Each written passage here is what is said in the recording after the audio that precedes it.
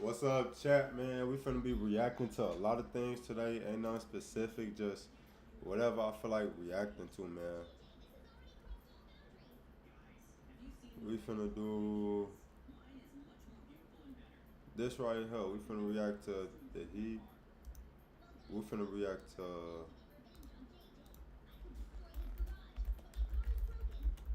say J Cinco.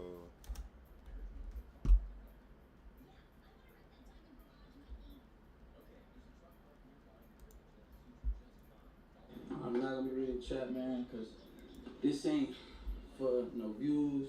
This ain't for none of that, bro. You know what I'm saying? I want to start off the stream, bro. This is really hard for me. I just want to put that out there right now. I'm gonna start off the stream just saying, this wasn't a decision that I wanted. You know what I'm saying? This isn't something I was trying to do because I seen a lot of narratives. People talking about it's cause of my girl. Like, first of all, let's just nip that in the bud right there. I did auditions for Argue My Ball with my girl. My girl knew, like, she knows what entertainment is. She doesn't trip off. She have a conversation, have a very healthy relationship. You know what I'm saying? So that's never the case. Like, that's the last thing a nigga said. I don't even know why people even trying to put her in the middle. That has nothing to do with that. I see narratives saying that I want to be, I think I'm bigger than a program. Definitely is not that. You know what I'm saying? I come from a place where I know ain't nothing bigger than the program. You know what I'm saying? But the program can't work if other niggas think they're bigger than the program. You know what I'm saying? And I'm not gonna say any names. You feel me? Because that's not what I'm here for. I'm just gonna kind of like give like a surface level answer. You know what I'm saying? Because I'm not here to like just throw the blame on. But at the end of the day, like I feel like the person that made me lead this shit definitely should come out and say something. You know what I'm saying? Because they're the reason, and they know they're the reason. You know, everybody in the group, and everybody in the group knows they're the reason. Everybody in the group says, man, hey, I respect your decision. You're 100% right.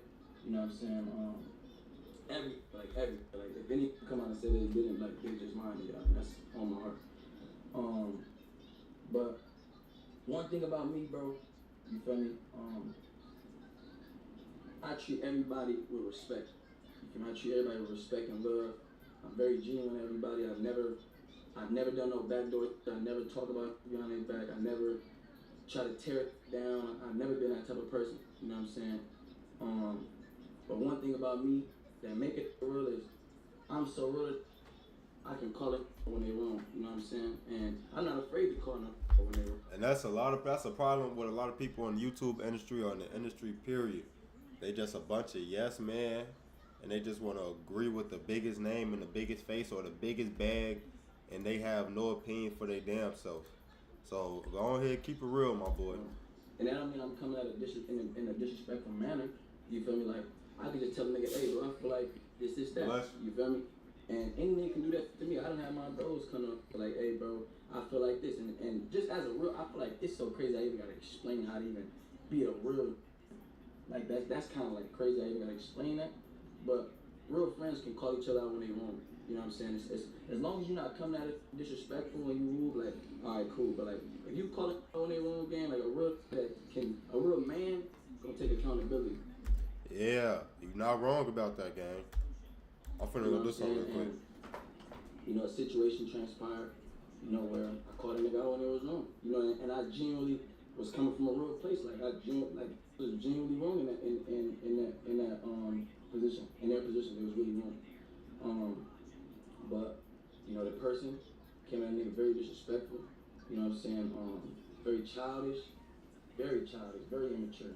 You know what I'm saying? Like tearing a nigga down. Like it was to the point it wasn't even about that. It wasn't about what I came about anymore. It was just some way deeper. You know what I'm saying? And I felt the animosity and animosity doesn't always have to be about money. Don't hate about it because I got more money, I'm gonna hate on you. Like nah, shit stems from different places. I'm not the nigga that I'm not a therapist. I don't know where that stems from, but I felt it. You feel me? You know what I'm saying?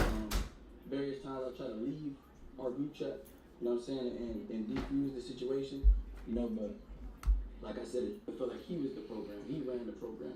You know what I'm saying? So they kept adding me back and just turning down, like coming out in real disrespectful ways, talking to us like a friend would never talk to. Then like one thing about me, fool, like if I take shit very serious as far as like signs. You feel me? Like if how I talk to you shows you how much they value you. You know what I'm saying? Like if my cameraman right here, like if I tell it like if we talk about something, we get into it. Like that goes for anybody. Like if anybody get into it with their bros, y'all kind of like know what to say as far as like, let me keep that up here. You feel me? Because I don't want to go below the belt because I know I can't come back from that. You feel basically what he's saying is like, if you talking to somebody that you care about, or that you call family, or that you call your homie, you feel me? Because nowadays you gotta watch who you call your homie, because you'll get backdoored or you'll get snaked by your own homie. You feel me? Shout out to Lil Dirt, free Smirk. You feel me? But basically, if you got a homie, bro, you will know that's your real homie by the way he communicate with you. You know what I'm saying? If your homie, he don't give no fuck, go below the belt, he always woo woo, that's not your real homie. You gotta let him go. You gotta move around. Because at the end of the day, as a man, you gotta step on principles and respect the morals. For you can't just let nobody talk to you crazy and then go and say that they your best friend or your homie. It's like, hold on, gang. We gonna have to fight for what you said, and after we fight, I'm gonna have to move around, folks. Or I'm gonna just have to move around altogether, because I don't know how you be handling your situations. But you're not finna handle it like that around me. You see what I'm saying?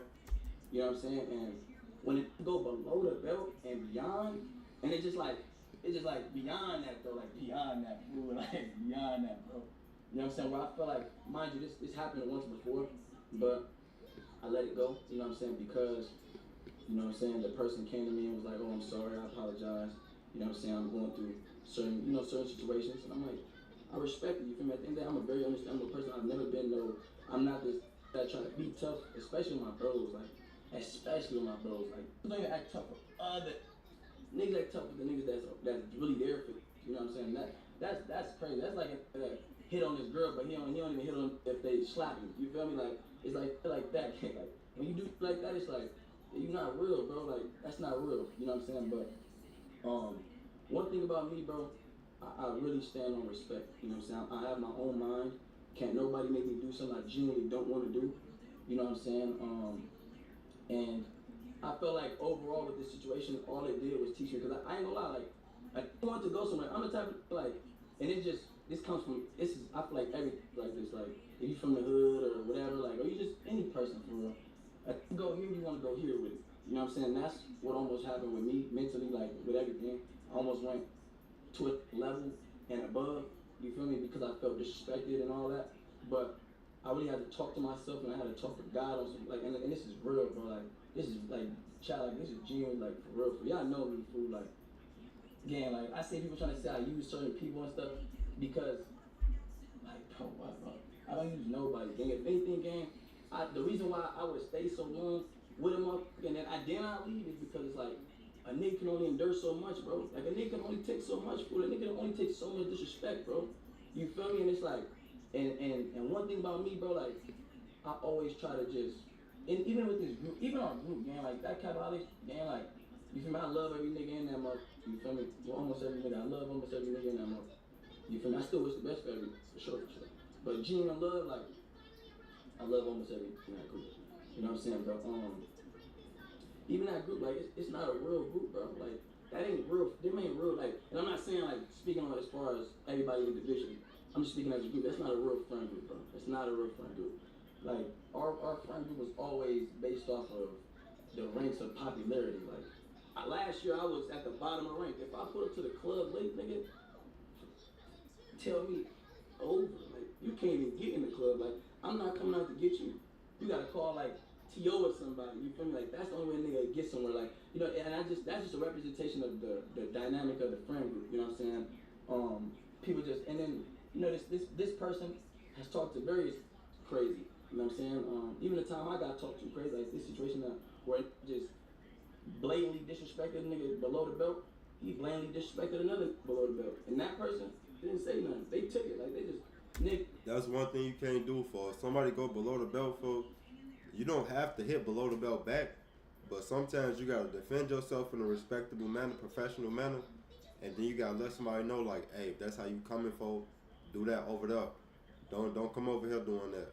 On bro grade, don't come over here doing that on my granny. That's not what it is over here, man. call it, bitch, I made you, and ooh, you drive this, and I'm on live right now. Real, like, doing reactions. Real crazy shit for it. It's like, damn, like, we're doing reactions. Like, and say something like that to the other, the nigga just ain't say nothing, you feel me? Just took it, just, you know, moved, like, sat on there. Again, me personally feel like, one thing about me, bro, I believe in God so much, and I trust God so much. It's like, I would never put nothing above, like, I wouldn't stand for that, bro. If I genuinely feel like something is right, bro, I'm gonna stand for it. If I genuinely feel like something wrong, I'm gonna speak up. You know what I'm saying? And you know, the niggas, you know, the person says something so crazy, all this crazy, like, just devaluing, discrediting, you know what I'm saying? Telling me I wouldn't be, and I can't make it without it, and made you drive this and this and that. You feel me? It's like, and then I'm like, man, I'm out this. I ain't gonna argue with you, bro. You a kid, bro. You mentally a kid. Talking about nana and the boo boo and this, bro, childish, like childish. It's like, what are you talking about? You know what I'm saying? Overall, said all this and that.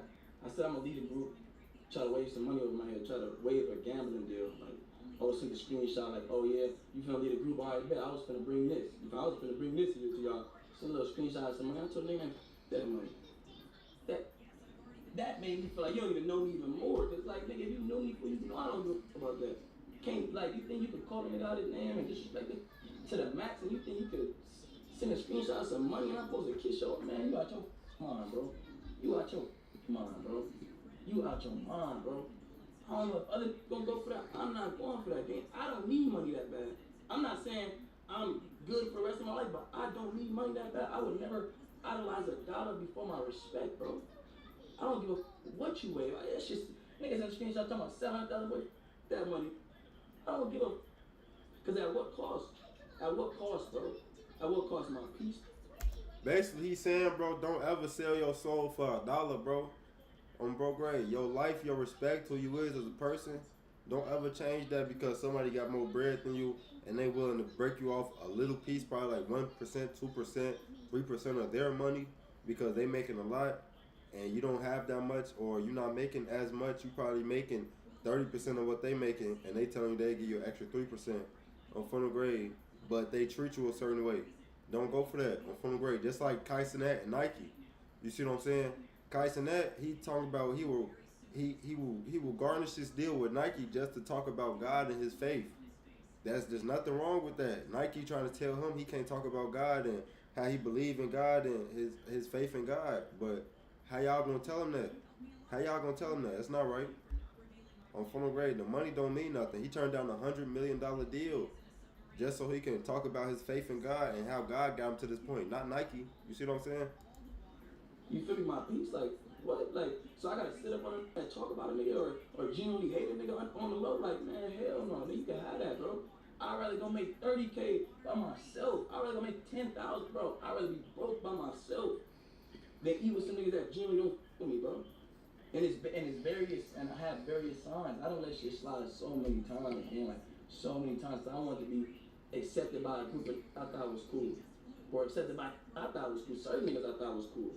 You know what I'm saying? But when you get to this, when you get some money and all that, you realize that ain't everything, bro. Money ain't everything, fool. It's all about respect, man. You feel me? Like, my mama always taught me that, like, it's all about respect, bro. You don't never let nobody disrespect you. Like, I can't miss my mom's birthday and throw her 10,000 2 years in a row. She gonna throw that shit in my face. Like, I don't want your money. I want you to be here. You know what I'm saying? I want you to genuinely respect me and show genuine love. That's what I thought. I thought going to the house, I'm gonna make millions with my friends. And told me, gang, put that beside, bro. Like, come on, please, bro, put that beside. Like, you could just, like, y'all gotta like each other. We gonna make more money, bro. It's more, it's business, bro. Like, think about the business, man. The business, bro. Fuck business, bro. That's not what I'm saying. If it's all about business, I'd rather be by myself. I'd be self-employed then, nigga. Literally, like, I'd go be on my own. I'd rather go make some shit on my own, bro. That's not what I stand for, bro. That's not what I'm about. Maybe you consider, like, what y'all been doing, sitting around faking it with a nigga and only kicking it with a nigga because it brings some type of benefit to it, life. But me, I can't do that, fool. I can't, like, because then it's like, what? I gotta play it safe with y'all. I can't give y'all all my loyalty. I gotta genuinely be under a crib with a nigga and I'll be like, I can do this, but I can't go up here for it. Like, nah, bro. The more I'm around a nigga, the more I spend time with it. I'm around you, period. I got genuine loyalty for you, bro. genuinely, I'm going to war for you, bro. You feel me? I cannot fake it with no man, bro. I can't. That's not in me. That's not in me, gang. And what's the difference between cutting off that disrespected the out of me, cutting off because he got some clout and some money and opportunities, then cutting a nigga off that I grew up with for 20 years from the hood and said, oh, J5 a hoe, or woo woo. Like, that shit don't make it no different, nigga. I will cut you off as fast as I cut that. And that should show you, like, damn, cuz real standard, bro, really, like, stand on morals. Like, that's what I stand on, morals, gang. And some niggas don't got no morals, gang. No. Like, they'll flop for some money, gang. Like, it's real. Like, it's really real, fool. But that ain't me, though, bro.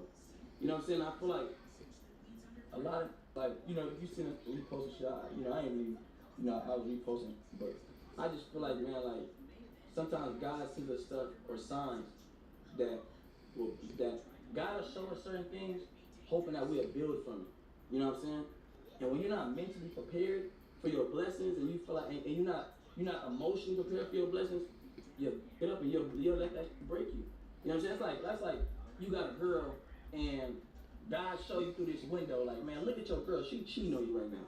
And you jump through the window, you go take off on her and go to jail for years. And you know what I'm saying? But he wasn't showing you that for that, bro. He was showing you to be like, look at this. Go build. Go not focus on you. Go build. You feel like you gotta be dependent on these. I'm gonna show you don't gotta depend on no man. Lean on me. You feel me? I don't like genuinely like. I planned 2 weeks for that crib. I had somebody flying out to decorate my room. That room that Deshae got, that was my room. And then the room T.O. got, that was Deshae's room. T.O. had a room, and then Kelly was left out. You feel me? But like I genuinely was planning for that room. Like I was genuinely planning for that crib. But guess what? Like when God showed me that, and He showed me true colors, I took that shit. I'm like, man, like I don't know what I'm gonna do. I don't know how I'm gonna get to this. The opportunity looked promising, but it's like, man, I can't go against myself for that shit. I can't. That's selling my soul. That's genuinely selling my soul. Going against what I believe in is right, and doing it for some money, for some opportunities. I can't do it, bro. I can't. I just couldn't, bro. You know what I'm saying? A lot of says, oh, like you're not gonna beat after this, or you ain't gonna whoop. I might not, bro. I might not. At least I got God on my side, bro. At least I trust God enough to be like, God, you take the wheel. I'ma just sit in the path. I keep trying to drive this car, man. You drive the car. Wherever you take me is where you take me. Whether it's through the mud or it's in the hills, like whatever it is, I'm with it. I'm with you all the way. I'm leaning on you. You know what I'm saying? I'm literally walking by faith, not by sight, bro. Like literally, I don't know what I'm going to do, but I know with God, bro, God would never forsake me, bro. He would never, like God is really my father. He would never lead me down the wrong path. Anything I'm doing has to happen for a reason, bro. It has to, bro. And I'm letting this be known because I already know how this shit gonna go. Like other people get the courage and all that to come up and stand up for themselves. But sometimes you gotta be the first. God really give his toughest battles to his toughest shoulders. When I hopped on this stuff, I was really like, like I'm going against something big. You know what I'm saying? Like, I'm going against something big, and I know. You know, but it's like, you know, God wouldn't have put this on my plate if you know I couldn't handle this. You know what I'm saying? God was win, lose, or draw. I'm with him too. You feel me?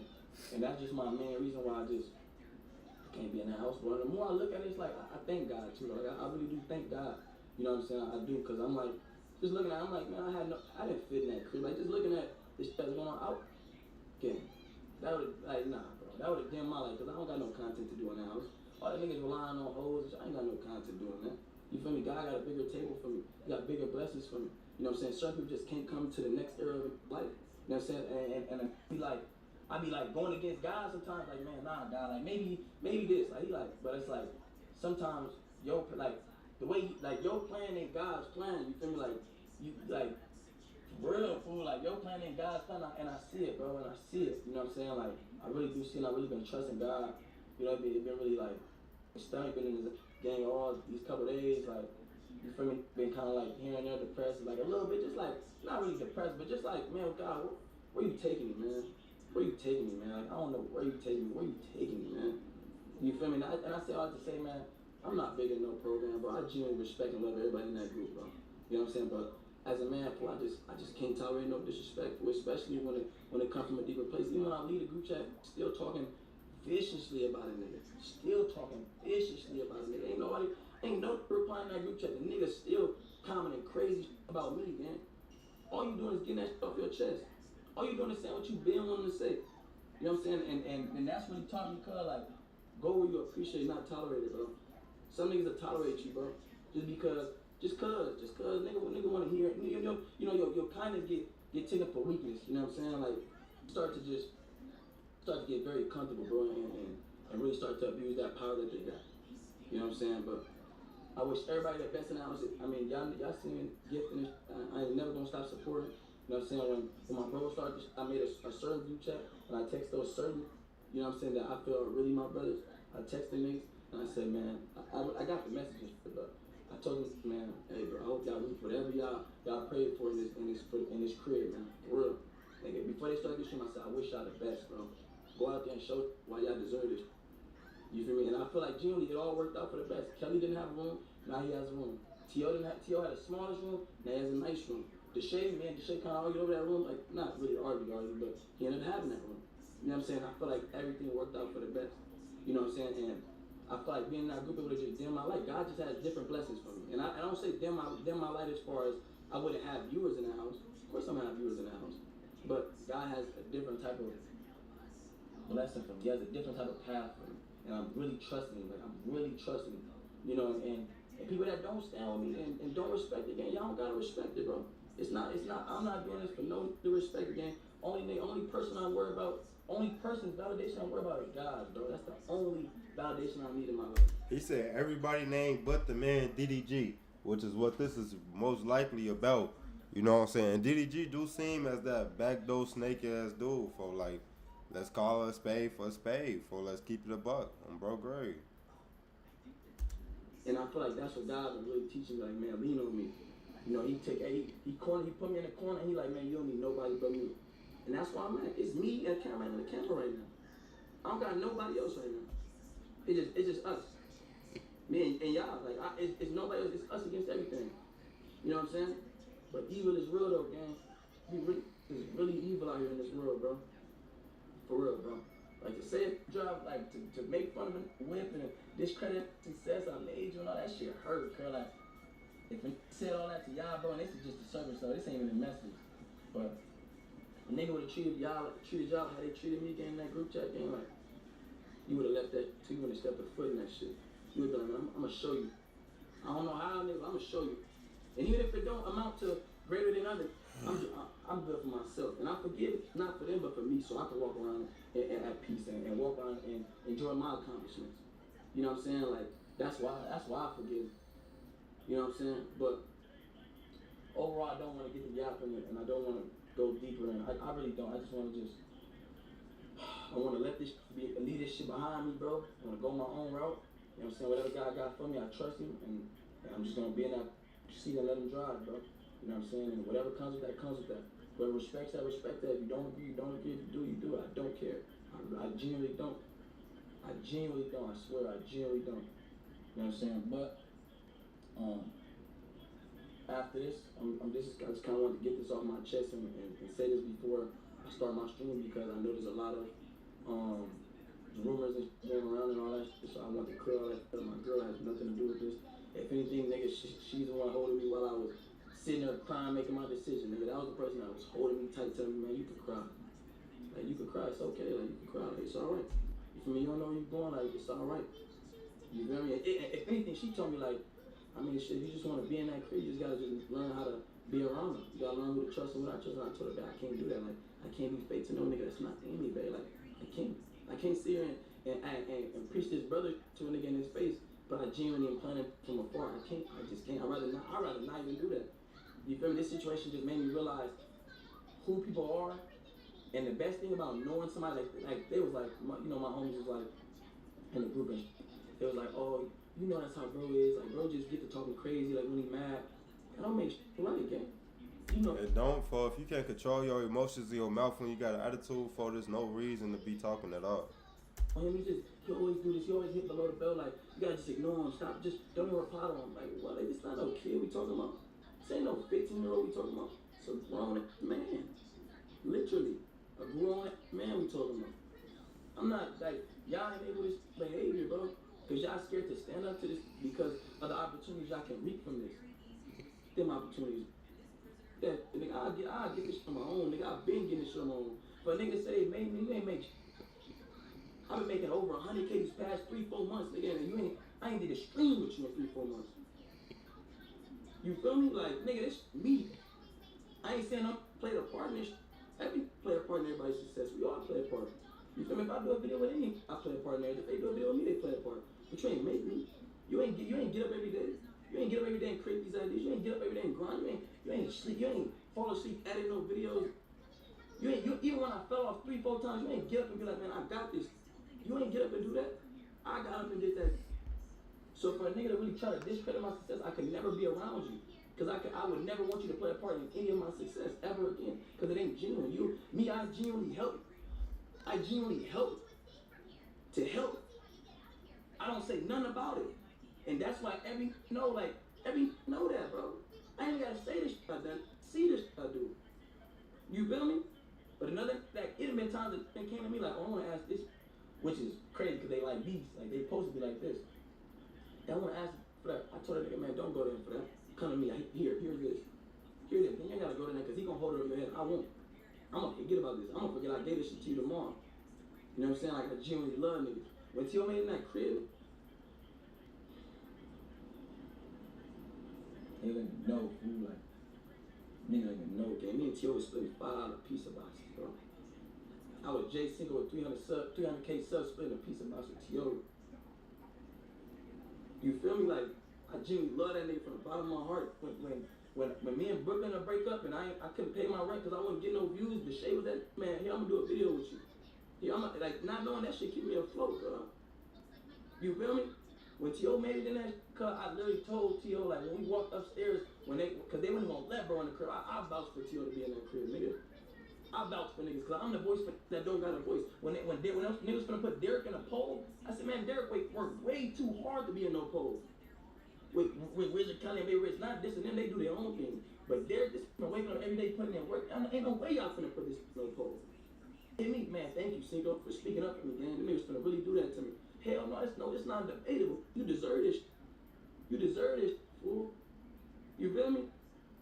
But when bro made that shit cut, that shit really was like, it meant the world cut. It's like watching a nigga kid go to college. Not saying bro my kid, but it's like, cause I done really sacrificed a lot for bro. And I ain't gotta say what I sacrificed for him. He genuinely know that's my brother. And I mean this with no malicious intent. I'm just saying this to say this. That's really my brother. And I'm proud of that. I'm genuinely proud of that. And that's why I didn't take it to the extent I was gonna take it. I didn't want to nobody blessing. Especially mine. I'm gonna take the high righteous route. Even though I have to swallow my pride and not handle shit how I want to handle it, it's not for y'all, nigga. I had to learn that it's not for y'all. It's for me. I'm swallowing my pride for me. So I can walk around freely in this world. If I go somewhere, who's gonna take care of my family? Who gonna take care of this? Who gonna take care of that? It's a lot depending on nigga in jail, all this. Man, I gotta take care of it. I got too much to take care of. I got too much to lose. To prove to it, I'm not this. When I know that, not that. He just popping it. I'm not gonna lose all I got for you. You know, man. But overall, I'm gonna stop because I said I was gonna stop and I kept going. You know, I just kind of wanted to, it's just a lot of stuff in my heart that I want to say, but I ain't gonna say. I hope hopefully that person come out and show what they said. You feel me? I want y'all to see the real them. You feel me? I hope that person come out and show what they said. You know what I'm saying? Because, man, the devil's a liar, bro. He a liar, for real. That nigga, man, the devil's a liar. They sit at your table like they want to eat with you, man. Whole time they ready to just block all your blessings on the low, though. You feel me? Like, the type of leader, the type of leader that'll sit on a high horse and take niggas to war and watch his army lose and he'll run off and save himself and start off somewhere else. You know what I'm saying? Like, that's that type of nigga. You feel me? I'm gonna sit with a nigga, win, lose, or draw. If we gotta figure this out together, we gonna figure this out together. One fall, we all fall. And that's exactly why I made this decision. I'm just the first that's gonna make this decision, bro. I'm telling you, it's gonna be more out there. You feel me? For sure. They gonna see like, man, if you can walk away and be good, I can walk away and be good. I ain't gotta stand for this shit now. You feel me? When that time come, gang. And best believe that shit coming, gang. For sure. Jadion, I caught it. Man, it's tough when you going through motherfuckers you think it's your friend, but they not. But they not, for like, it's tough, for them birds. But we finna get into this one, man. Shout out to Cenat. You be wild. Cenat for his third and final Mafiathon. He said maybe what? ISO, chat, ISO. I have my ISO. Definitely get those talkies, because this one was worth the bucks.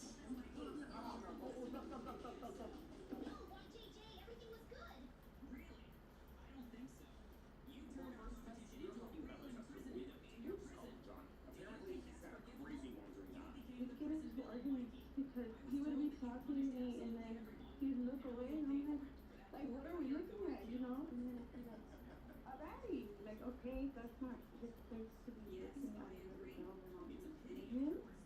He said, oh, it's because I'm still learning to be in a relationship. Like, you're not supposed to learn, it's supposed to come naturally. Bro, we're driving a freaking hour to catch a cheater. What are your guys' thoughts on the fact that he looks at every single girl that passes by? You might go cheating, like, actually, you might go cheating. This wasn't that good, so, like, yeah. What does he do? What do you do? So I sell clothing on the side. You know, like the flea market? Yeah. I'm a vendor, and he wants to be a rapper so bad. So I'm like, oh, okay, go. How do you feel about that? I'm Because already rappers work with like a lot of models, they work with a lot of girls. For music videos. Yeah, if you're concerned that he's looking at that age now, he's going to be working with other things. Exactly. Yes, if he goes up, I'm scared he's gonna put me too high. I wonder what he's gonna be doing with girls that come to you and looking at you. It seems like he might got other women on the side. He in the music industry. He might have done a couple videos, pictures, you know what I'm saying? Every single post though on her TikTok is about him. Wait, I wanna go see. Didn't she say that he didn't post her? He doesn't post her, At all, right? but she posts him in almost every single post. I'm bringing up calm, but there's a lot of pros. That's why I want to put him to his head because, like, I want to make this work, but I'm not going to make it work if he's not loyal to me or true to me. How old are you guys? So he's 27 and I'm 21. Oh. So the age difference is there. After flirting for an hour, we eventually made it to our destination. Like she said, Bella's a vendor at the flea market and also sells clothes online. So we pulled up to the market where she was selling some clothes at. We've sent the girls into the market. They should be walking around. They're going to spend like 45 minutes to an hour there before they even approach Bella's tent. I'm hoping he has her created a value in the business, but I can see why she wants to test it. Let's start over here on the side. Let's start on the side. It's pretty small. It is pretty small. Do you guys think it's crazy testing them 3 months into their relationship? Now, I'd rather know now than in the future, so. That's what I was saying. She's already having these doubts 3 months in. She's going to have them 6 months in. She's going to have them a year in. She might as well do it now. That's not, those shirts are cute. What those are. The girls would eventually approach Bella's tent and invite her over on Saturday. So here is the thing. He has seen the videos before. I'm kind of scared that he'll catch on, but then again, the scenario is done as if he'll play different. Who would actually think like, oh, this is on beauty? Like, this isn't even suspicious either, because she does pop it. Johnny was here helping Bella, so our goal today was to just get him to believe the scenario. If he got suspicious, we had a backup plan. You see, Destiny would be the one asking Johnny on a date, and Destiny has a pretty big following on social media. So if it seems like he's catching on to anything, she could just say that she's filming for her channel, which is why we also gave her a vlogging camera. I mean, heck, she could use her clothing content as part of the test. Maybe even use it to make her move. If you guys have any questions, feel free to let me know. I do have a few sales going on right now. Chains for the price of 20. Bella sent us a video of her setup so the girls knew where to go. I'll just do this one. I'll do these two. Thank you so much. To make things realistic though, the girls spent 45 minutes walking up to other tents and actually buying things from some of them with money that we gave them. Hopefully they stay safe in there and there aren't any incidents. Yeah, bro. If you 3 months into a relationship and he acting like that, you might as well go find you another one. I'm gonna keep it real. Because the truth is, accidents can happen at any time. You see, if you've ever been hurt or in an accident, your girlfriend and work millions. You ended up some walked away from it. And oh yeah, click the code that you Ooh, that person. to see if you have a case. Thank you, Morgan for this was tense. Remember, Bella. Thank you. Too. The girls finally made it to Bella's tent. Remember, Bella designs and makes her own clothes. The girls were going to use this to get her over on Saturday. Do you make these yourself? Yes, I do. Oh wow, this is fire. This skirt too, everything.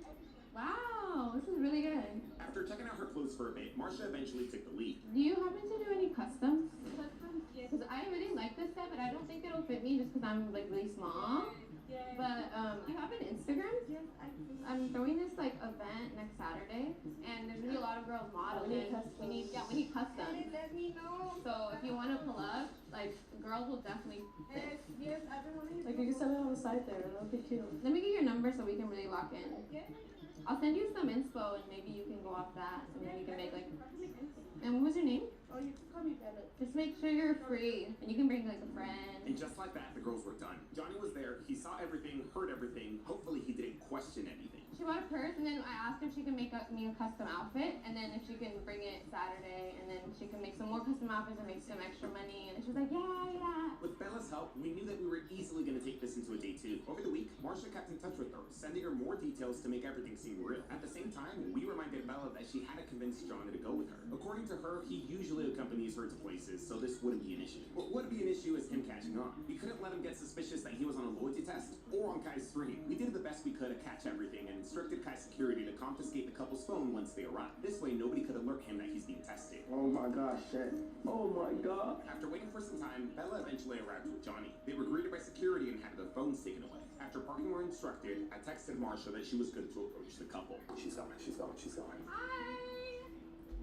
Thank you. Why the cameraman look like ASAP Rocky for? What the hell? This is the first outfit. I'm gonna change into yours for like the second scene. Bella brought the custom outfits that she made. Over the week, Marsha asked her to make 3 extra ones for some of the other models in the shoot. This was just to make things realistic and to get Johnny to help. And I'm so sorry if it took forever, but so they shot baddies here, I guess. Like they're still getting like all the equipment out, so that's why they're like being like a little weird about everybody that comes in. But Because Kai was live streaming, he had a bunch of equipment in the house. To play it off, we had Marsha tell the couple that another big production company just finished filming at the house and still had to come pick up their equipment. One of the yellow's girlfriends, and the boyfriend is bringing her clothing line. Marsha tells her photographer that she's gonna take the couple into the green room. This is where everyone else who supposedly provided the clothing is. Yeah, ain't this Cenat crib though? Like, don't we know what his crib look like, folks?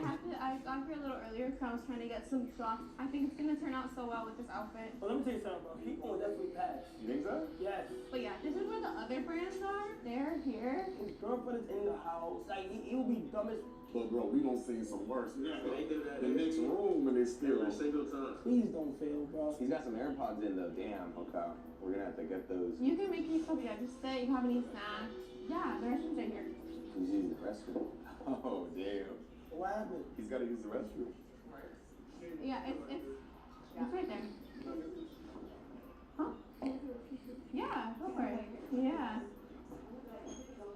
They're using the restroom. Yeah. It's not out of the ordinary for someone to request to use the restroom. What was weird to me was that Bella went with him. Why did the girlfriend go to the bathroom with him? She went with him? This was a single restroom, one toilet, and they went in there together, closed the door and everything. Maybe that's what they do. They go to the bathroom together. You know what I'm saying? Might be a relationship thing. I don't know. What made this even more strange was how long they took in there. These guys took a while. Even the chat started feeling something was up. And when at last someone did come out, it was Bella. Where's the boyfriend? I would think it would be Johnny to exit first, because, you know, guys go faster. But maybe he let her go first. This ruined everything, though, because our plan kept chugging along. It was extremely ineffective now, though. Damn, no, we need the boyfriend to see this though. Ah, but he's in the freaking bathroom. He's definitely taking a. They must have a long drive. Just nervous.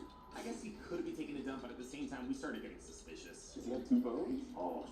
You got a cross bag too. So you don't know if another phone is in that crossbody bag or not. Oh, come on, where you at? I'm honestly not even trying to exaggerate. If you guys watched this live, you guys know this was a disaster. He took a suspiciously long time in the bathroom, and there was nothing we could do about it. I just texted in the group chat, get the girlfriend to knock on the door to rush him to watch close. But if you that comfortable to just come to a house you don't know and take it. He's taking a dump or he has a second phone. Oh, and you want to listen. Oh my gosh. Oh, that's it right there. That's it right there. That's it. Yeah, that's him. Oh, why did he get out of the bathroom? Amongst all the confusion, this man spawned out of nowhere. Even Kai's team didn't get him going back into the room. Bella enters to tell him that she's gonna be outside and to wait right here. And just when I think we have a chance at saving this, Bella says bye to him in an interesting way. Why did you do it like that? She being all out. Why did you do it like that? That's suspicious. Maybe that's how these two really talk to each other, but I had a feeling this man already caught on. I mean, look at him bouncing. Oh, he knows, He bro. knows. See, bro. He doing too much. He knows. He has a second phone, You got the hoodie up now. You called it, so you say he might be. I feel like if he didn't know, he would just go sit down. Don't get me wrong, he eventually did. And that's when it all made sense. There it was. Oh, I got a phone right there. Yep, everything. You know. He gotta know. Bro, he got a phone. Damn. You got the phone. That's it. You gotta take away that. You gotta take away all phones, gang. He definitely knows. Bro, that's it all I out. just. That's it all out. You don't FaceTime somebody. Nah, he's got his hoodie up and everything. Now he knows. He hiding his face and everything now. Yeah, still play it out. Chat, still play it out, right? Try to see what happens. This was a mess, but I texted our decoy to go in there and try to make something happen. Unfortunately, though, things went even more downhill. 39, bro. What the? This man began FaceTiming someone and eventually walked outside. Oh, security right there. Security, take his phone. Security, take his phone. Take his phone. Yep. Oh, they got his phone, they got his phone, they got his phone. Thankfully, Kai's security intercepted him and sent him back into the room. But it wasn't much better. This man wouldn't stay still. He went to the desk now. Bro, you're not going to no video shoot doing all that. This man was not going to make it easy for Destiny to approach. After getting my message, she walked into the room. Moments later, this man walks out. This was incredibly frustrating and honestly, a little embarrassing. You really had 2 phones? That's what they're telling me, but they didn't take away our phones in the front. Oh, they didn't take away your phones in the front? Oh my God. Mm-hmm. You think he knows? You think he knows? You think so? Yeah, he knows. I couldn't believe this was happening. Our plan was so simple too. After walking the couple into the Yay! Imagine that. Imagine you get put on the loyalty test and you look on your phone and people telling you, hey, you're on the loyalty test, or you get a notification that one of your favorite streamers is live and hey, you're right there. I can't believe it, man. While she and Bella went outside to go get fitted. Yeah, it's crazy. Urban Egypt would then start blowing Johnny up, helping us break the ice until our photographer Mills eventually pulls them out 10 minutes later. Magic would then help us break the ice until she's eventually pulled out by her. Bro, stop trying to make these females look good, bro. Pulls them out 10 minutes later. Magic would Stop trying to make these females look good, bro. They on phone grade. Nah, bro. Just be a regular person, folks. then help us break the ice until she's eventually pulled out by her decoy Destiny, who tells her that Marcia needs her outside. Destiny will stay in the room with Johnny and eventually make her move. If only things went that damn smooth. Was he suspecting anything when you brought him in? No. He was acting he was acting fine, like normal. Yeah, so I think somebody definitely texted him. I went with him. If he doesn't like me in the restroom when I'm with, when he's in the restroom. So that's why he took a while. But Do you think he's just anxious right now, or? Well, when you go somewhere like a set, you stay in that green. In that area. Everybody knows you stayed in that green. You're not walking around. respectfully, he doesn't really have people around him. So I don't think nobody would sell him. He was on FaceTime. He's on FaceTime? Yeah. Oh. He was on FaceTime with somebody. He was kind of showing around the room. Hey. You okay? I heard a lot of pacing and talking around and stuff like that. Flowing. What kind of music? Rap. How long you been rapping for? Johnny had finally stopped moving and Destiny was able to talk to him. She gotta get closer. He's hiding out of the view of the camera. Where you from? How you like it over there?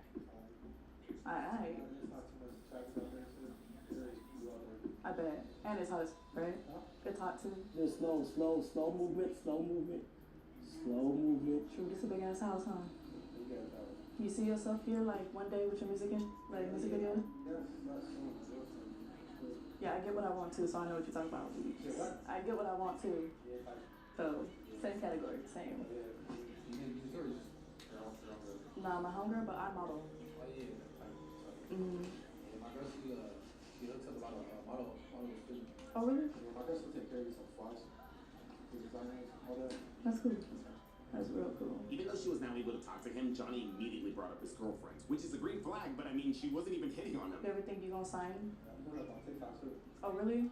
Oh, you be dancing? When I hear TikTok, I think of dancing. That's funny. Okay, you and your girl, y'all make TikToks together? Dancing moves? No. That's cool, you got somebody to do that with, I'm here. My girl. Do you think he knows? I think he knows. I don't know.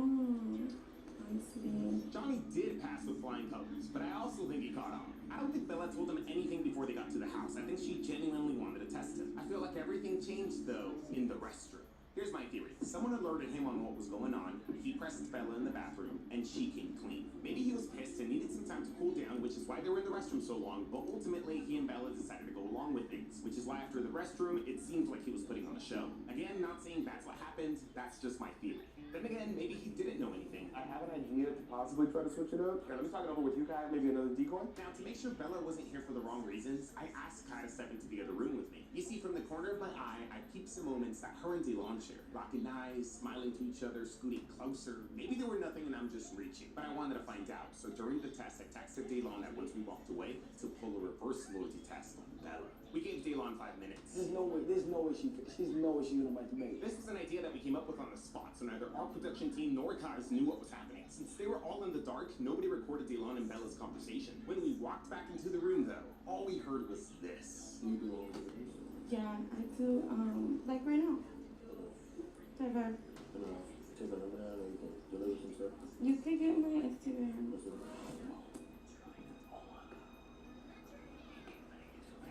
Yeah, the odds were stacked against him, but the GOAT secured the IG. I feel like we walked in too early now. Now, I will admit this was a little diabolical, and we didn't actually hear their entire conversation, so we decided not to press her about it. Imagine Zaylon taking this into a day two, though. All right, Bella, we're gonna go complain to him. We're gonna confront. Yeah. Oh, You okay. gotta complain. You gotta come clean, Bella. Bella sounded a little confused, because remember, this entire time, she thought Kai and I were talking about switching out decoys, which technically we kinda did. But again, I don't think it's fair to judge her because we didn't hear the entire conversation. I'm pretty sure one of us is gonna end up bringing it up, though, so grab those topics, because you guys already know. This shit's gonna be good. Oh yeah, he know. Go ahead and break the news, Bella. Go ahead and break it. My man. Where's my man? Hey, baby. How you doing? I'm great. So, I'm pretty sure you can tell what this is. Yeah, look, when I do your braid. I'm gonna fumble you, baby. Oh, okay, yeah. What happened? This is what happened. Be honest, give you. Honestly, I did. Be honest, man. Hey, homies, I did. Nah, you do. Definitely you. My bad ones, I didn't know. Wait, how long y'all been together? We good, really. You said a year. What? Well, we've been talking for. Nah, I gotta see some pictures, man. Kiss right now. Hey, they took my phone. Baby. No, how long y'all been together? Okay, look, you've been knowing me for a year, but I've been knowing him for like 4 months. Wait, so you're not together? Yeah, we're together. Yeah, it's not small. Yeah, babe. So how do you feel? Wait, so if he had like give up Instagram or to somebody else, you would fail? A phone number? I ain't feeling it, baby.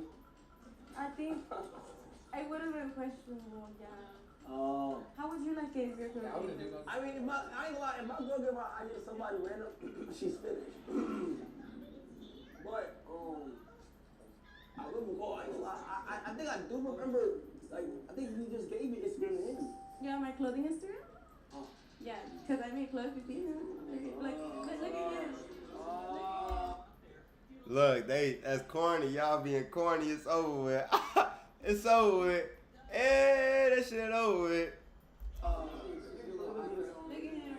Hey, bro, I'm good. What was I talking about the whole time? You talking about collabing, Connecting, clothing. I gotta see like some couple pictures. I ain't gonna lie. I'll tell you something crazy, but they got my phone. What? Some freaky. I'm not even recalling this, babe. What the hell? So nobody called you, nobody. But you had your phone for a minute. You was gone for a minute. No, nothing. I swear. I put that. We've been planning this since the venting. Bro. Wait, we see you on FaceTime now. You gotta trust issues. I just want to see if you post. Nice pass, Shan. Nice pass. I took on my baby. Nice to meet you too. Nice to meet you too. I honestly didn't know how to feel about this one. These guys sussed me out. We went to all this trouble and they got me questioning if they're even a real couple. I mean, I'm pretty sure they are, just based off their social media. I think everything just had them a little nervous that they misspoke. Bro, look, it's a TV. Yo, can we turn this TV off, please? You see it right He saw it right there. This was crazy. Johnny said that he didn't know anything, but now more than ever, that was kind of hard to believe. If Bella didn't tell him anything, he definitely knew because he saw the live stream on this TV, which is why, in my opinion, he began putting on a show. Regardless, though, I wish these two the best. Let's move on to the second test. For our second test of the day, we were helping Bianca test her boyfriend, Justin. When we first reached out, she told us that she's actually caught him talking to other girls in the past. He's into cars, so they were like talking about their cars and like, but they were being flirty. Like, I don't know how to explain it, but he was like texting girls and like hearting their stories and stuff like that. Yeah. You know, just like they're flirting for sure. He's giving them back attention. Yeah. I ain't gonna lie, for being honest, I think he's gonna fail. Last year on my birthday, we were supposed to go out to eat and I had like his location and everything at this point. So he was like, okay, like I'm gonna pick you up at, I think it was like 7 or something. And then when 7 came around, I was like, oh, like I'm ready, you know? And then he was like, oh, actually, I'm tired, I'm gonna go home and go to sleep. And I was like, okay. Oh, your birthday's crazy. I know, yeah. And so I checked his location and his location was off. At the time, I lived down the street from him. Like, I could walk to his house. So I ended up pulling up to his house, and when I pulled up, I see another car, like a third one. And the steering wheel has, like, bling on it, and, like, I see them, like, him, and, like, it was very distinct, but I'm pretty sure it was another girl walk out of the house. Apparently, the other girl that was at his house was just his cousin. That's what Justin claims. I told him, I was like, what do you expect me to think? And then he was, like, saying that he was gonna cut me off, and that I'm crazy, and that I shouldn't be doing that. So he did cut me off for like a week, but then he ended up like talking to me again. Yeah, I don't know. I guess it was my fault. On my birthday, by the way. No, that's not your fault. All this on her birthday. Yeah. It was not Bianca's fault. Eventually, though, the couple worked through this issue, but recently they've grown a bit distant again, which leads us to today. I don't know. I'm 50-50. You know, I just had like a gut feeling, like, you know, we've been through like some rough stuff, like a lot of patches in our relationship, and like it's been pretty distant, like recently, I could say, like for like the past couple months, and I just have a feeling like something's up. Like we haven't seen each other like that often, so. Oh man, Yeah. Is that like a lack of effort on his end, your end, kind of both? I guess it's just, I guess you could say because of school and like him working, but you know, I don't know, I have a feeling like something's like there. Living 10 minutes away and being distant is crazy. I hate to say it, but I'll be shocked if this man stays loyal. He came in a tow truck. So that's his car, literally. He was driving it here. It broke down. Bro, that's fire. What the? That's badass. The way we got Justin here was thanks to the homie David. Bianca told us that on top of being into cars, Justin sometimes rents out his Pontiac G8. So we had David DM him. David told Justin that he was having a collab shoot this Saturday where he was going to feature a bunch of cool cars. He asked Justin for his rates, and they eventually settled on $400 for the day, with the contingency that Justin had to drop off the car, of course. Nice to meet you, bro, David. This is my manager, Mario. Hey, brother. What's your name? Justin. Justin, nice to meet you, man. You want the homies help you push it? Yeah, we got to push it in. Oh, they gotta push it. On his way here, Justin had some sort of transmission issues that put his car out of commission, but thinking quick on his feet, David offered to call him a tow. Pause and read the messages if you want the full picture. A little more. Justin ended up arriving 2 hours late, but thanks to David's quick thinking, at least we still had a test to pull. Even better, Justin had no idea that Bianca had been here since 10 a.m. They do share locations, but she switched hers to her iPad, which she left back at home. Nah, bro, you good. Alright, bro, yeah. My bad, we're gonna have to rush you, bro. We're gonna have to. No, it's okay. Yeah, I know you're a little late, you know, we have to rush you, bro. So, you can sit down over here real quick. And I'm gonna get both of y'all right here in the front real quick. I feel like what we were missing last test was someone to help us control the scenario and keep everything on track. With such a big house, we need someone on the field to say, sit here, stay there, or to even just remind our characters of their cues. Well, we gave that job to Mario this test. Of course, to Justin, he's just David's manager. What's your name, bro? Justin. Miguel. Nice to meet you, bro. That's your G? Yeah. I was fired. Nice to meet you, bro. On cue, the guys walk over to start helping. Oh, you said the audio low, thank break the ice. They also brought cars of their own, but unlike Justin, they're in on our plan. Yeah, because I brought my Beamer too, so we've been shooting. What kind of Beamer? Just a 330. The Cali man 714 man, thank you for that for. I'm trying to turn it up. I'm serious, that's it. Nothing crazy. Beamer, you brought this cat though. We invited you. Oh, bro? Oh, yeah. So far, everything was going as planned. We had Justin where we wanted him, the guys were making him feel comfortable, and the photo shoot just felt real. Before setting up the ISO, we wanted to continue selling the scenario. Maybe even give our decoy Ariel a chance to start breaking the ice with Justin while everyone was there. What year is your car? 2008. Oh, wait? It looks nice though. That's year for you. What you mean? Yeah. They just gave me problems today. I had everything set up. I got my mechanic, but he didn't put enough gas code into it. Hey, bro, is the door unlocked? It's unlocked? Yeah, you want to open it? Damn. This kind of killed the decoy's flow, but it's all good. It's not even the ISO yet, and this man is already opening up. Do you think he suspects anything? No, I think if he did, he would have told me something by now. Really? Because he'll confront me about like stuff, like he's not gonna like hide it or try to say like, you know, like he'll tell me. Do you know if he watches Kai's stream? He doesn't, but he knows who Kai is. Okay. Yeah. But he doesn't watch it. No, he doesn't watch him. Okay. Yeah. What we're gonna do is once he gets there, we're gonna confiscate his phone. Oh. Like, take his phone. That way nobody texts him like, "Yo, you're on Kai's stream. Okay. You're being tested." Mm-hmm. And yeah. That's good. Yeah. Honestly, I was gonna trade my homie for this one. I was gonna put cash on top of trade for the SS. Because I was gonna build it almost similar to this one. He's conversating with the guys too much, which is a green flag. That's a green flag. He's going to the guys versus the girls. I actually like when you lean out a little bit. Actually, yeah. The broing up was working, but a little bit too low. Justin was starting to gravitate towards the guys. Thankfully, we had Mario on the field. Can I have you actually sit down, my boy? Yeah. Thank you, man. Appreciate it. It's so much you get in the way in the shoot. Hell yeah. We were definitely in a lot more control this test. What's your only car? I have two. I just bought another daily for my car. My other daily I broke down and it was too much for the pictures, so I was just trying to make. What's the other one? Mercedes-Benz A5. We let the scenario simmer some more and eventually got into the ISO. We good? Yeah. All right. Can I have you guys come with me? We're gonna go take some shots in the back. We'll be right back. Mario takes the majority of the group to go take some more merchandise photos in the backyard. It plays out perfectly, leaving just 3 behind. Mario, can you push the clothing racks a little bit back so we can see her face? I have a Genesis. Oh, like those purple ones? A 3.8, yeah. Yeah, one of my old friends had it. It was like a purple one. It was pretty cool. Yeah. They're pretty loud. I mean, I just straight pipe mine, so I mean it pops. You know, so Is it loud? yeah. I would say so. Oh. Yeah. Yours is pretty loud too. I heard when you started it. It's just the other. Yeah. Everything is the same thing. It's not straight pipe, or it is? It is. It is, well, it comes with the X pipe and then like 4-inch exhaust sticks and all that. That's why it's like it's louder. That's dope. And it changes color, no? And like it I don't know if I'm tripping, but it looks a little like. It depends on certain angles on the sun. You can see it. Cause I got a translucent rock. He's talking too much. He talking too much?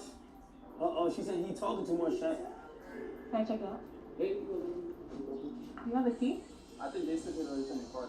Oh, okay. Damn, that was smooth. She definitely has Justin talking. By the way, Mario's just barely coming to move that clothing rack. That's how big the house was. Oh, she going inside the car. That's decoy, right? Yeah, that's the decoy. Ariel lingers around Justin's car for a couple of moments. I think she was hoping that he would get up and come over. But unfortunately, this guy was too busy talking about tattoos with the other guy there.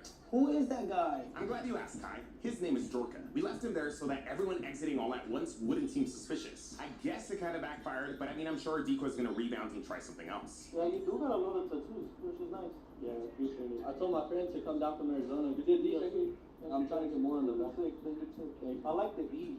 Guy, this is his customer. See, he did it himself. So it's like he did the V-loan and then he just made it like got his own stuff. Yeah. What's right here? This one is just my siblings. You have 3 siblings? I have a lot of siblings, but these are my 3 main closest ones. Oh.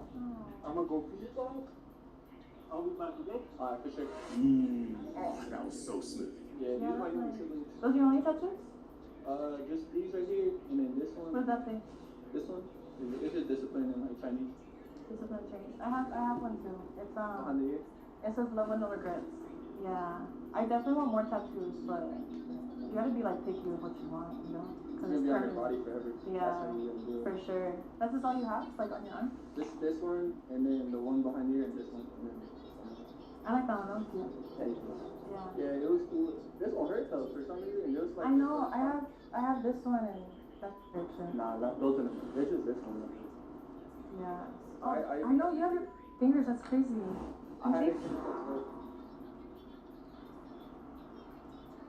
That's crazy. And what's this for? It's just random. What I did it with my friend. Like my friend did it for me, and I just said like how I explain it is like you gotta play your cards right. That's why I did it. I like that though. Justin was friendly. Yeah. That's What are you cool. doing out here? You with them too? Yeah, I mean, we shot a couple photos earlier, so I think. I'm sorry, I'll pay you. No, you're good. I heard the car problem. problems, so yeah. But I mean, I'm glad you made it. That's a sick ass car. I like it. Is it modified like under the hood? Just the header. Really nothing. It's just a regular conversation, folks. Like, ain't nothing spicy. And the thing about females, a lot of them do not have game, so it's not like she gonna throw some shots to make it for sure. Like, dang, that's how he coming. It's like she not really throwing those shots. She waiting for him to throw some shots at her. You see what I'm saying? That's how females usually go. Like, they get close to a dude and wait for the dude to shoot the shot. You see what I'm saying? But he ain't shooting no shots at her. He really don't want her like that. He friendly banter. You know what I'm saying? Like, he's there. He was there with a lot of guys, and this one female just is there. It's not like he trying to get on that, because whole time she could be trying to get on that with everybody that's it up. You know what I'm saying? So you can't just say woo out the bam, because ooh, da da da. You see what I'm saying? Do your homework. Oh, because I saw your license plate. That's right. It's just custom. I've been wanting to get one like those. That's cool. I like going to car meets, like not takeovers or nothing like that, but I like walking around and looking at cars and like that. So I was supposed to go. I was gonna think about going to Cars and Coffee this morning, but I was like, it's out of the whole car problem. Yeah. I usually go to the night meets, but it's chill. It's like nothing crazy. Like you don't have to worry about. It's literally like you park your car in a big ass parking lot and you walk around and it's car wash, you know. Yeah, so, but they don't do crazy like drifting and stuff. So you don't. I heard you say like. I could take over and stuff. Yeah. I mean, I know a few people that host like chill like car meets like that. If you're down to go. What do you mean? Like if you want to take your car to a car meet, I know somebody that can hook it up. Like to like an exclusive party? Yeah, like where you win awards and stuff like that. I like the shows one. Like, have you heard of like Cali Cream? They did it at the Staples Center, I think. It's like a bunch of like cars like yours, like literally like that, like not exotics or nothing like that. And you can win awards. Yeah. Like wear nice clean bills, but they really like inspect the out of your like make sure it's clean. I still have some imperfections. It's not perfect. It looks good to you guys, but like to me, there's stuff. What imperfections? It looks good. Like the stain rule, but there's some things in them. And it's show me. Oh man, Ariel was cooking. At first I thought she was being a little too friendly, but she was. Nah, she ain't cooking nothing, fo. That's not cooking, fo. He finna show her the card. Get that lame ass, boy. That shit lame as hell, boy. That ain't nothing, fo. Every girl wanna see a dude cop, fo. That ain't nada, fo. That's nothing. Yeah. Can I sit in it? Yeah, go ahead. My girl He didn't. He brought up his girl. He brought you up. Oh, he brought up his girl. He said my girl stuff is in there. What in the world? Right as I thought this guy was going, he brings up his girl. Duh. Friendly banter and flirting is two different things. Girls don't know how to flirt unless a guy flirts with them. They don't know how to start the interaction. So come on, man. On Funnel Grade, if he not finna track it on that with her, it's not finna happen to my brother. You saw this out? Yeah, the red face. I just wanted to match everything inside. Yeah. You see, he not standing around her. This girl doesn't mean he'll stay loyal. I mean, hopefully he does. He just showing her around. He not around her. He not trying to get too close to her. None of that. On bro grade. But yeah, like if you're ever down to, you know. Maybe, but. You don't worry about nothing happening, so you know nobody's gonna hit your car. You literally just walk around and you just look at him. It's not that. It's like my girlfriend. I'll be my girlfriend. Like maybe if you're like with friends or guy friends and stuff, and you met my girlfriend, maybe. Thank you. Can you stop playing with the guy, folks? Just because he conversating with her don't mean nothing. At first, cause you could tell, bro, he just a dude that like to talk a lot. He just talks so fucking much. You could tell when he was talking to the dude with tattoos. You could tell when there was like 4, 5 dudes around and he was talking to them and stuff. Come on, gang. Are you okay? Are you cool? Like, folks, he do the smallest thing, like have a conversation with a female and y'all think he cheating, folks. Y'all think he finna go. Come on, man. This girl weak. She's weak. On my brother, you need to have a girl who knows how to flirt and seduce a man. Not a girl who just thinks, oh, if I'm pretty and be around him, he finna go get me.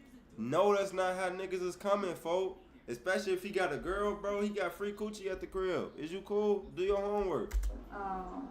Do your homework. Thank you. Girlfriend to talk to her. Thank you. No cat, and he's staying on you. Thank You you. She'll either find out or like the truth always comes out. I'll tell you that. How would she find out? Where did she come with you? Last time she told me she was a little busy with her friends or her family, something like that. You want us to go sit down? Yeah. While we wait for them? I feel like she's gonna try again. Or say something else. You think she's gonna try again? I don't know. Ariel and Justin take a seat, and what's crazy is this man sits right next to her despite knowing her intentions. I don't know, is this a red flag? Sure enough though, as Bianca predicted, Ariel eventually tries again. You locked me in, huh? You guys listening? No. No. How do you think she'll find out then? She'll be going through your phone like that? Then? We can hang out though, like we don't gotta do nothing crazy. You know, I feel like if you're down for that, we can fit each other out, get a little vibe, you know, so. I appreciate it, but nah, I can't do that. Thank you. Thank you. That's fine. Fucking thank you. Wait. That's good. I appreciate the offer, but nah. Thank you. Gracias, amigo. Gracias.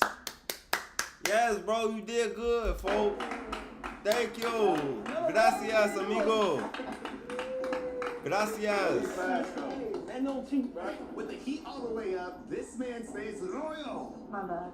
I just thought you were cute, so I was trying to shoot my shot, but not trying to ruin nothing either. That's good that you're respectful.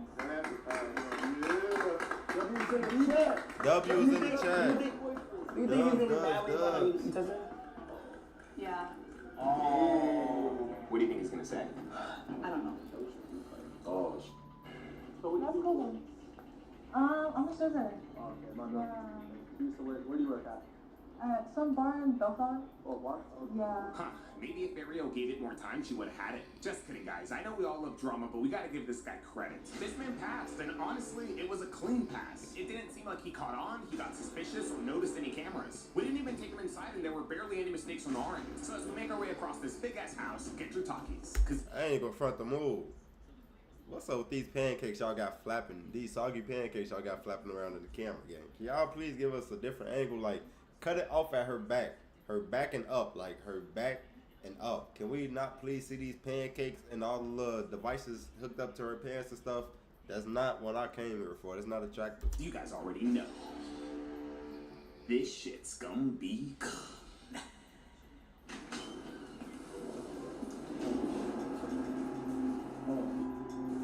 I gotta be the first one out. Come on, you whoa.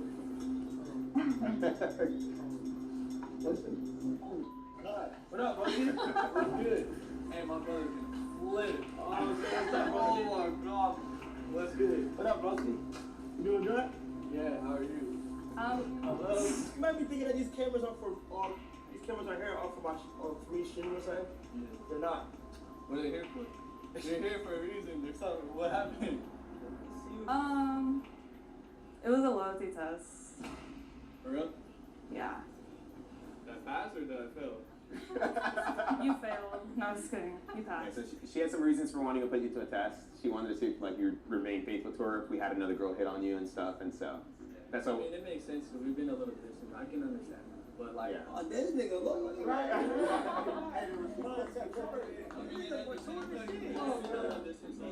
That's one of the reasons she mentioned that you guys were a little How long distant. y'all been dating for? Almost 2 years. Yeah, why y'all been so distant? Yeah, that's me work, to be honest. I work at nighttime and then like I go to sleep half the day. Like she works and goes to school in the morning. But I feel like it was like you're kind of, kind of lagging it in a way. I mean, yeah. I just had a feeling of something was happening, especially because you work at night. So. Whoa, hold on, pause. Why is this my first time catching that he works at night? Not trying to take this dub away from him, but I can see where Bianca's coming from. So she mentioned one time that you lagged on her birthday? Our birthday? I did, yeah. Nigga, her birthday? Yeah, I did. Damn. Well, I made it up to her though. It wasn't nothing bad, so I made it up to her. I still do as much as I can to make it up. I take her out to the gym. Yeah, he does. Nah, I trust her. She trusts me. I don't feel bad, but I feel like I could see a reason why she would do it. If you don't trust me, man, you just said she trusts you. How does she trust you if you're here? To a certain extent. To a certain extent. I make mistakes, I'm not gonna lie. Ain't no one perfect, but at the end of the day, I make up for the mistakes I make. There'll be maturity. Yeah, for real nigga activities, for real nigga activities. Give a high five for my boy. Real man activities, folks. You can't even be mad at it. There you go. Solid dude. Nice. One day I'm gonna be strong if you want to say. Yeah, they were like, I was like, oh, I think he's gonna be mad at me. Are you gonna mad at her? Are you gonna go home and be mad at her, or how you? What if Kai wasn't here? Still, I don't think I'm. Alright, mature chat. I feel like if you had something to ask me about, you could have told me like separately, you know? But going to this, I'm like, it's cool meeting them, but at the end of the day, we're both mature people. We're just gonna get over it the next day. Nothing. Can't say that you have a truth for like, you know? If you have your reasons, I'll have, like, if I were to do it, Overly loyal. Overly loyal. Hey man, he did it. He did it, folks. He did it for sure. He did that for sure. He did that for sure.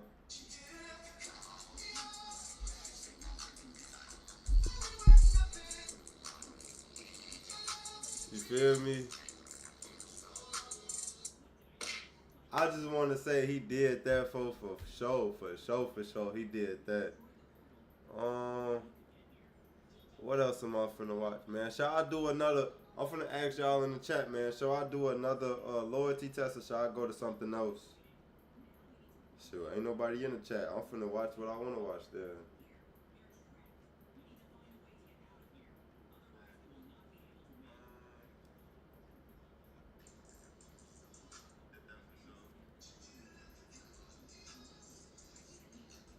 I'm playing with my little soundboard right now. Hold on.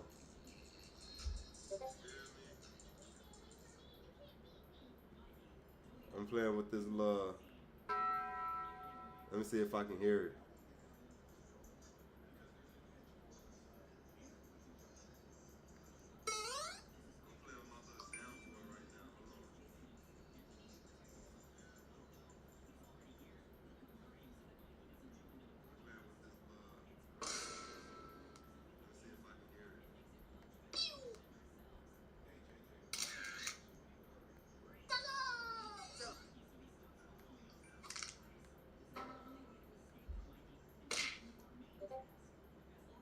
Alright, I got me a little soundboard going, you feel me, gang? A little soundboard going. I'm finna, who should I watch? I'm finna go to another tab. I'm finna keep that right there in the back pocket. I might go to some more videos right there. Y'all see me live right there. Tune in to the John Star reactions, you feel me? Share it, tell your friends about it. One thing Anthony Edwards is missing.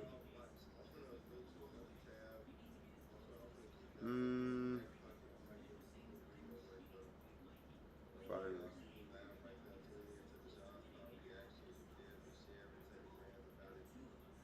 Alright, let's see what's going on with Diddy, man. Freaky Frost, biggest mentor. Let's see what's going on with Diddy, man. Let's see what's going on with Mr. Diddy, man. You hear me? Been sentenced to over 4 years in federal prison. Damn. Putting an end to the free got 4 years? trial in hip-hop history. Acquitted of racketeering and sex trafficking. Okay. Diddy was found guilty back in July for 2 lesser charges of transportation for the purpose of prostitution, aka flying hoes out. Oh, y'all didn't know Deshae Frost and Diddy was related? Oh, y'all tripping. Yeah, this Deshae great uncle. Yeah, that's his why they cousin. so freaky. Yeah, that's his granddad for sure. That's his granddad, Deshae Diddy. Fired, guns being found, and tons of baby oil. lubricated What evidence the fuck? That's crazy. seemed to have no effect on the case. A major win for Diddy, but the battle wasn't over. Diddy would break down. At what? A major win at what cost, my boy? At what cost is that a win? Down in the tears in court, Oh. begging the judge for mercy, Oh. pleading that he's a changed man and learned from his mistakes. Diddy's kids would even speak to the judge, He said he a asking changed for their man? father's freedom and to consider their 2-year-old sister who constantly asked every night for her daddy. Federal prosecutors would state they recommend 132 months and 11-year prison sentence. But the judge would deny the recommendation. The prosecutors finding it too harsh. The prosecutors asked for 11 years. Damn. Prosecutors asked for 11 The recommendation. The prosecutors finding it too harsh. The prosecutors asked for 11 years. Damn.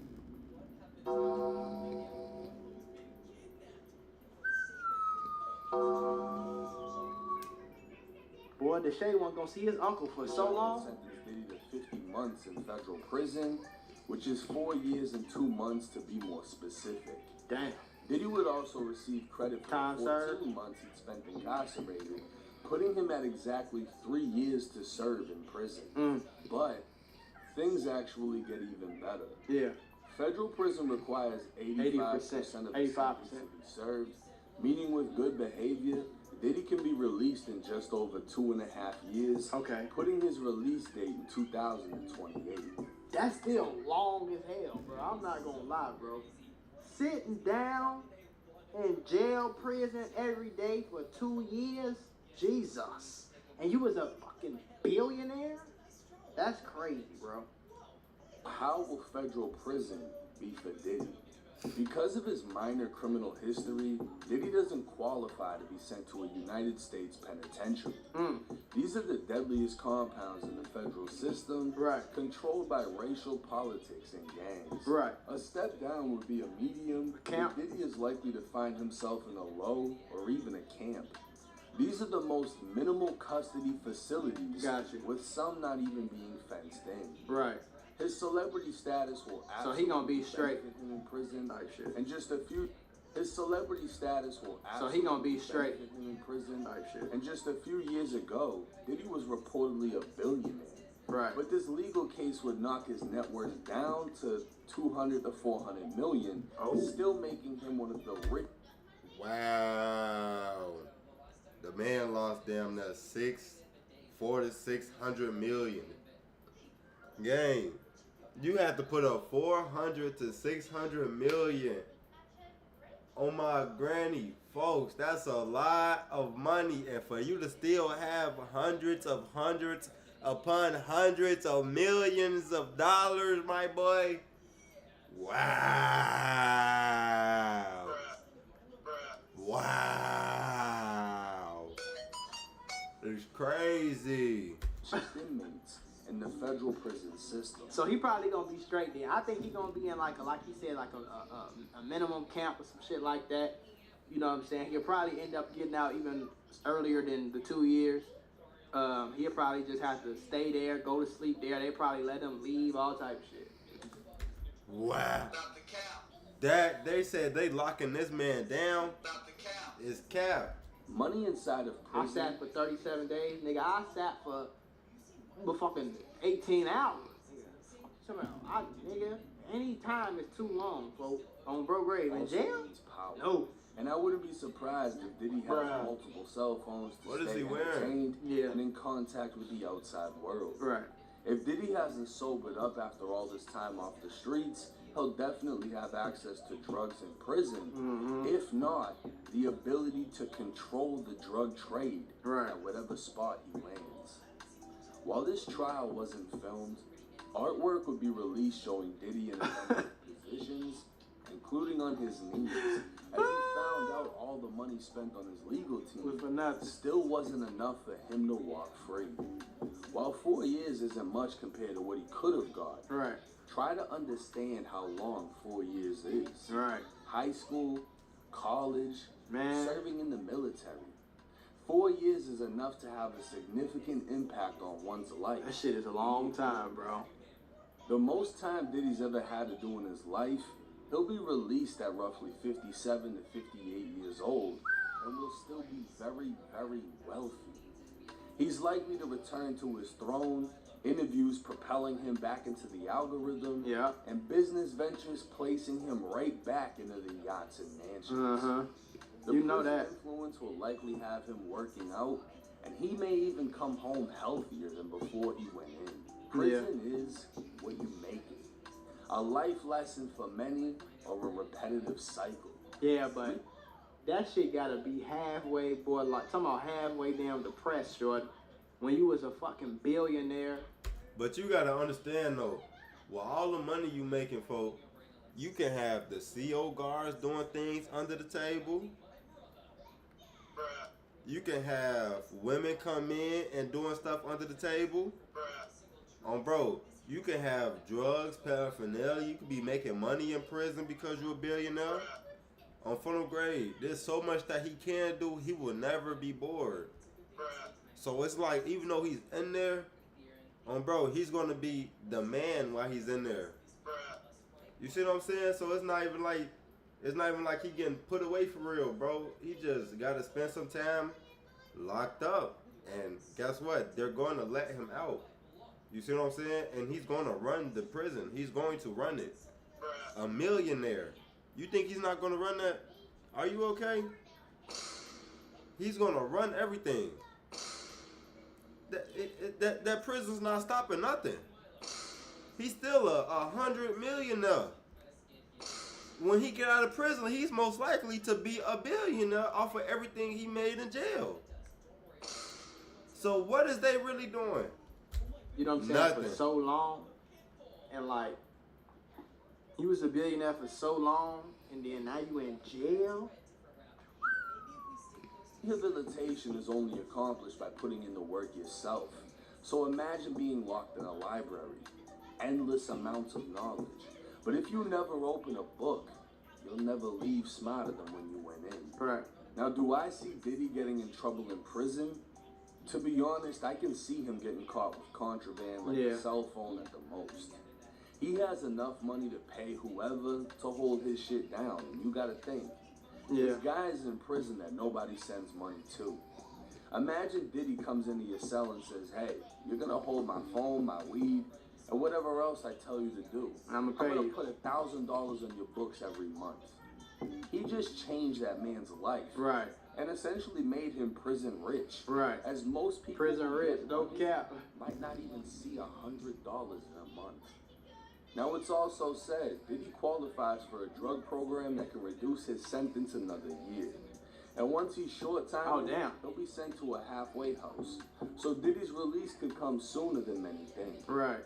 It's wild, though, how so many have shown disappointment in his light sentence. Seeing Cassie being beat was far from easy, and hearing the other accusations against him definitely painted a picture before trial. Yeah. But those weren't the crimes he was found guilty of, and it seems people feel he should...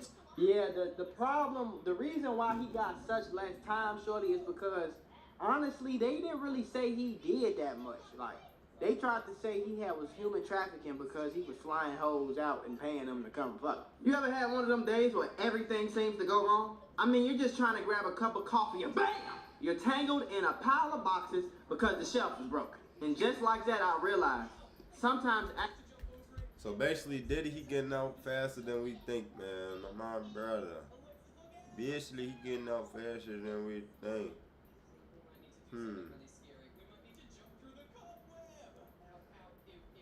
I don't want to finish watching that.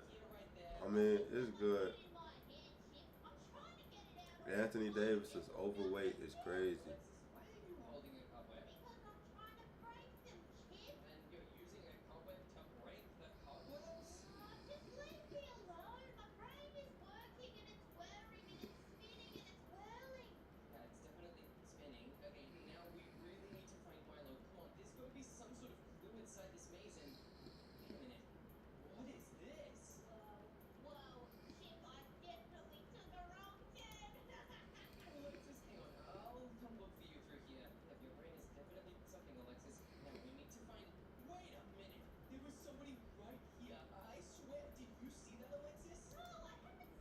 What's poppin', y'all? Phantom came back and he gave a take. We talked about him previously when he talked about the situation with streaming this year, and he gave another update.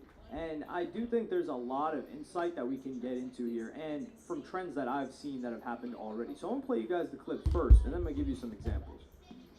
And by the way, I think streaming right now, I don't want to say nothing because everything, like, I feel like I be saying and then get twisted. But I feel like it's so much going on, and it almost feel like nothing going on in a weird way. I don't know how to explain it. I have a bad way with certain things. I just know like it's the feeling that I'm trying. Basically, everybody doing something, but it don't mean nothing at the same time. Everybody basically copying each other. You know what I'm saying? But whatever, it's just everybody trying to do everything. You feel me? And I'm not trying to be like nobody. I'm trying to make sure I be like myself. So I agree with him completely here, and I'll give you an example. When he talks about, like, it's part of it is overstimulated, where you're like, yo, there's a face subathon that's going to be happening, and then there's also Cenat Mafiathon, and then there's all of these big events, and Speed's doing his USA tour, and it feels like these things are not as hyped as the European tour or the Asia tour. And I don't know if it's because people are seeing it more often, but I know you guys feel it too. Like, you see the clips, but it feels like it's a custom now, where the clips are being posted because that's what the clip pages are supposed to do, versus people excited to clip it, and then people are excited to reply. Now it's just like, oh yeah, he's doing that thing that he's supposed to do. Same thing with Cenat. Oh yeah, he's doing that thing he's supposed to do. Because the rate that he's gaining subs, like, it doesn't have that hit that it once did. And with Phantom is somebody that has always been himself, and he's somebody that's predicted all of these trends. Like, the guy brought Cenat into the AMP house. He saw him streaming. He saw the potential that he had, and he said, yo, get out of your dingy apartment in the Bronx with your family and come here in Atlanta. I'm going to house you, and you're going to grind it out. And now the guy's the biggest streaming star in America. So Phantom knows a thing or two, more than a thing or two. But I'll give you guys another example, which is this guy Lacey. So FaZe Lacey, he gives his take on why streaming is going downhill, and I'm gonna play you guys that right now. Let's talk real for a sec. The standard for streaming is all the way up here. If you go live and you don't have anything planned and you just want to sit at your desk and talk to the chat and just relax, kick back, vibe with your stream, all people say is L content. Go IRL, go do this, no content. Didn't plan anything today. Never planned, no content.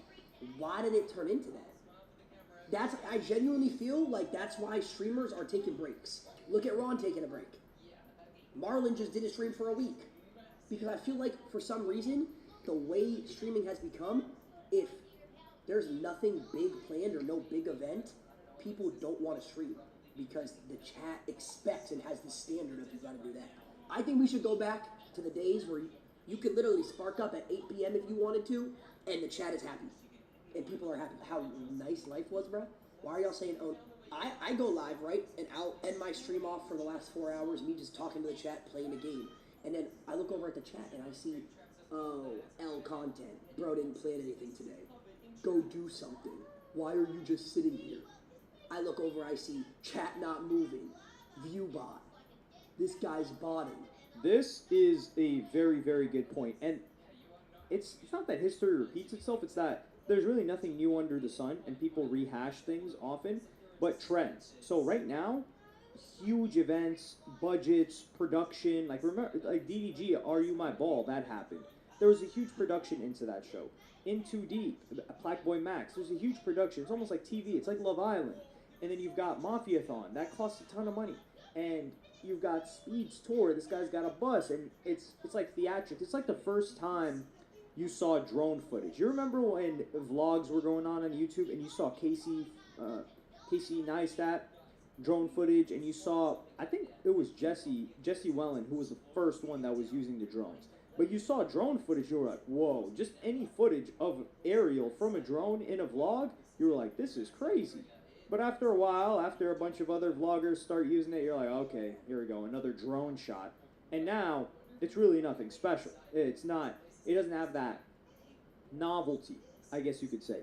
Same thing with Mr. Beast. When Mr. Beast first got into the game, throwing in these crazy budgets on these huge videos, it was wild. People were like, well, I've never seen something like this. This is insane. And giving away this much money.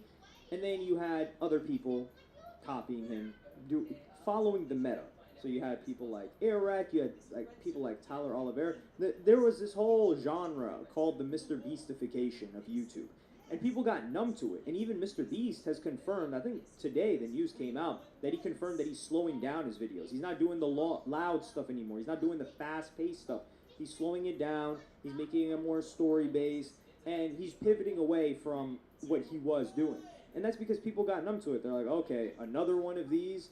And I think that's the same thing that's happening in streaming, because there was the Mr. Beastification of YouTube, which was, oh, you got to maximize retention, you got to cut out any pauses, and you got to make sure that the person's just spazzing out like a Logan Paul vlog.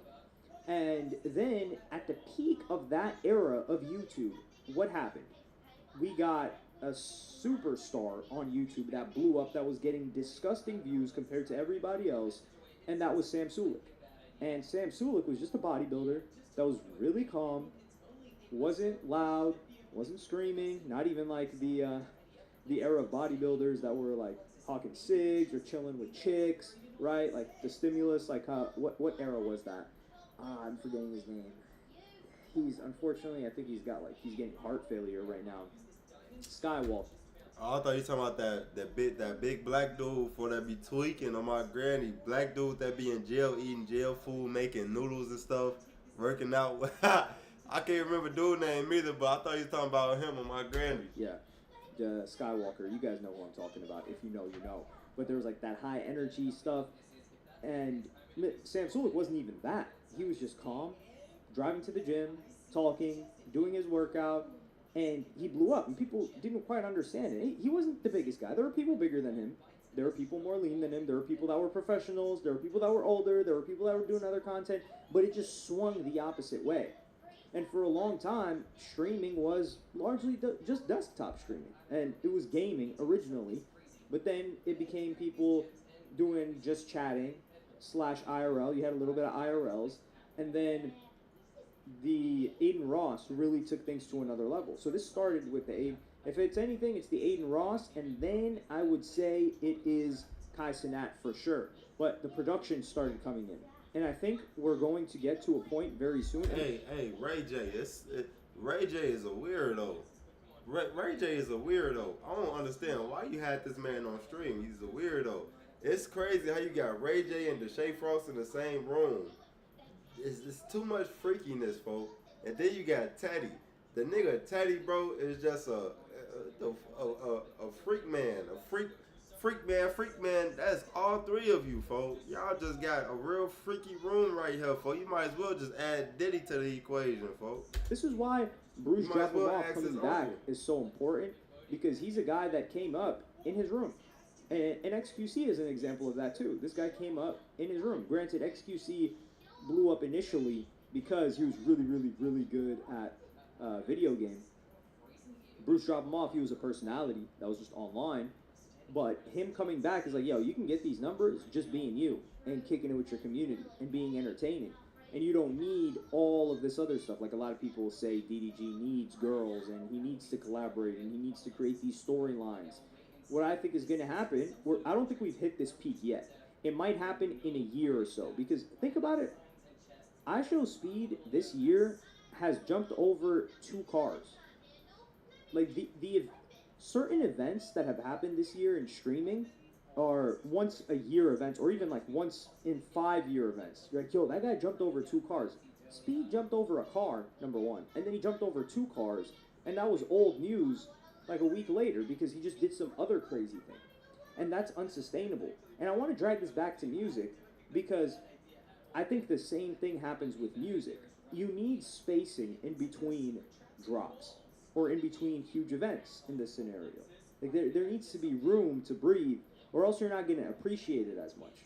Like if a movie, like a feature film, they were able to release one every single day, you wouldn't appreciate them as much. And like let's say Drake, right? Let's look at Drake's biggest hits. You've got One Dance, God's Plan, Hotline Bling, Passion Fruit, In My Feelings, and Nice for What, Sicko Mode. That was with Travis Scott, but let's just throw that in there. Tootsie Slide, Nonstop, Hell. That's just, let's just say those are 10. What is that? 9, 10? Anyway, there are more hits than that. But you've got all those songs. If those songs released one on each day, you release One Dance Monday, God's Plan Tuesday, by day 5 or 6, one of these songs is getting called mid. I promise you. Because he's dropping too much. Same thing with, now Future is somebody that was dropping a ton, and people were appreciating, but there got to a time around Evil, which was Love Backwards, around there where people were like, yo, you gotta chill, man. Part of it is not being able to consume as much, but value comes in scarcity too.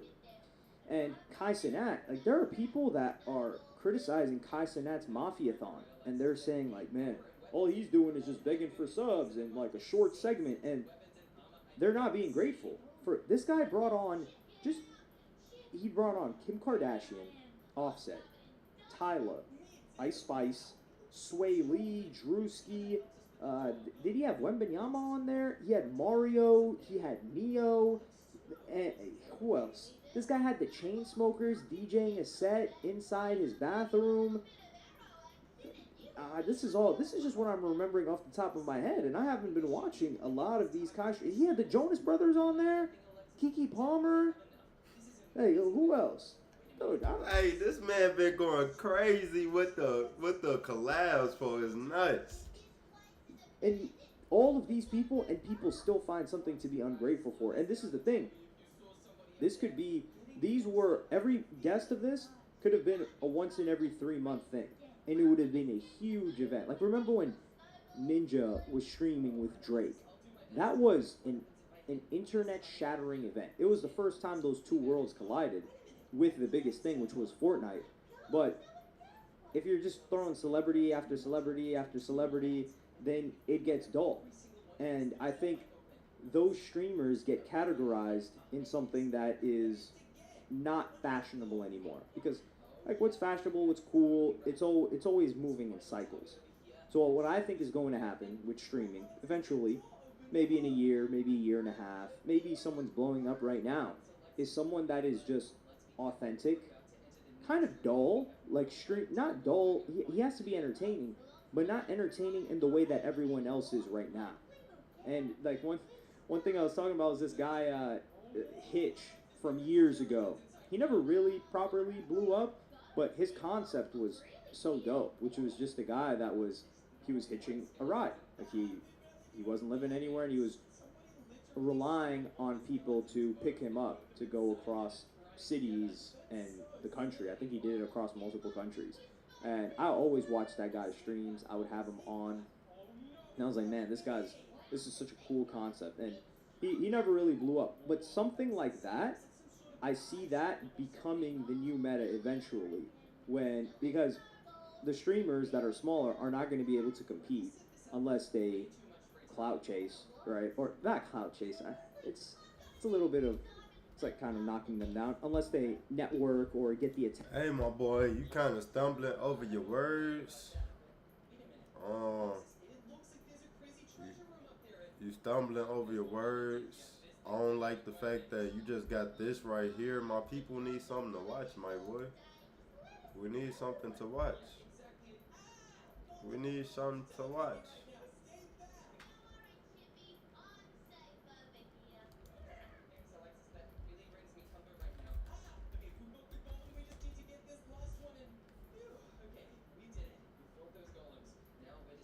So I can't watch too much Cenat, but I will watch this LeBron James segment. Ladies and gentlemen, I am Cenat, and today I'm introducing the greatest player to ever touch a basketball, LeBron Raymond James.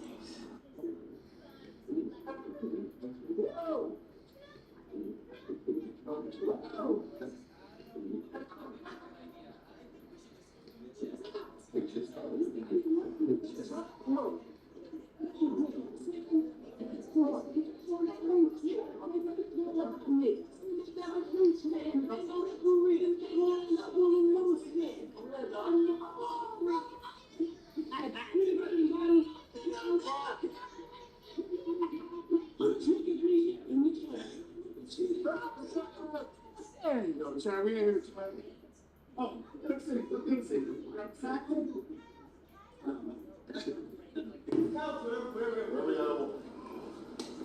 Zuri in the building? Oh my gosh. Bro! Chad, what up? Tyler, come in, bro. Oh, Go ahead, my boy. Go ahead, come in, my boy. what up? What's up? Zuri! Oh my God! That's your long lost third brother right there.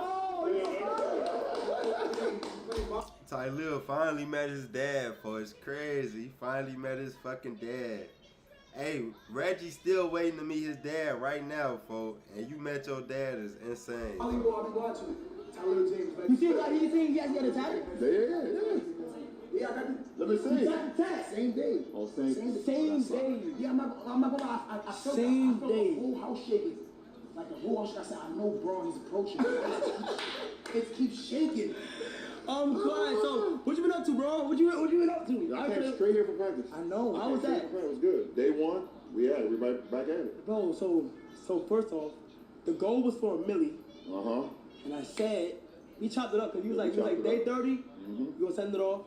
But the goal was for a milli. We got a milli, and today's the day I'm gonna be cutting my hair. Oh man! I hadn't had my hair low since like 2014. Bro, your hair long as hell, bro. That's what I'm saying. Are you ready to cut it off? Yo, I don't know. It's like it because like I feel like I'm gonna be in a whole new art, and I think I'm gonna look good. Honestly. I think it's good. I mean, I think it look good, honestly. I think I brought something good in my bag. What you got? Got my LV bag with a little boo-boo. Okay. I mean, this is what we really need today. Oh, man. This is what we really need today. Oh, you know what I'm saying? Every drink? Yo, we cut them dreads off. Yeah, so now I'm not doing the whole haircut, okay? Okay. No, yeah. So I'm a barber here. Okay, good. My barber here. Good. He gonna tell you where to cut at. Okay, so I don't get like no crazy bald spots, no nothing like that. Yeah. No nothing like that. Because I put on my IG, it's gonna be 2 bald head brothers. You know what I'm saying? I mean, you wanna get down here, just let me have 2 bald. Yeah, so chat, I'm gonna have him come. I'm gonna have him choose it. This is my boy Dez right here. Dez, what up, bro? What's going on? Sir, we got phonetics and everything. All right. What's up? Nice to meet you too. But yeah, I'm gonna have him choose where it's laid out. But first things first. What should we? I wanna. I've been here for 30 days, 24/7. Bro, how do you, bro? This is my first time gonna be off. After this, I finally get to rest. Where are you going? Where you gonna rest at? My house. My house. Back to Atlanta. Yeah, back to Atlanta. Knock out. But you need to knock out for 30 days. Exactly. I'm gonna knock out for 30 days straight. Yeah. So that y'all know you're gonna knock out. Yeah. Look at him. Look. I'm not gonna lie. I've been getting. He been getting. I'm in, bro. My little sister, you feel me? Yeah. I'm trying to set a good example too. Me and him, we had a conversation. It's just chill. But I'm saying, but the sleep is the bad. You should go really see the room. We sleep with the lights on. It's a drum set. It's horns and it's bed spin. Yeah. So I want to show you a tour of the house and how we've been living for the last 30 days, and it's been hectic. We on 3 to 4 hours of sleep every single day. Oh man. So it is crazy. And then after before we go in the house tour though, can me and you create our own handshake? Oh, for sure. How you wanna set it up? Okay, hold on. Let me think about it. Me and bro handshake. You got like 92 handshakes. How much handshakes you got? Bro, I've been collecting handshakes since I was like 8 years old. Me and my boys from my hometown, we started like when we was like 8, 9 years old when we first started playing sports, and I don't know how many I got. I got a handshake. Yeah, me and Jerry got a handshake. Me and Jerry got a handshake. Hey,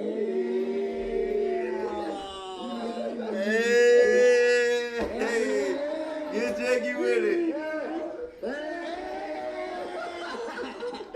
Oh my gosh!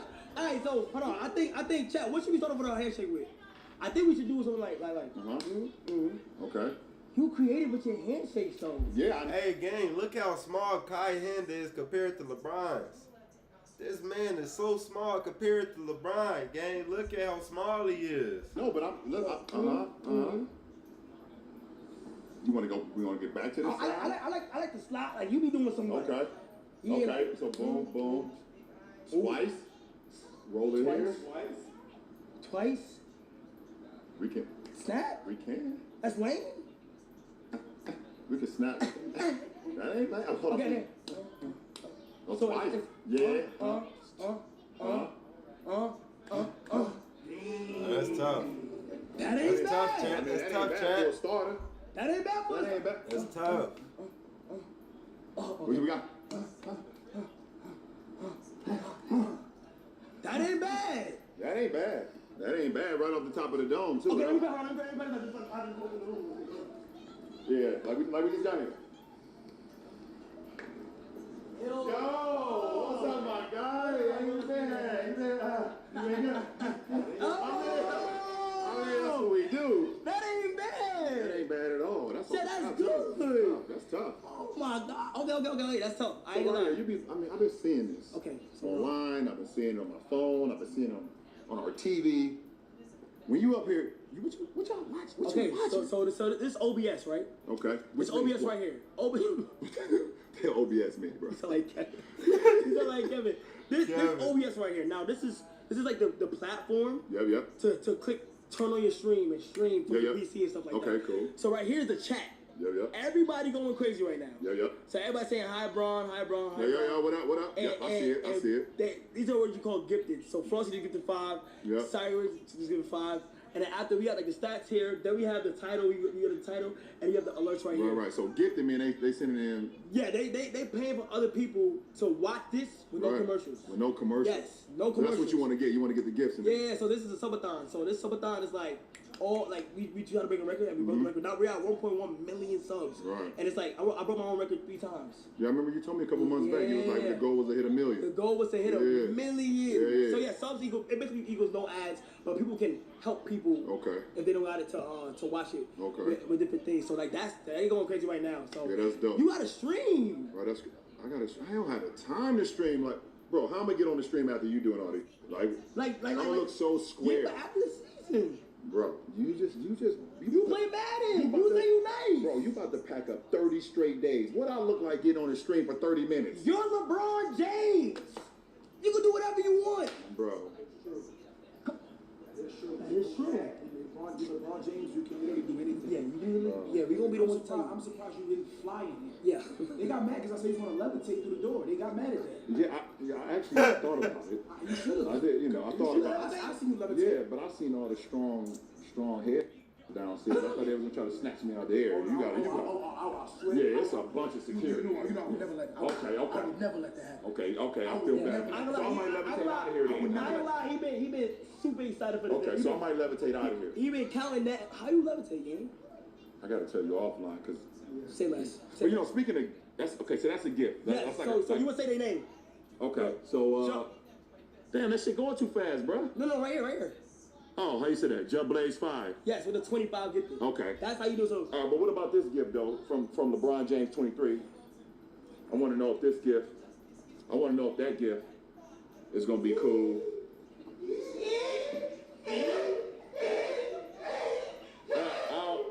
I don't know. I don't. I mean, you told me 1 million. No wrong. You exceeded that.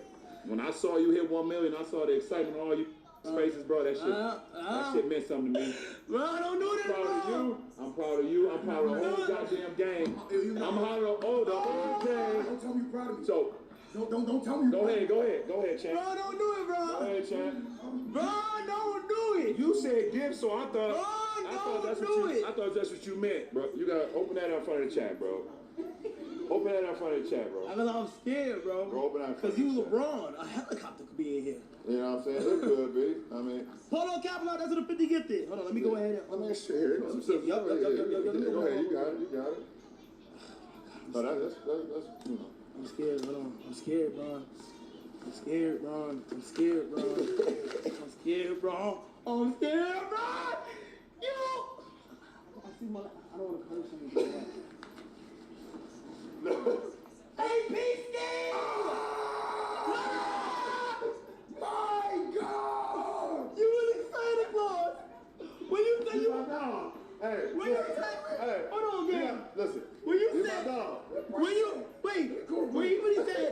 You want a Sprite cranberry? He's really Santa Claus. Yo, bro. Oh. I had to make sure... Listen, this is the last day. I had to make sure you went out the proper way before you head back to Atlanta. No, bro. You know what I'm saying? You open that in front of No, bro, no. You know what I'm saying?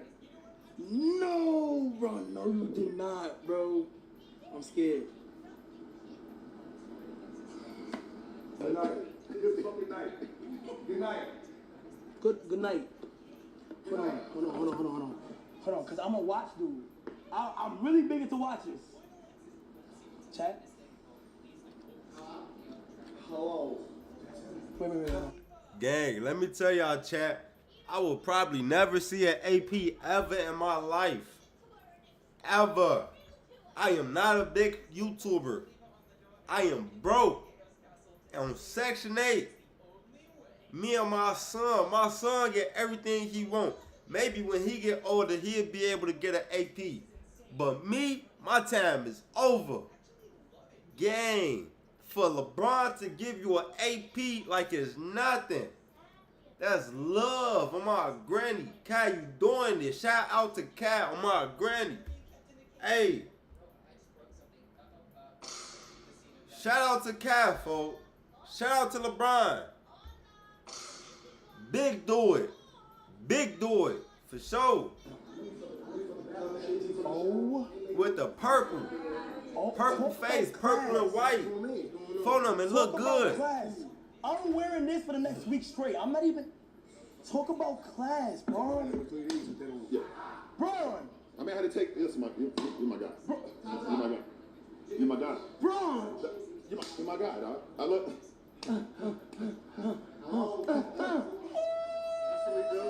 The only thing, listen. First of all, bro. Listen, I didn't know your wrist size. I didn't know your wrist size, nothing like that. But hey, listen, we on this stream. AP, I really love this. AP, when Kai bring it in to get the strap re-bring, You do it, make sure you it's good. You all good. AP gonna take care of you. I appreciate you, bro. Yes, He sir. did not have to do this. Yes, sir. But he did. Yes, sir. He did not have to give me an AP. This is why LeBron is the GOAT. I ain't gonna lie, bro. I appreciate you. Bro. Yes, He did not sir. have to do that. Yes, sir. Oh Yes, my sir. gosh, man. Yes, sir. One time. Yeah, hey, that was tough. That was tough. One time. Yeah, that's tough. That's tough. Look at that AP. Damn, I don't got no gift. Yo, what do you mean? You are the gift. What are you talking about? This is your stream. You don't need no gift. Look, you see all these gifts right here? Yeah. You see all these people on here? Yeah. You are the gift. Bro, oh my You gosh. get the gifts, champ. You putting on for all you and your homies, bro. See, kid? Nah, I'm just mad grateful, bro. I'm just This is the crew, man.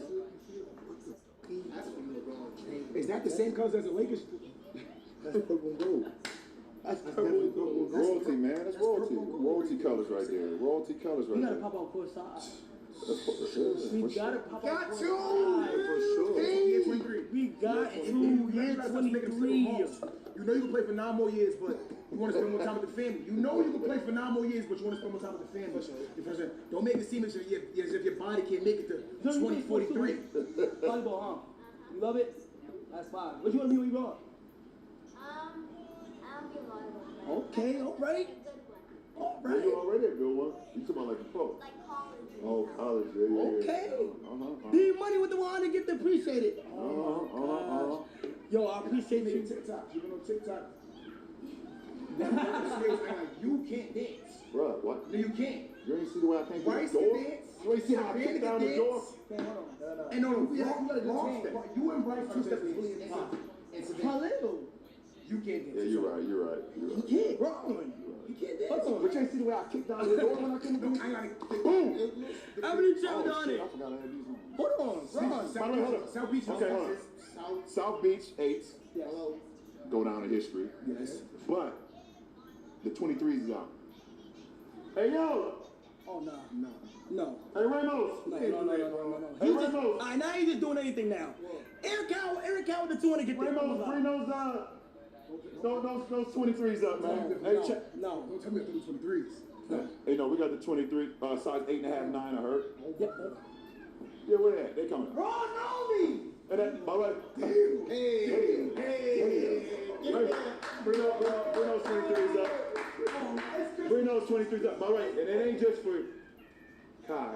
We got the whole crew too. The whole. See that? Yeah, what size you? 11. Hold on. This is a 9. It's good. Yes, sir. Bring him up. Now, this the unveiling of the 23. You was not playing when you.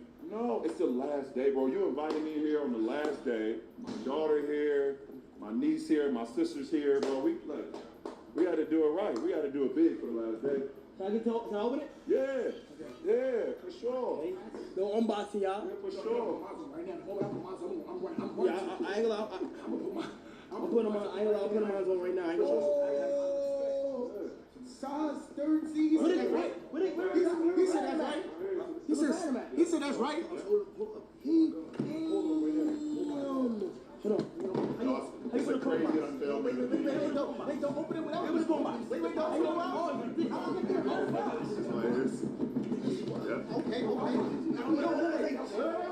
how? Wait.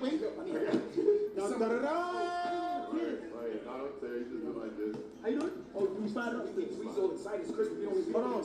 Don't mess up the box. Even the box is expensive. I got your Monopoly. Before y'all see him right here struggling. Folks is struggling to get the box open for him. I got your Barbie doll. There we go. So every one of the 23s come with like a little fitness, so you know exactly what shoe it is. 40K. Oh, no, wait. Let's go through the details, man. Go to the details. Yep, we good. I think I need more help over here. Appreciate it. Appreciate it, bro. Then y'all got Rakai looking like a little kid coming in here, folks. Appreciate it, bro. What's up, bro? It's Christmas. It's Christmas. Oh, we got the book. Hold on, let me show them details, bro. Yeah, for sure. Oh, this is my cotton candy. Wow. What the hell? He got one for you too. What? Everybody. Everybody? I'm not gonna lie. Oh my God. I gotta put this in a souvenir. For sure. You gotta look out, man. Okay, this might not even touch concrete. Oh Lord. This smell like fresh meat. Oh my. Let me show you. Oh my God, it's the 23. When babies come out? They'll be out later this month. Wait, so these not out? These not out? We got unreleased. No. Bro, pull up. Yo. Hello. Easy. Bro, hello.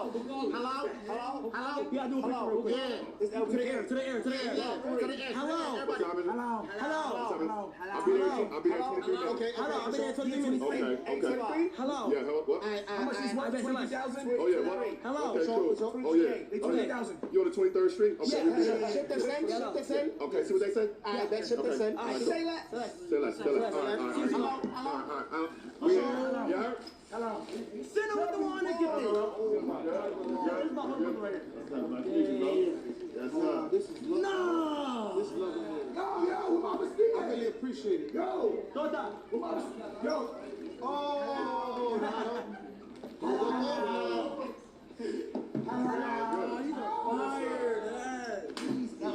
Oh my gosh, James. Hello. Yes, sir. That'll take care of the game, man. Oh my God. Now put him on now. This is tough. Put him on now. I have some bullets.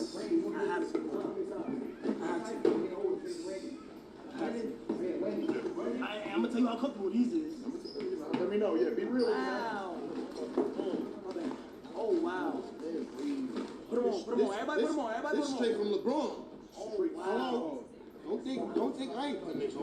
Oh my God. And y'all ain't got these ones. They don't. Y'all was Alibaba. Oh, ain't that our ball? Ain't that our ball, Kyle? Ain't that our ball? Ain't that our ball? Too high. Oh my. Oh my dad. Too high. Nah, this feels so good. Yes, sir. Oh my God. Yes, sir. Oh. Yes, sir. Nah, They feel so comfortable. Gucci. There's my mom right here. And my twin sister. What's going on? How you doing? Nice to meet you, too. Holy!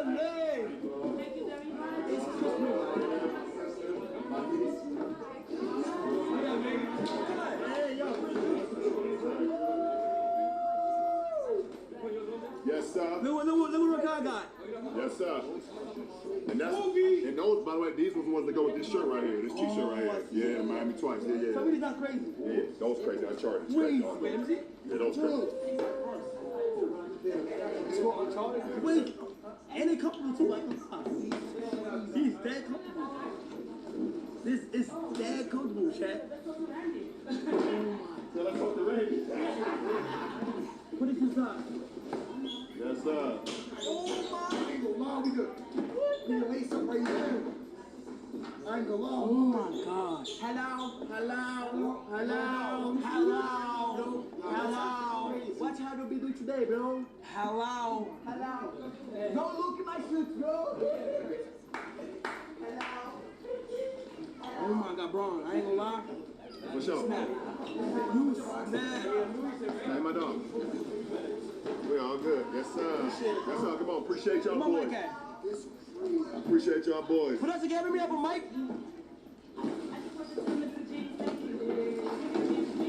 You're so welcome. Yeah, you got some too? Yeah. Mama said they got some. You gotta take care of mama too. Yeah. So when you see me, you see me. My dude's good.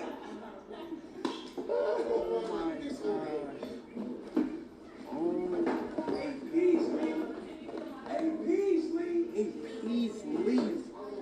Hey, please me.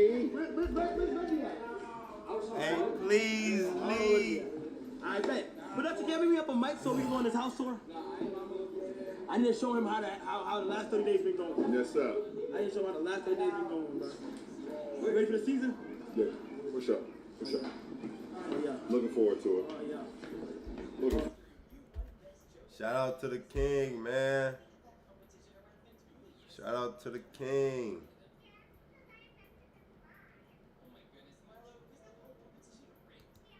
I didn't see him cut his hair. Let's see. Take the hat off. Let's see what's up. What we got? Oh, man. You said 10 years? 10 years? I'm smart, though. I had a new goal come back in, so I don't got to go super low. You know what I'm saying? Right. But it's been like 10 years, yes. Your hair look like Anthony Anderson in Scary Movie. That's how, I think that's one of them scary movies. Anthony Anderson's hair was like that, bro. Yo. Who is Anthony Anderson?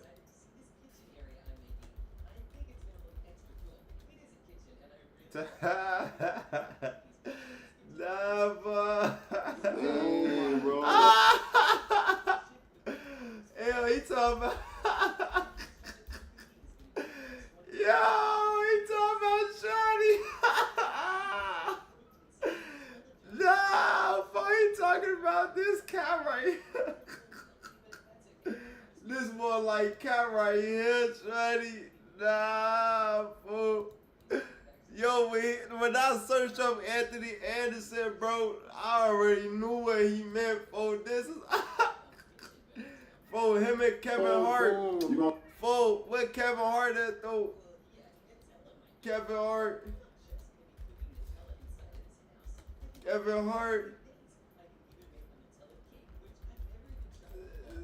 Every movie. Yo. What Kevin Hart at? Cause oh no, Kevin just had the do-rag, for. Nah, B, never. The short fro or like a little short fro. Yeah, short like fro. a little short fro. Yeah. When you cut it, right? I want you the first lock. I'd like to have it. Okay, perfect. Yeah, I'm keeping it. I'm keeping it on my line. Just in case I gotta. I want one to crochet into my hair. Okay, all right, we'll give you one. Just one. All right. Yeah. And then you gotta do one of them like my wife always talk about. She always burn one too, so don't nobody try to hit her with the voodoo. Oh, you should burn one? My wife, like when she cut her hair off, like yourself, she always burned a little bit of her hair. So really? Yeah, she don't want nobody to try to hit her with the voodoo spell. I don't know. Sit with the 100, get to appreciate it. He's not saying your name. Yeah, for sure. Listen, I ain't got no hair, so I ain't got to worry about that type of shit. I'm at a 1 grade bald. Once I go to a 0 bald, it's a wrap. I'm at a 1 grade. I'm okay, but I know they want some chips and snacks. Take off the overlay, please. I know they want some chips and snacks. I just take water. I want the skinniest one. Right here. This is probably the skinniest one, Mama. Yeah. Right here. That's the skinniest one. That's easy. Yeah. Give it to me from here. Yeah.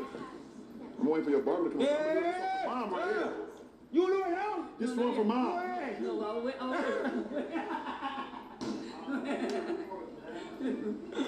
You see? Oh my God. I don't even look that bad. How you feel? I feel good. I'm having mad fun right now. It's like a little. My son comes here knowing that his mom has dreads. My heart is so. This is fire, bro. Oh my goodness. I can only imagine, But Mom. I accepted it already. Yeah? Yeah, because he wants like a new fresh start. No, they got the goal, so I gotta do it. I like it. Yeah. I gotta do it, bro. After these 30 days. Yeah. After these 30 days, you want to see, you know. Can I have you do me a favor? So I told the top gifter that so he's the top gifter. He's been showing so much love. Okay. This entire month. Billy Chris. Yeah, say if you could just shout him out real quick. Yo, what up, Billy Chris? Wherever you at, champ, in the world, what up to you? Yes, sir. I appreciate you showing my man. Billy Chris. Showing little bro Kai the love all the way through the month, bro. Yes, sir. Yes, sir. Yo, can we send the barber up? Send the barber up. Production. Oh, man, hold on. You headed out tonight, Red Eye, or you headed tomorrow? I'm out. So was the overtime out. So was the overtime over you. I'm out. Yeah. I'm out. I want to sleep, bro. Oh, bro. I want to sleep You gotta so get bad. into a bed that don't move. That's what I'm don't saying. Fold your hand. The first night be the most quiet night ever, bro. Most quiet night ever. Hold on, let me talk.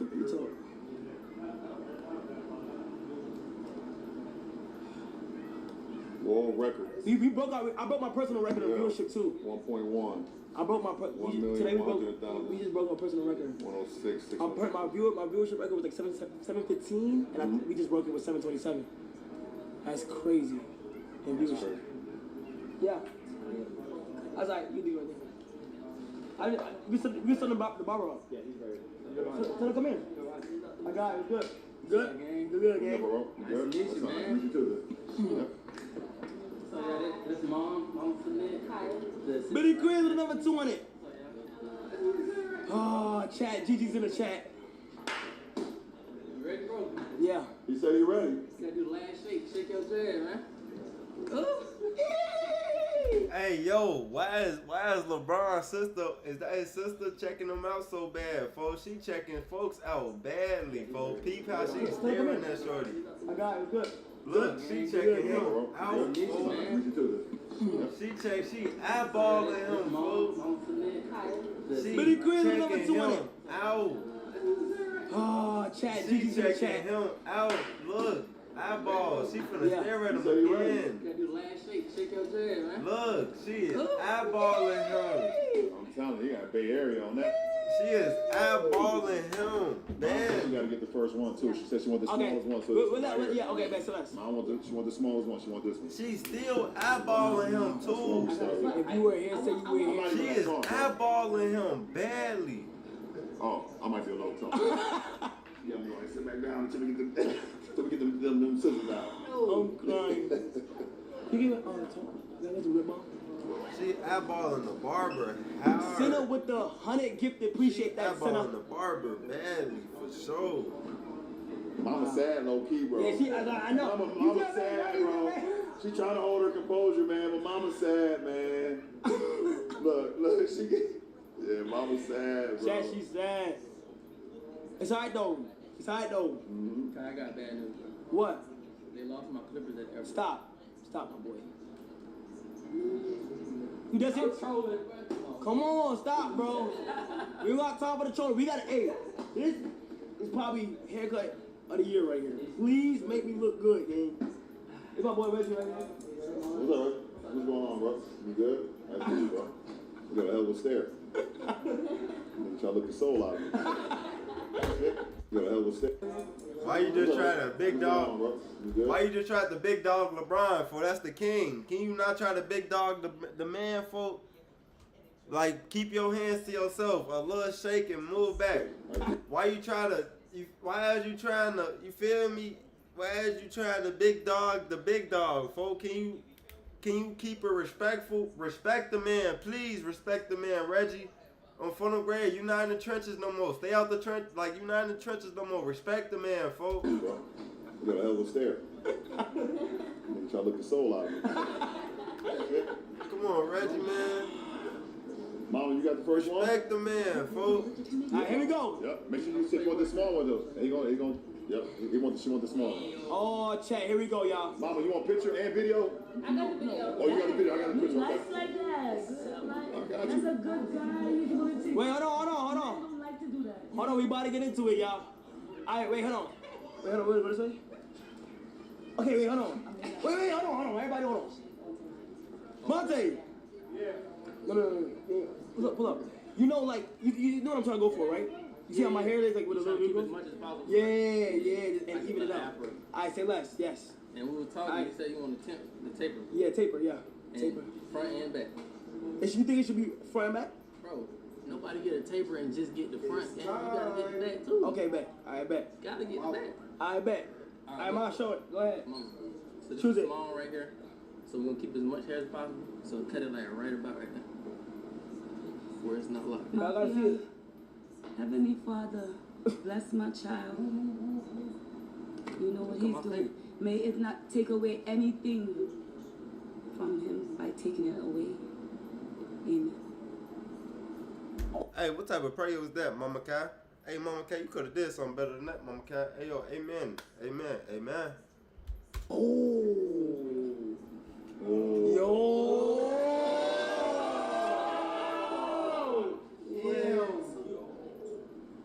Let me see. Oh my gosh. It's gonna go on to here. My most important lock. I'm gonna crochet it on, guys, so when you see me, you can touch it, okay? Now, Braun. All right. I'm following your lead, champ. What we doing? Braun, it's your turn. Yeah, we getting cut now. You better We do get the to whole it. We thing. get to it. All right. Braun, you got order. You got the rest? Yes, sir. Here we go. Right my finger down. Okay, cool. Wait, have you ever cut somebody here before? Yeah. Somebody, yeah. Right there? Right there. Good. Oh my Hold up. Let me try mine. I'm trying mine. Bro, don't mess me up, bro. Flip it around. Yeah, there. There you go. As far back as you can. There you go. Cool. All right, cool. Oh. Put that shit in my hat. I got the first one right here. Put it in my hat, chat. Let's do it. Yeah. No. Oh my gosh. Kind of trash, though. My wow. Shit ain't going in there. Okay, there we go. All right, here we go. There we go. Same thing. I love it. Same thing. Right, no way. Right there? Yep. Oh. Let me order. Oh. I'm on the rest. Man. She gonna do 2 at a time. Yeah, we do 2 at a time. Somebody right here? Yeah, that's good. Oh my gosh. What is it? Kyle, you cook, bro. Don't say I'm cooked, bro. No, you ain't cooked. We Oh, just I got licked a little bit. You do, champ. Right here? Le Barber. Yeah. Okay. The barber. Okay, Le Barber. Well, what the chat saying? They saying W's. Mafia. Oh, it's like I don't have no hair no more. Yeah, it's gone, champ. That's a big one. Chat, it's a new art. Oh, look, better. Right here or the? Yeah, right there. And the 20. Oh my gosh. Le Barber. You locked in right now. Le Barber. What's up? Oh my gosh. That's crazy. Probably right here. Oh, keep them together good. You're gonna use it again. Alright. Yeah, I didn't put it in a Ziploc bag. Yeah, Kyle, you got my Ziploc bag?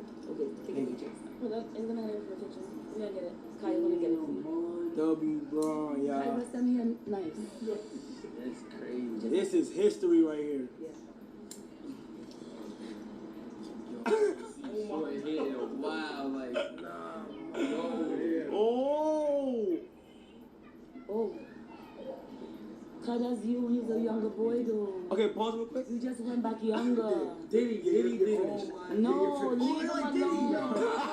You look good. Boy, you look It good. ain't that bad. Ain't done yet. Okay, hold on. Yeah, you just put this right here. Yeah. No, you look good. Nah, you're not bad. My child do not Damn. like you. I'm so sorry to tell you. Kyle, look to Oh this my side. God, boy. That's my mohawk. That's what it is. You Oh, look good. it ain't that bad though. Yeah, I'm gonna switch sides with you.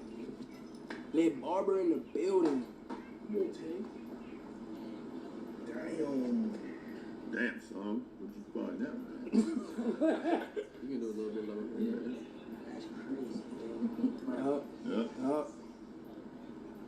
Look like No, we got this one right here. Oh, what's it? Yo, I don't have no hair. Yes, Kyle. Yo, Kyle. What? Stop panicking. He didn't even get me right yet. Watch when he get me right. But you have a mohawk. Kyle, you know, I know. how you love your dreads. Oh yeah. It took forever to grow. Everybody your spam hair. new era, chat. Everybody spam new era. New character unlocked. New era. Straight bad though, I can't. Come on now, Desi. It's not bad. I am telling you. I'm not lazy, P. He's moving now. Yeah, he Oh my goodness. Wait, Yeah, nigga. that's the last. Wait. Wait, what's the last one? The last one. Hold on. Last one. Last one. All right, good. Last one. Last one, guys. Last one.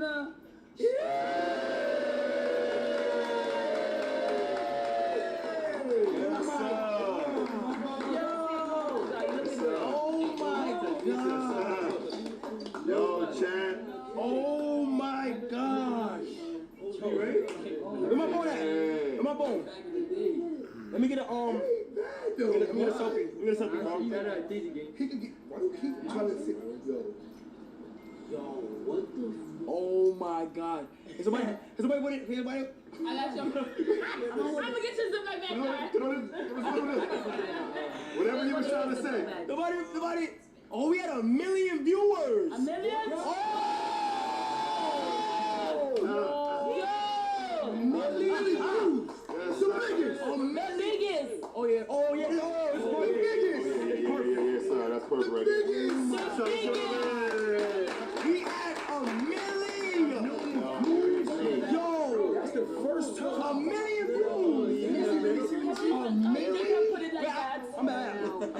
Hold it. Keep Yeah, let me just. I'm gonna look out for you. Now he gonna do it. Now he gonna fix it up. Tape a fade. Oh my God. He don't look bad though. You do it? No. Oh my gosh, bro. First English streamer to hit a mill. Wow. Look good. No fraud with the, you know what I mean? Wow. This is crazy. Yeah, that W LeBron. They're calling him Diddy, folks. Can you stop doing that, Mr. Ray James? On Raymond James. One more thing. My son is handsome, yo. You gotta bring it home. All right, here we go. Handsome. So you gonna bring it home? Yes, sir. This is what we call motivational speech. All right. So I'm gonna play an instrumental. All right, you cool. try to motivate anybody out there. Now this one's gonna mean a lot because you the last one. All right, cool. So you gonna talk to anybody out there that's doing everything.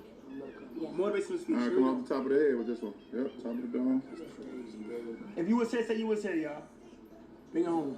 3, 2, 1. But we're gonna start off like this.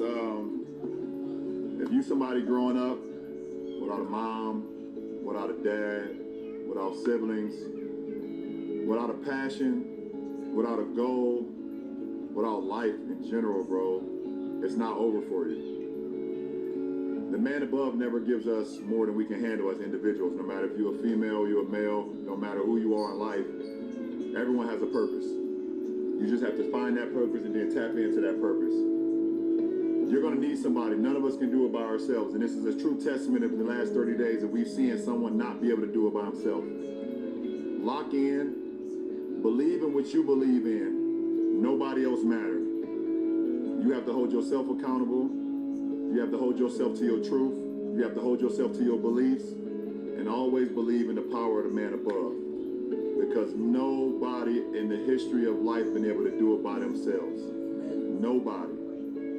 Don't worry about the haters. They ain't shit. Don't worry about the naysayers because they ain't shit. Whenever you're feeling a way about yourself, you look in the mirror and you say, you are the only thing that matters. There's a good quote by Theodore Roosevelt that I always believe in and I always look at. It's called The Man in the Arena. And the basis of the quote is about all the doubters and the naysayers can say everything that they want to say, but they have never stepped inside the arena, so they don't even know what it feels like to have blood, sweat, and tears. So how can they tell you what the hell to do if they've never done it? Right. Yes. At the end of the day, be true, be loyal, be persevering, and just love yourself, man. King James signing off. Yeah! And he dropped the rakes. Yeah, he dropped the rakes. Yeah, he dropped the rakes. Yes, get ready. Yeah, he dropped the rakes. Everybody say W LeBron Raymond. Hey. How did you sound a piece real quick? Hey. Hey. Oh, that's not.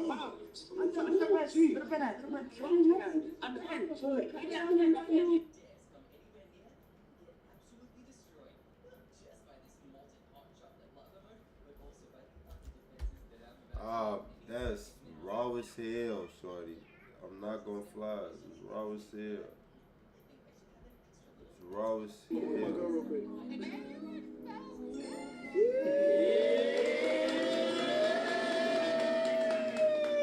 Yo, my dude right here. Hi, Gigi. Did you love it? Yes, I was worried. I thought you were gonna leave him. My girl real quick. Oh my goodness. It's crazy. I got one viewer, man. Shout out to that one viewer. I think that's me.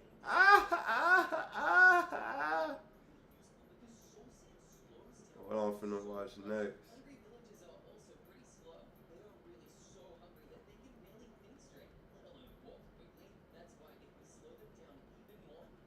Can I watch NBA highlights? Am I able to watch highlights? I don't think it's worth it. Let me see.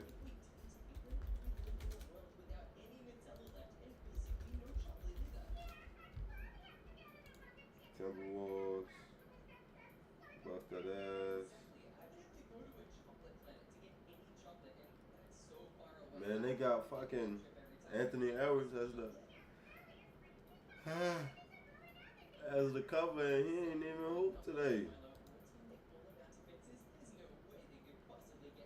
He ain't even hoop today. They got all these people on their roster. Jesus. Knowing, like, they finna cut off like 30 of their years when the season starts.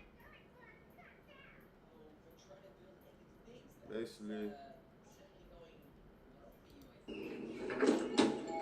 Hey, don't play on my foot, boy. Come in. Come in, step in. Step into my office. So, I was with my husband last night, as you know. Hey, don't play on my foot, boy. Come in. Come in, step. Sexy Red, so sexy. On my granny, she just a bot. Overbotted out. Step into my office. So, I was with my husband last night, as you know.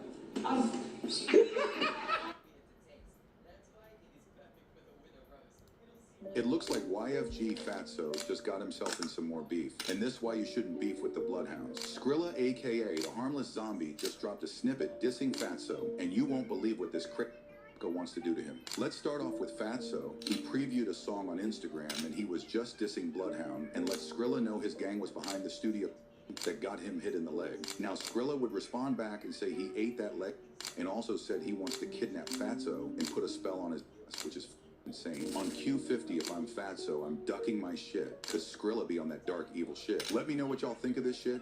It looks like what?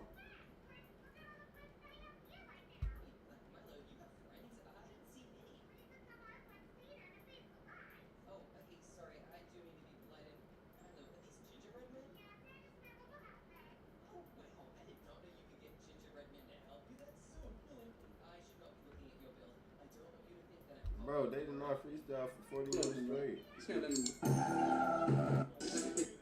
She said he was tripping at prom. You got told. I don't think I can watch that. That shit copyrighted.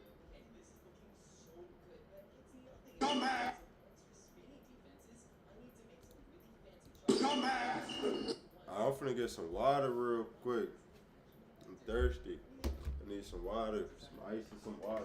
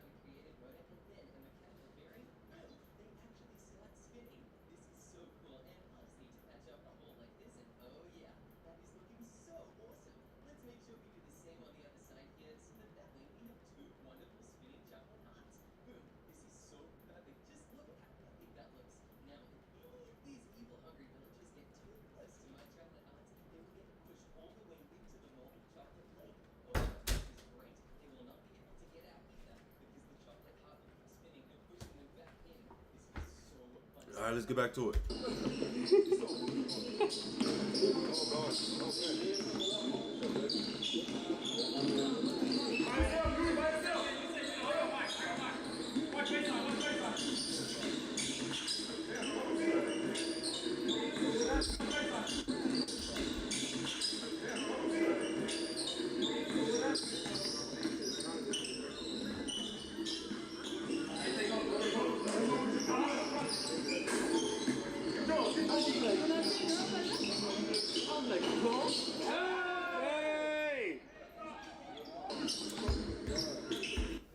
That looked so easy. I promise you it looked so easy.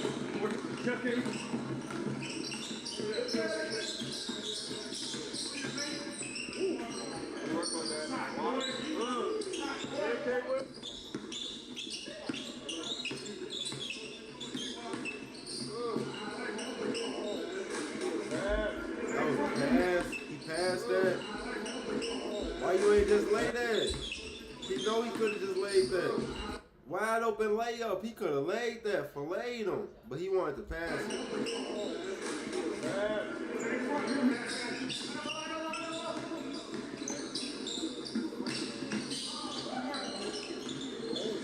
How you missed that, folks? Pokajewski, how you missed that?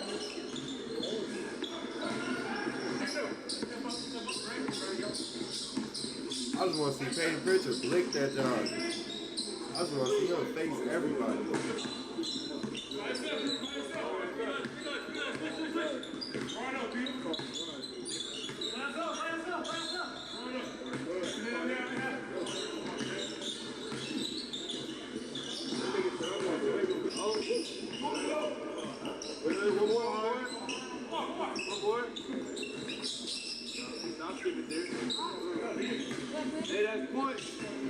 Yeah, that's what I'm looking for right there.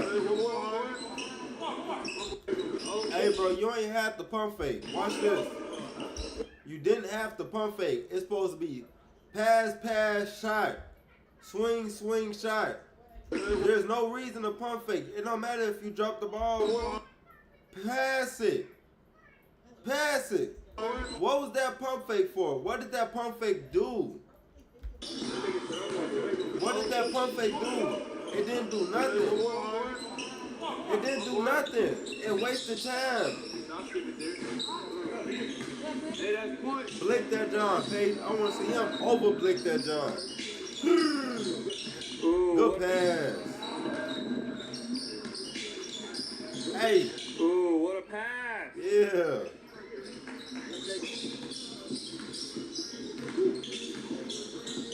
What a hezzy. Bro, I'm replaying every Shea highlight, folks. I'm replaying every Shea highlight.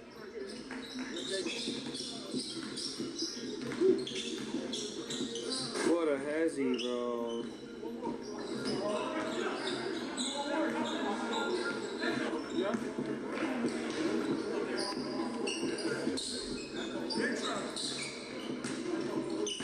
Is that Casey Wallace or is that Jalen Williams? Folks, these dudes is so tall that they all look regular size. Folks, if I was to step on the court with one of them, I would look like a baby. Like I deserve, like I'm supposed to be wearing a diaper and need a pacifier or something. That's how small I would look compared to these folks. But they look like they regular size people right now, folks. This is crazy. Blick out. Peyton Pritchard with the blick out.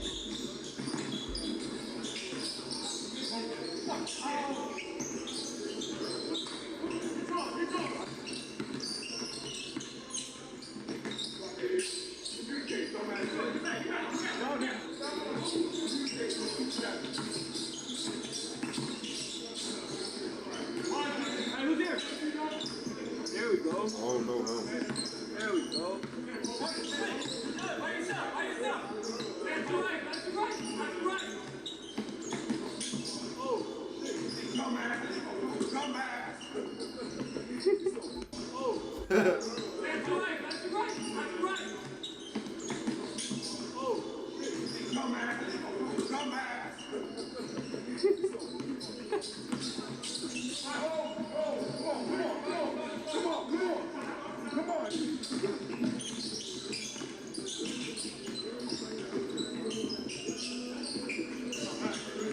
Don't tell me Shake treated me on the last time.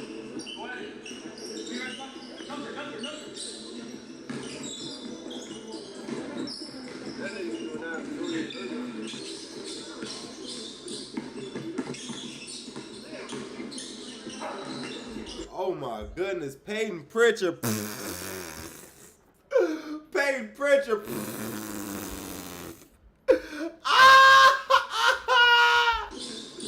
Hey. Oh my goodness.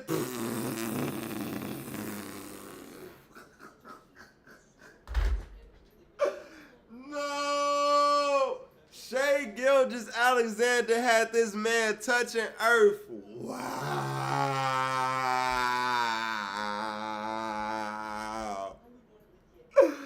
Yeah, that shit over with. Hey, painful. You gotta look out. You gotta get like 43s on just that, on just Shea alone. You got. Yo, hey, look, you in the NBA making way more money than I ever make, folks. Don't take this as an insult, folks, because at the end of the day, I'll never be able to be in this position, folks. You hooping with the greatest in the world. I'm hooping with some bums from down the street. On my granny, we not the same. Your ass is on a way higher level than me. But it personally couldn't be me, folks. No, I'm just talking shit. I'm just talking for, hey, listen, folks, I'm a Peyton Pritchard fan, folks. I'm just talking for my granny, folks. But he did have you going, though. Blick out. And then you had, and then you let Evan Mobley do that to you, shorty. Oh, my granny, you crazy.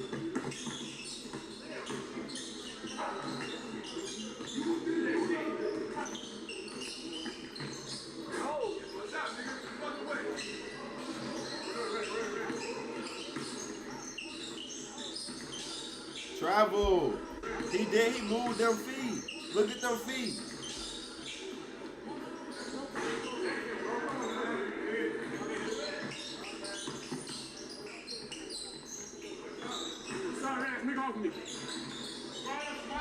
Oh, they talking shit. They talking that talk.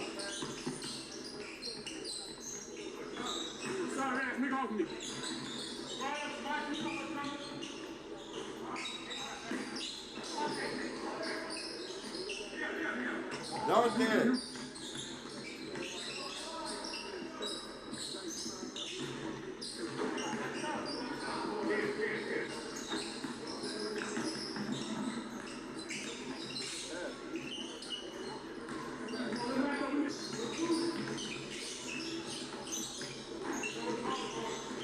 The MVP.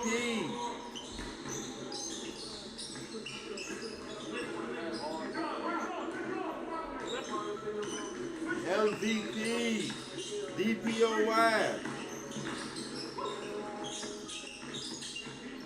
Gotta hit that. You gotta catch up.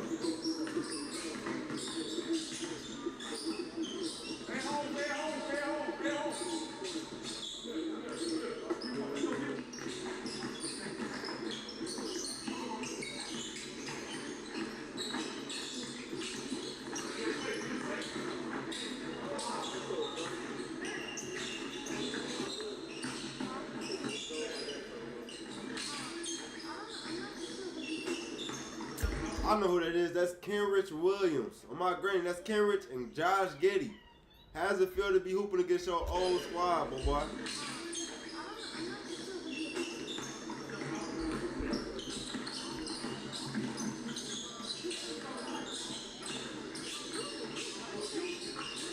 Let's go, Yuta.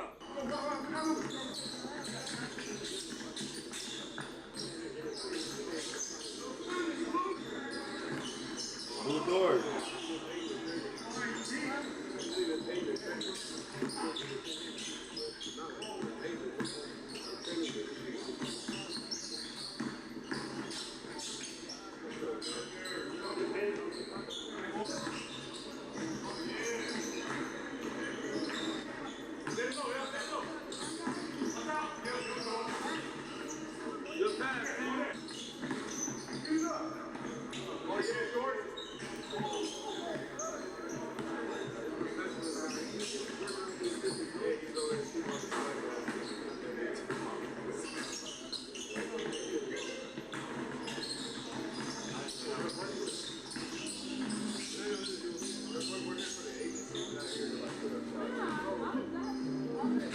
Pritchard, but get out of that motherfucker.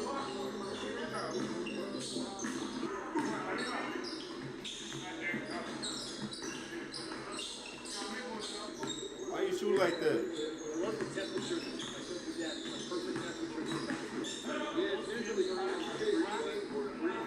That on cool?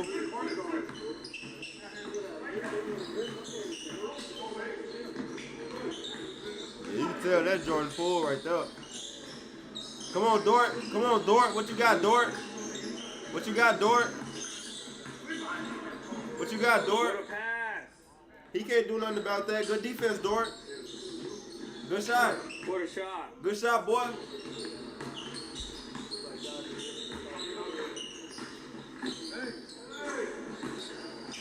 That's Cameron Williams right there. Who was that? The left hand. Quick release. I thought he was going to dunk that.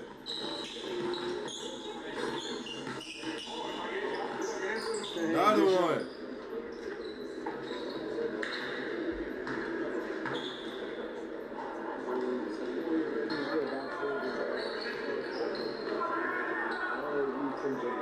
Yeah, B. Miller, what you got? Shot.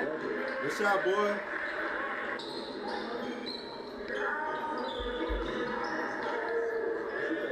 JT. MB. Oh, these old. So little boy.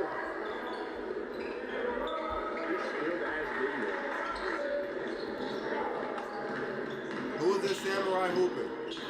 Why y'all got a samurai hooping, folks? You gonna do that on LeBron James, boy? If you don't get this weak ass boy off the, he don't belong on the court, bro. Cut your hair. Don't nobody that got long hair but you, bro. What the fuck is you doing? He don't belong on the court, bro. Oh my God, yeah.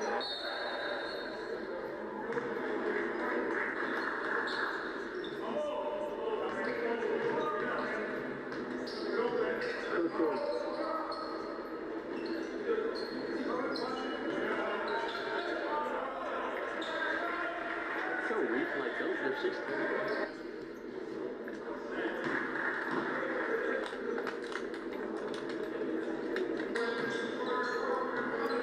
Hold on.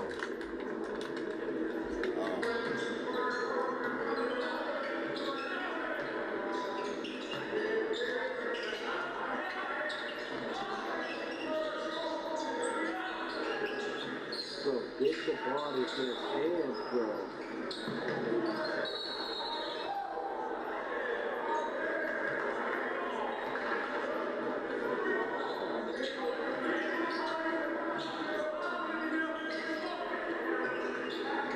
Perfect. You know that's my Dude, if I'm him, I'm trying to dunk that ball.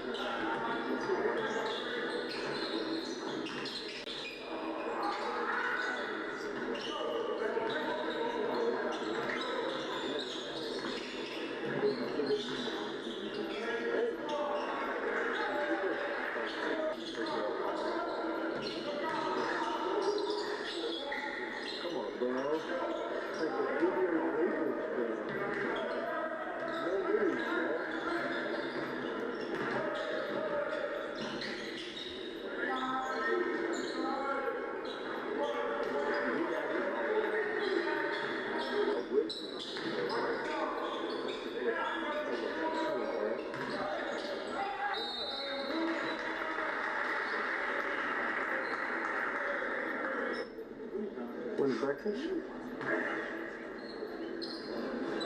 Probably no breakfast tomorrow.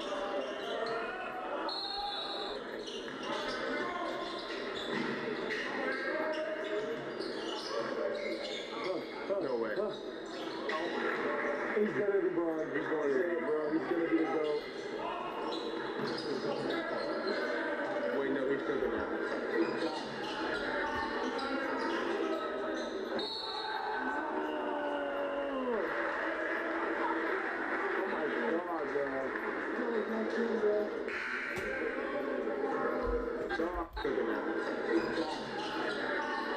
Keegan.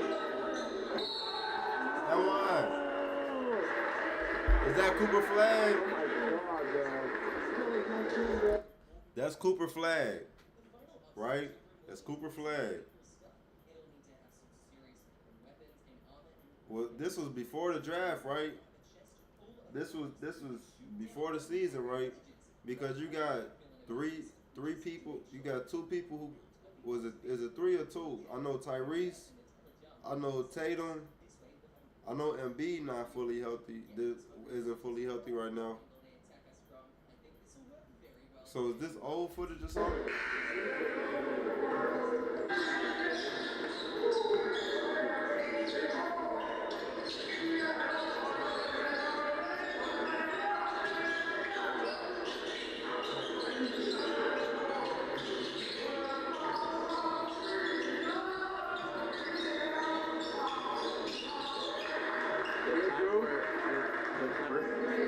That might work.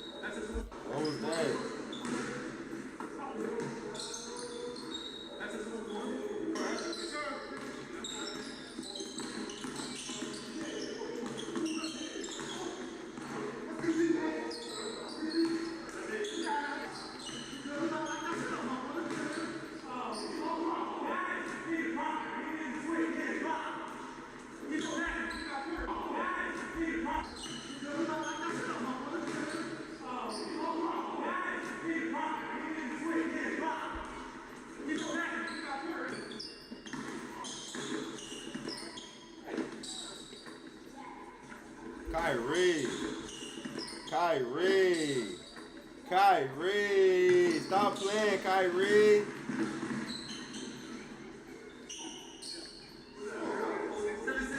Shout out to Kira, man. I love Kira, man. Shout out to Kira, big dog Kira, man. On Funnel Grade.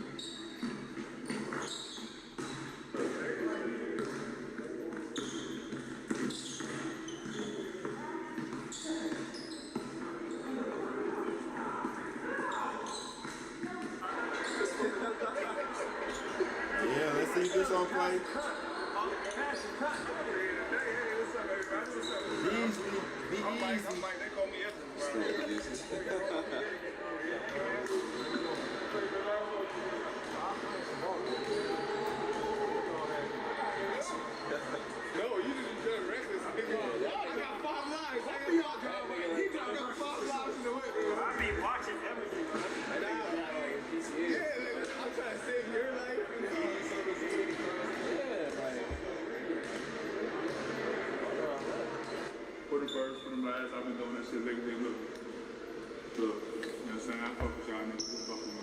Let's have fun with it. One more thing. I think,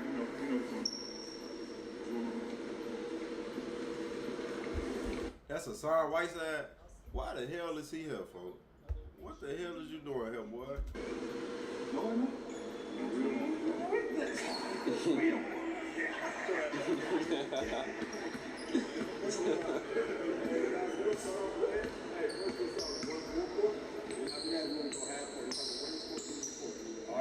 And games will go first game is on 15, lose 2.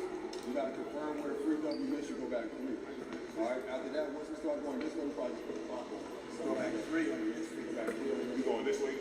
Yeah, no, right now, first game going this way, first game we're going this way. All right, we'll put the clock on and then we can play to a time. We'll just play this sport and let's keep that thing going. We got 20 now. We got 20 now. Nah, we don't. She been using most likely. You the first one, right?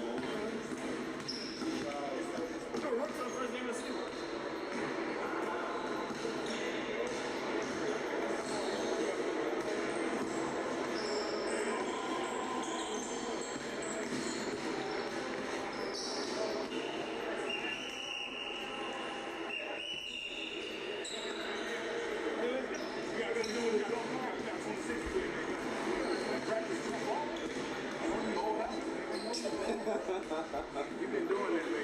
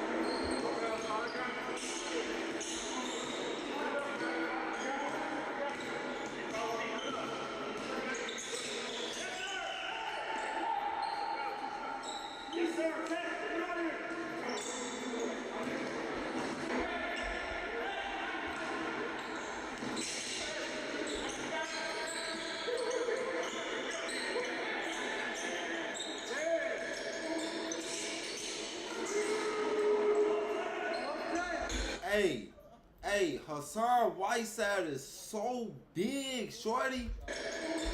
Bro, he's so big, folks. What the heck? Bro, what the heck? This man is so big, shorty.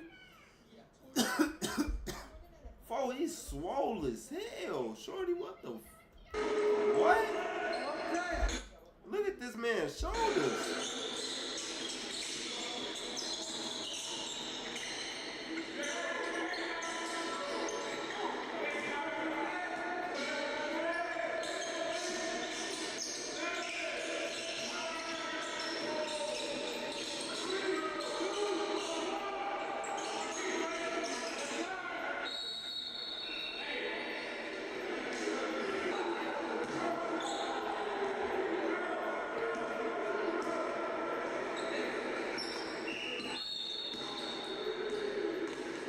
Keep that shit going, bro.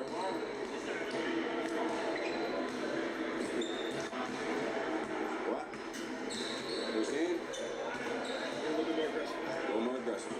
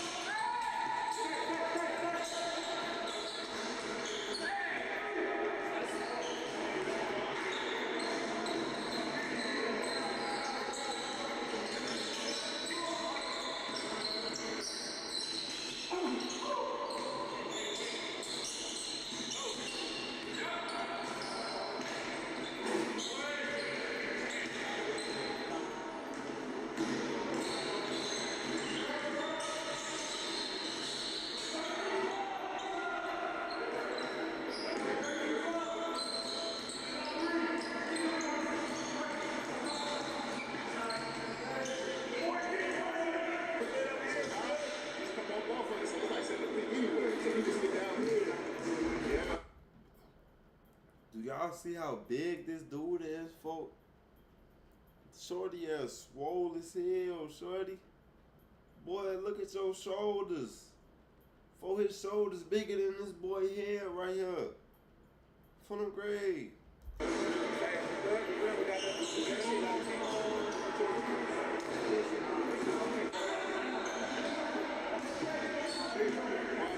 You could tell Michael Beasley a real street nigga, for I ain't gonna front him. Oh, you could tell he a real street nigga, bro.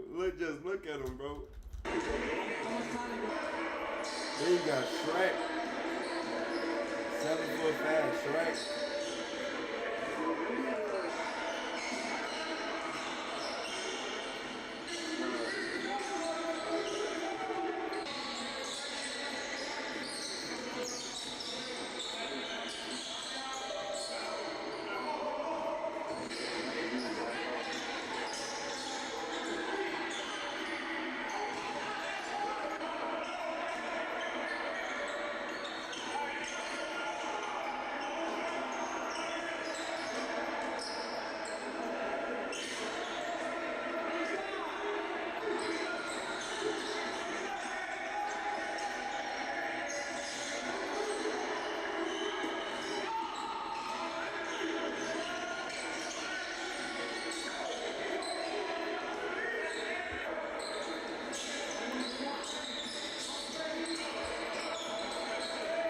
Hey, was that double dribble?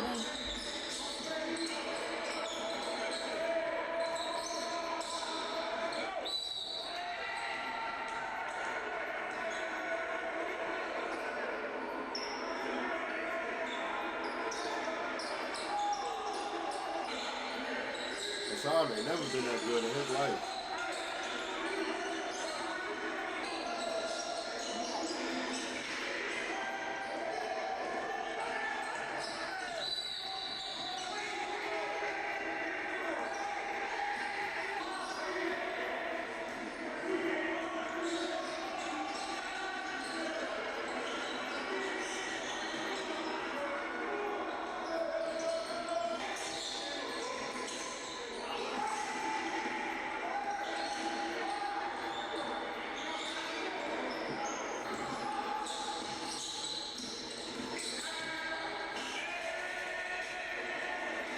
Get big, shorty.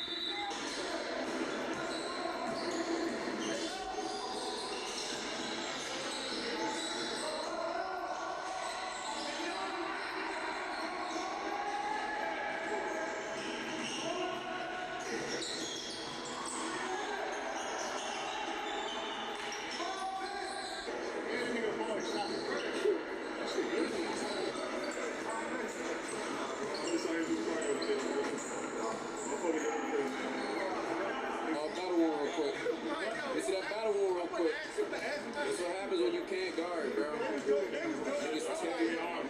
This from J-Mo. This from my rookie. I'm like, yo, he's trying to play some basketball too. You don't think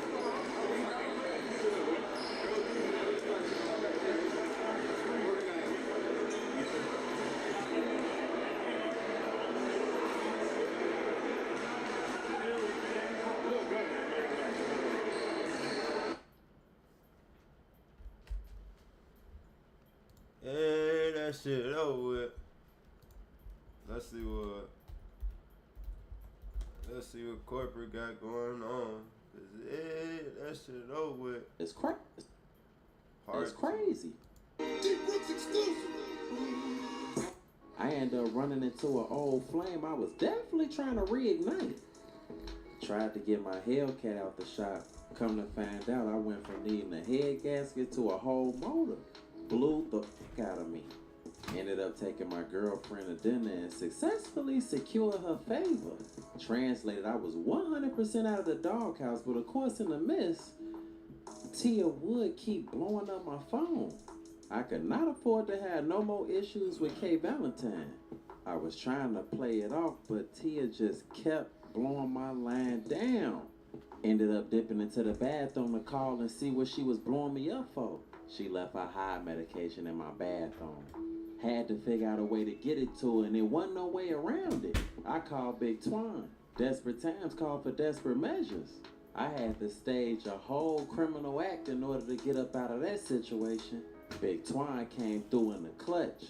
Made it seem like he was robbing me of my money. K Valentine was fully sold. Big Twine gave an Oscar award-winning act. Pistol with me and some motion. K Valentine ain't know what was going on. They kidnapped me in some motion. I ended up sliding on Tia and bringing her high medication. But I wanted to link up with some new activities, so I had to pass. I just knew I was about to be lucky for the night linking back up with Raven. Whole time, I went to bed dry as hell. The next day, I ended up getting a call from Tia's phone, but it was actually her daughter, Milan. Told me her mama didn't wake up and she called the ambulance.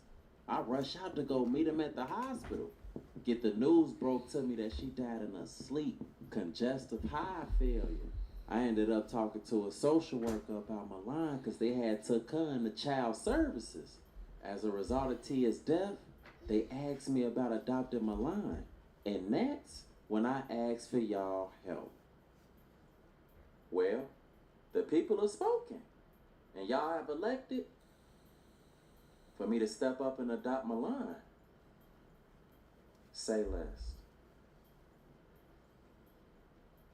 I leave the hospital sad as hell. Me and Tia have been dealing with each other off and on for at least 10 years. I'm in the back of the Uber in my thoughts. You never know when it's gonna be the last time you see somebody. The last time you give them a hug. And it's low-key up for real because she didn't even want me to leave her the last time I seen her. But I had other plans. Deep. I reach in my pocket and pull out the card that Miss Jada had gave me at the hospital. I knew Tia would appreciate the decision I made. I reach in my pocket, pull out my phone, dial the number on the card, and I call Miss Jada. Real good activity. I was nervous making the call, I ain't gonna lie to you. Answering a lady. Hello? This is Miss Jada's office at the Department of Child Services. How may I help you? Hi. My name is Bartholomew. Can I speak to Miss Jada? I'm sorry. She hasn't made it back into the office yet, but this is her assistant, Miss Tacky. I forwarded all of her office calls to my phone, so what do you need? Miss Jada told me to give her a call in regard to, Milan Price. I just wanted to confirm that I wanted to proceed with the adoption process for Milan. Oh, okay. I know who you are. I can actually get you scheduled to come in tomorrow. Blessings. What time? How does 10 a.m. sound? Perfect. I'll be there.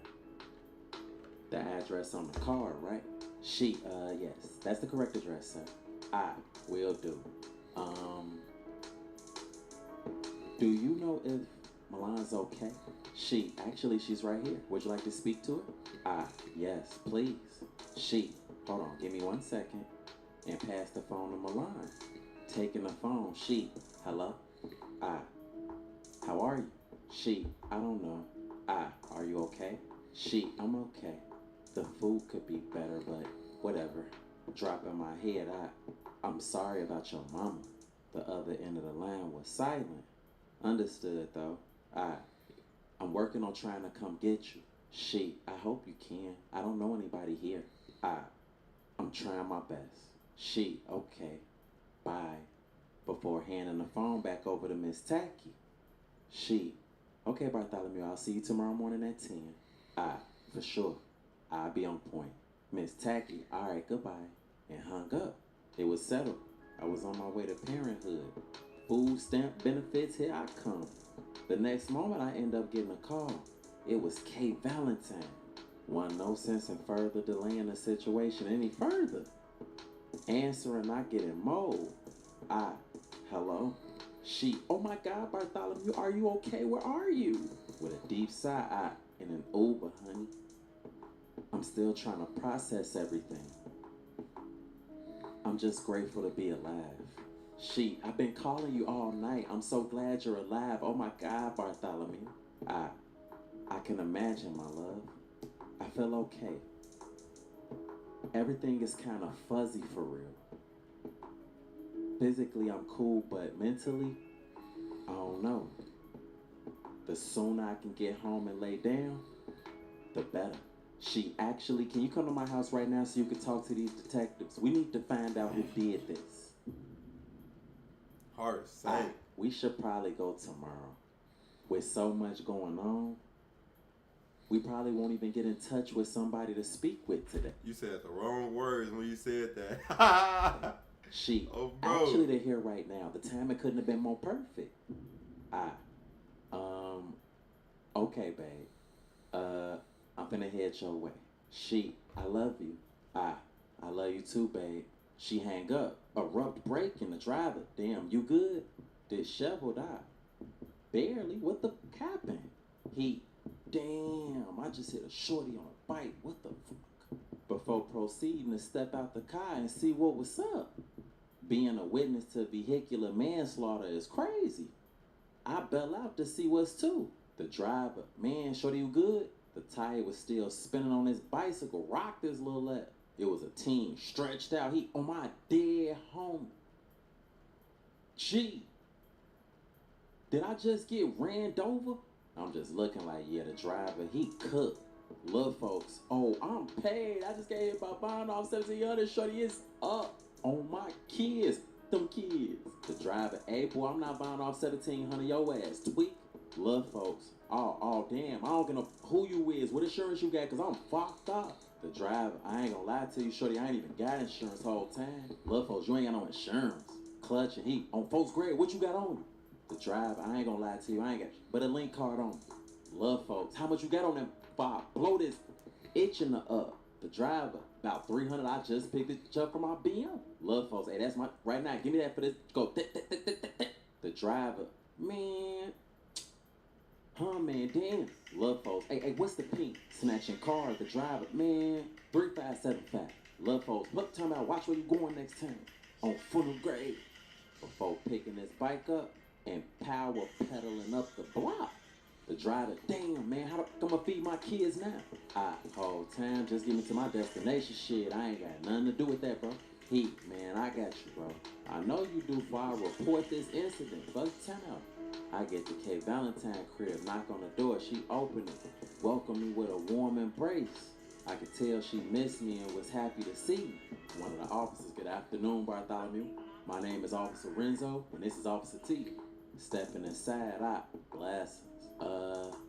Definitely appreciate y'all for coming out today to try to get to the bottom of this. Officer Renzo, no problem. Grabbing a notepad, can you start off by telling us anything you remember from last night after you were thrown in the van? Okay, Valentine, take your time, baby.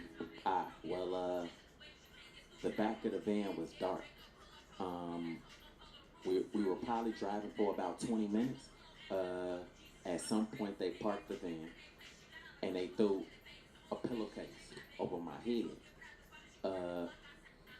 I remember the pillowcase reeked of some type of low-grade cannabis. They took my phone. They carried me in somewhere. I still wasn't able to see anything. And then they kind of like put me in a room. When I took the pillowcase off of my head, there was no windows. I was trying to call out for people, but nobody was responding. Taking notes, Officer Renzo, do you recall seeing landmarks or hearing anything else significant at any point? Well, prior to me being put into that room with no windows, I had a pillowcase on my head, so I wasn't able to see anything, but I do recall someone playing Lud Folk Cutting Up over and over again. Said she like my swag, I be cutting up. He can't hang with us cause he ain't cut enough. You don't want to war with us cause you ain't tough enough. I just bought a fifth of Henny and I drunk it up. Stained in my brain like I can't get it out. Officer T, how'd you end up getting away, bro? Well, this morning, somebody came in an all-black Nike Tech with the drawstrings tied tight, so I wasn't able to see their face. And they put another pillowcase over my head. It was a different pillowcase. This one was mildew, so it was a little unpleasant. They put me in the back of a van, and then they tossed me out into an alley that wasn't far from Madison and Pulaski. They gave me my phone back, and then they sped off. Officer T, did you hear anything significant while they was transporting? With a deep side eye. It was two guys, it was two different voices I remember. And they both just kept saying O'Neal over and over again. Officer Renzo, and you didn't see or hear anything else at any point? Shaking my head, no sir. Detective T, that's crazy. The vice lord is usually a little more laid back.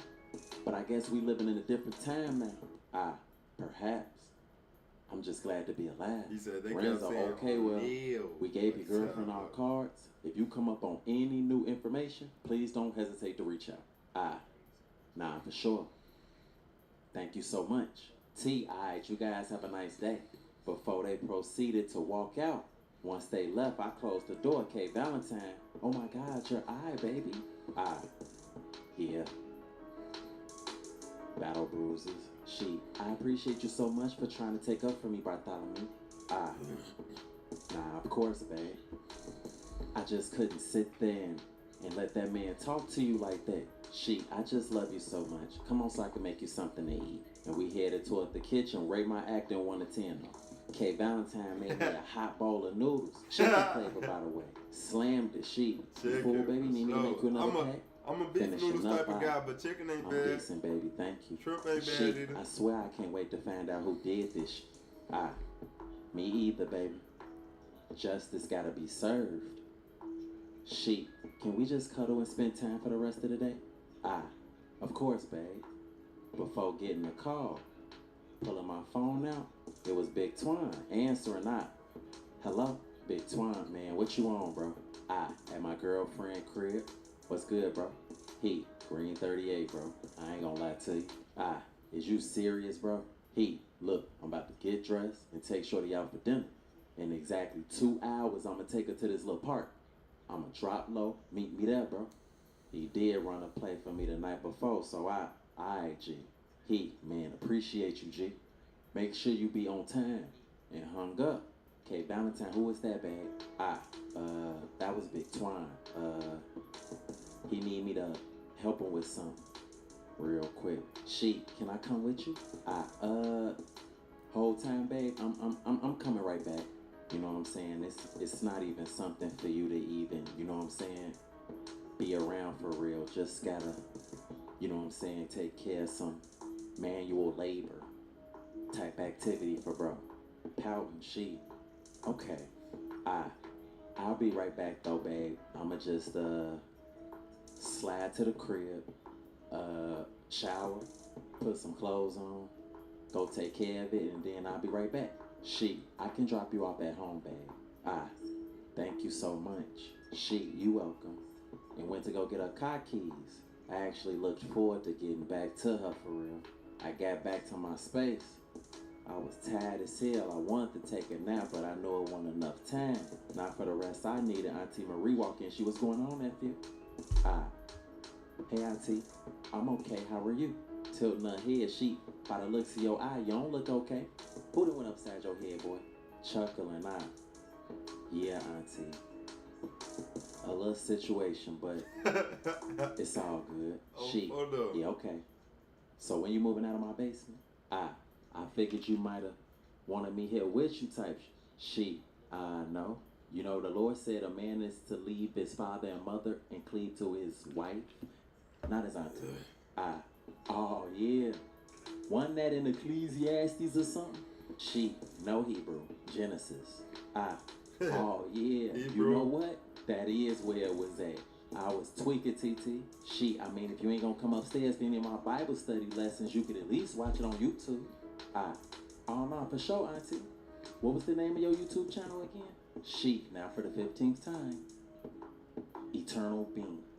ETRNLBEING. That's my YouTube channel.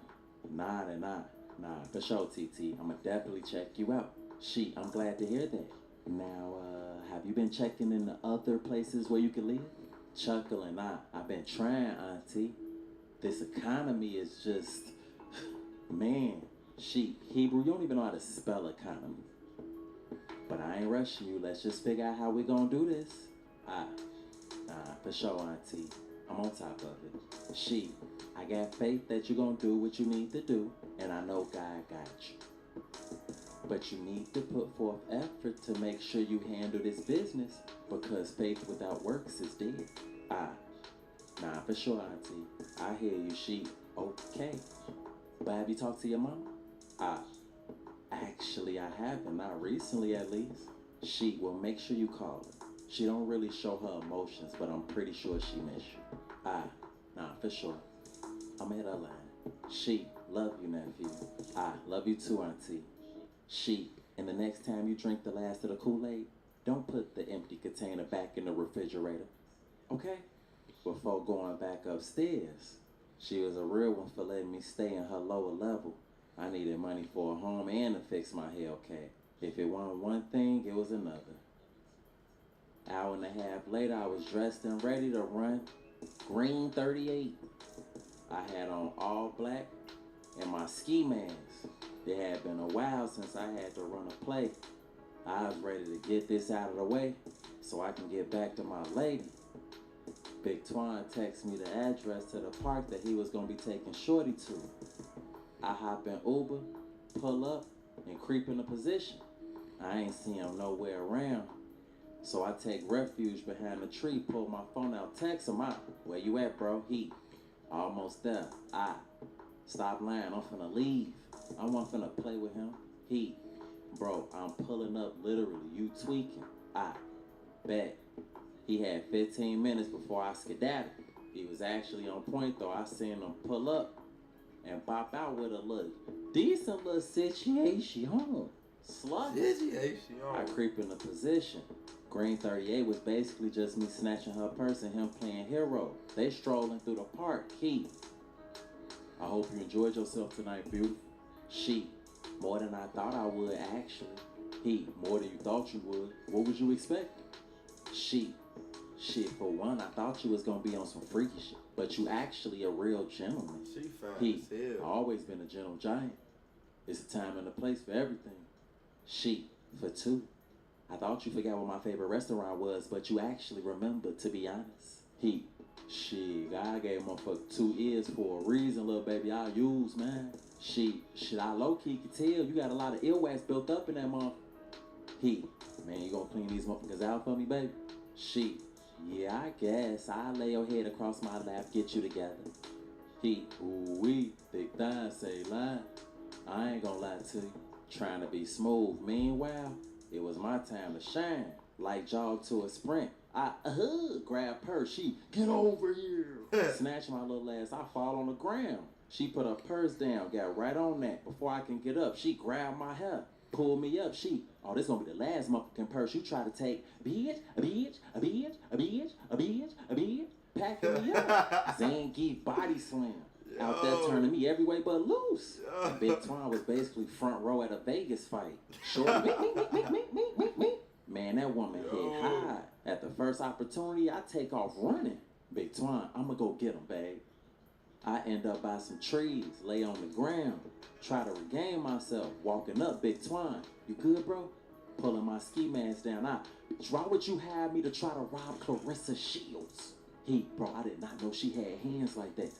Shit kind of turned me on for real. Wow.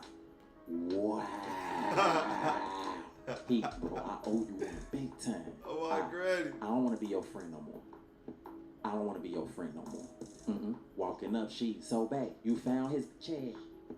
Yeah, babe, I found him. I was just reading his rights. And proceeded to feet. And then lean in, talking about, my bad, bro. I'm sorry. Ain't no fucking way, boy. Eventually, I got up, called an Uber to go pack a bag, then go to Cape I Valentine. can't believe it, folks. Yo, I can't believe Oh my granny. Down Over on my phone, funny. waiting, a cop pull up. Bartholomew, what's wrong, fix? A familiar voice. Fix. Looking up, What you on, Fix? Teasy. What's good with you, bro? Shit, moving and grooving. What you finna be on? What you I'm finna waiting be for my on? Uber, about to slide to the crib. What? Motherfucker beam you off on foes, belly. Just in time.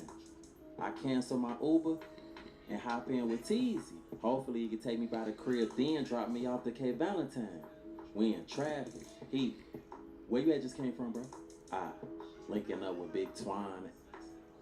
Oh yeah? What he been on? Same old you know that, man. Oh yeah? I'm glad he good. I had a dream up was in a shootout. He died. Motherfucker popped his ass. Oh yeah? I need to make sure to tell folks that's probably God's will. Yo, they ain't never just go back to the old season where Big Twine lost his life. Glad he good. I had a dream up was in a shootout. He died. Motherfucker popped his ass. Oh yeah? I need to make sure to tell folks that's probably God's whispers for him to be safe and stay dangerous. Teasy for real though, but man, you trying to bust a little move? A move? What type of move? A lucrative. At least 20K. Thanks. 20K? Man, I don't know, man. Your missions be different, bro. Man, stop being a bitch. I know you got something you can spend 20K on. He wasn't lying neither. That Hellcat and a new place of residence. So what's it gonna be, folks? Am I dropping you off at the crib or we out here? I need y'all help. My home. Oh my. Did you drop another one though? Nah. He ain't drop another one, folks. Fakes. He ain't drop another one, fakes.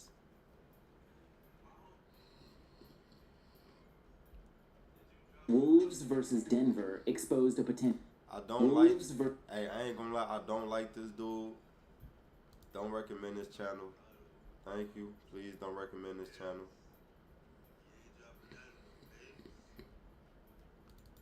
Alright, there we go.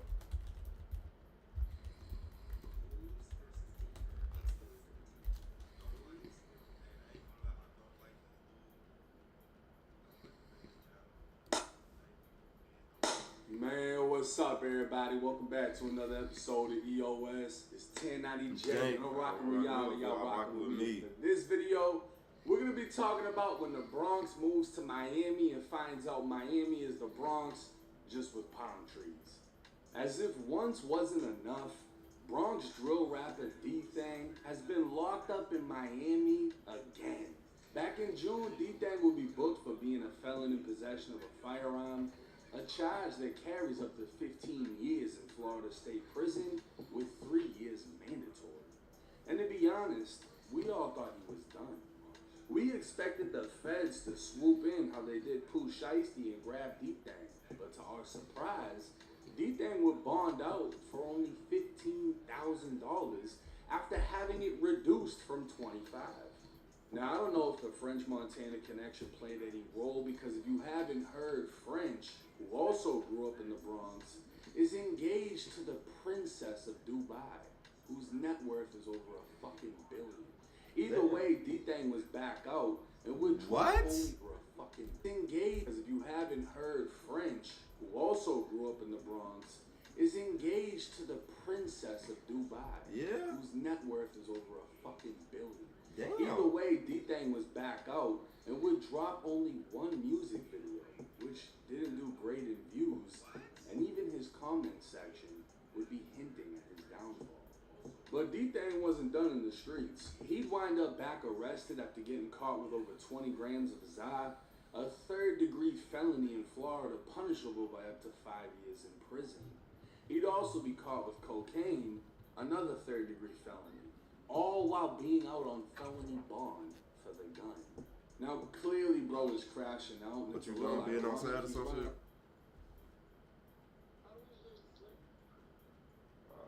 You was just asleep. You done being on side, so you gonna call me and shit?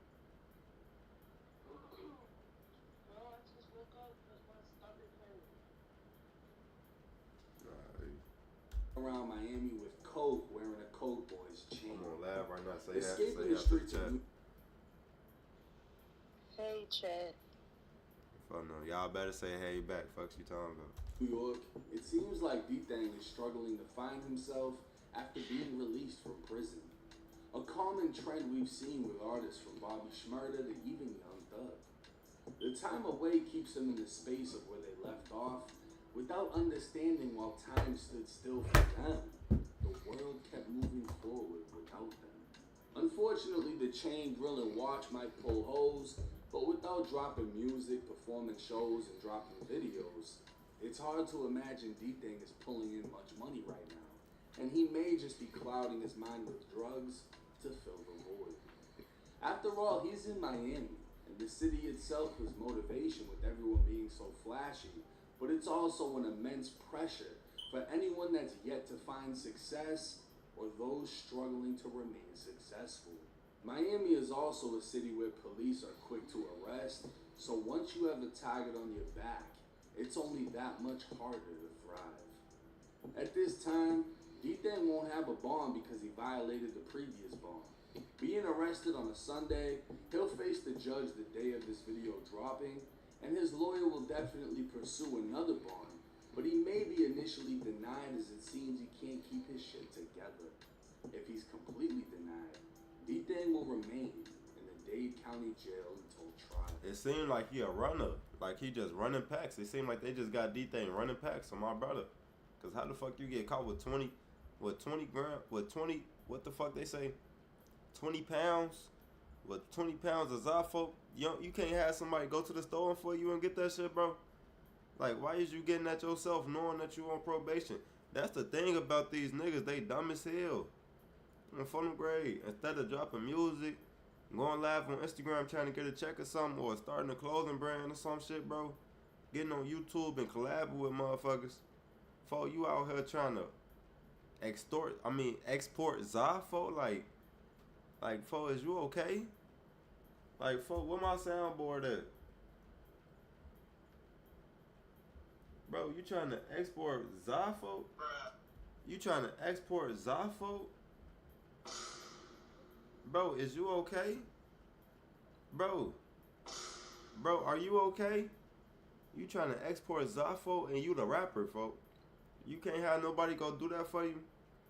Like, now look at you, folks. You look slow. That's some slow shit to do, folks. That's some slow ass shit to do. I'm gonna keep it a buck. That's slow. Now, this video isn't to bash, bruh. As sad as it is to say, rappers lose momentum in two big ways. One is getting locked up for an extensive period of time. You know, like if you just get locked up and get right back out, you didn't lose your momentum. If anything, it's adding to the aura of being a rapper, right? But when you go away for some years, it throws everything off. Because when you come home, the music isn't the same, the vibe isn't the same, people aren't looking for you the same. And then when people see you, If you're not dropping something that's in tune with that time period you just got released into, it doesn't work. And the other thing that mainly affects rappers is the beef. Not the beef when it's going on, but when it goes away. You know, the fact that D-Thang and K-Flock both got took off the streets, but K-Flock is still off the streets and D-Thang is home. And then D-Thang left New York for Miami.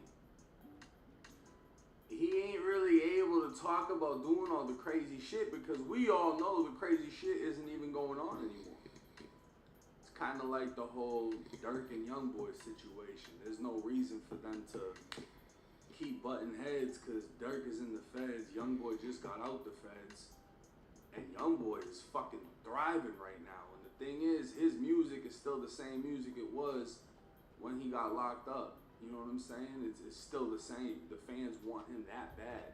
Versus Thug came home, and his new album is getting met with a lot of criticism, and I think that has to do with him releasing songs. Listen, man. The thing about Thug, the man, he's such a hypocrite. He's not a real nigga, bro. He's such a hypocrite, folks. How you get mad at Gunna for taking a plea deal and you call him a snitch, knowing that when you take a plea deal, let me say this for everybody, because Thug is backwards as hell. He backwards, folks. When you take a plea deal, you have to admit to certain things. Thug took the same plea deal. You see what I'm saying? Yeah, Gunna might have taken it first, but at the end of the day, folks, you were facing 45 to 3 to 4 life sentences, gang. And the plea deal got you probation. You're on probation right now. You see what I'm saying?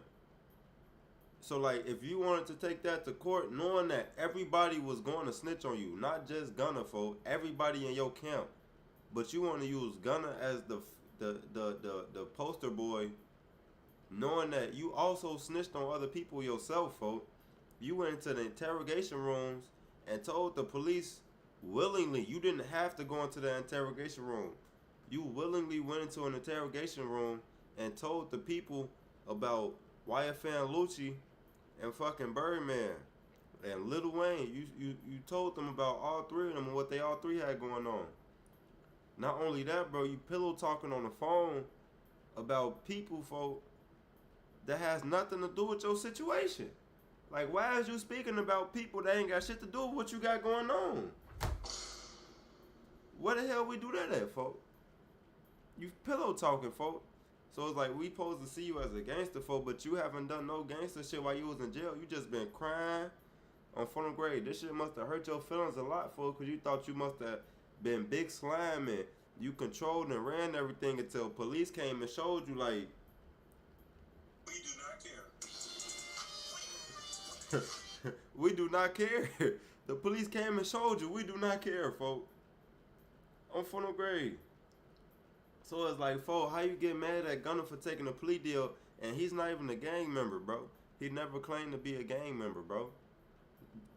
Gunna's not the person hopping out the car blicking. He not the nigga that's swinging the dough, hop out, splash, folks. He not one of those. He is a rapper on front of grade. He is a stylist. He is a fashion icon, folks. That's it. That man is not a fucking gangbanger. He's not pop out, spot him, got him. He's not one of those. On front of grade. He was in the books when he was in school, folks. I think he ain't even play sports, bro. He did poetry when he was in school. He was a poet. You signed a poet to your team. You signed a poet. And you want to be mad when he doesn't, when he sat in Excel and snitched on you. He didn't even snitch, bro. All he said was YSL was a gang and that he was affiliated with it, but he didn't do any crimes. So why the fuck would he be prosecuted for anything? That's what y'all dumbass niggas need to realize. If a motherfucker get fucked up in a situation, they want you to be just as down bad as them. They don't want to see you thriving and succeeding in life while they struggling and going through shit. They want you to be fucked up just like them. At the end of the day, Gunna, he got out and he started thriving with his music because at the end of the day, his music never portrayed a gang member, bro. What's some Gunna lyrics, bro? I can't even think of no Gunna lyrics right now. I don't listen to his music at all. Yeah, that's all I can think about right now. But like, folk, Young Thug, folk, he's a hypocrite, folk. Young boy, folk, he got real hats, he got real bodies, folk. It's real stories on shit that he really did in the streets. And then his, like, folk, he didn't get a RICO on none of his people, folk. That's the crazy, like, and it's crazy, bro, because the nigga was wild as hell. I'm surprised they didn't RICO his dumb ass, folk. But at the end of the day, folk, he stood 10 toes. And he just served his time, folk. And he wasn't pillow talking. He didn't do any interrogations that he didn't have to do. On front of grade, he wasn't snitching on nobody. He wasn't acting like a little bitch. That's basically what you doing, folk. That's basically what you was doing, was acting like a little girl, folk, on my granny.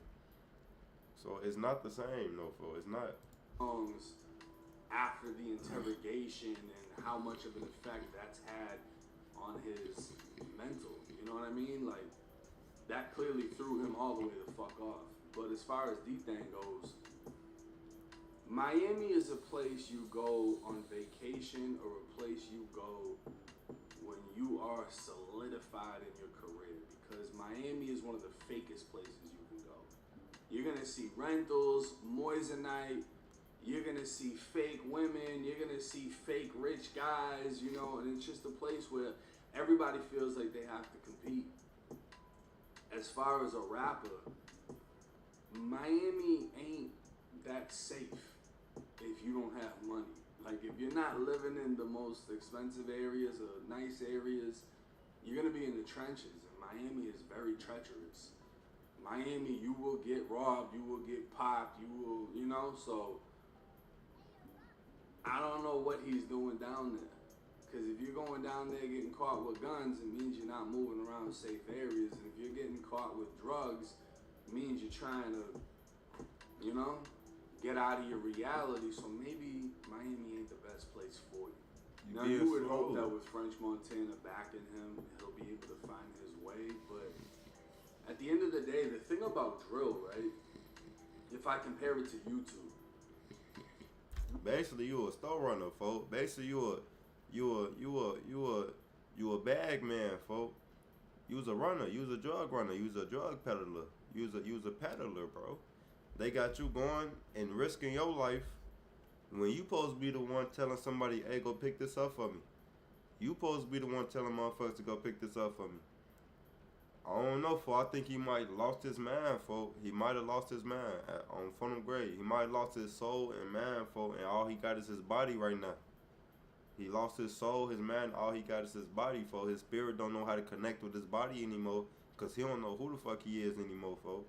On Funnel Grade, he lost it. He don't know who he is no more, gang. with YouTube, imagine if you pick one genre, but like the smallest aspect of it. You know what I'm saying? Like, I cover crime. All types of crime. It might be some random shit that happened. It might be a rapper getting arrested. But I cover crime. And that genre itself has so many different avenues. Now imagine if I narrowed it down to just Florida, right? Well, that's still a lot of crime. But imagine if I narrowed it down to like just Tampa. I'm only gonna cover Tampa crime. Or I'm only gonna cover Miami. I've closed myself in so much from expanding, growing, and reaching new audiences. And when these guys rap and they only do drill, once the beef is gone or the main person you're talking about is dead, you got nothing else to talk about. That's the only thing you can do. So now when you have a multi-millionaire rapper behind you, he's like, yo, we need a club song, you don't know how to fucking do that. You don't know how to drop the banger for the females. You don't know how to drop what's gonna keep it moving in the club. All you know how to talk about is shooting at this dude, and he ain't even free anymore, so you ain't shooting at him. And you just got caught with a hammer, so you really not even supposed to be around no shit. You gotta move out of the city, go to another city. So you really can't even talk about none of the shit that solidified you as a rapper to begin with, because you close yourself off with the genre of drill. And that's why drill just really ain't it, if I'm being honest. If you want to look at the greatest drill rappers, 90-something% of them, the shit did not work out well. They either died, got locked up, or fell the fuck off because it just couldn't go nowhere. But hopefully D-Thang is able to pull himself together, get himself out of the jam that he's in. Maybe he needs to just surround himself with different people that will motivate him once again and push him into that studio instead of the other shit that he's been on. But hey, it's 10. Man, shout out to 1090 Jake, man. If once wasn't enough, bro. Yeah, I just watched the. What's good stuff? Yeah, D-Thang, you cooked, bro. You should have did better, bro. Ain't no reason you should have even been in that situation. If you got the bread or on Funnel Grade, if you was just grinding trying to get some money for Funnel, you wouldn't have been in that situation. On Funnel Grade, they basically said that you was a fiend. You was too busy trying to fiend out, or you was trying to peddle drugs for some petty shit, folks. Some goofy petty shit. That's petty, folks. Bulls are sitting on. Like, it's crazy.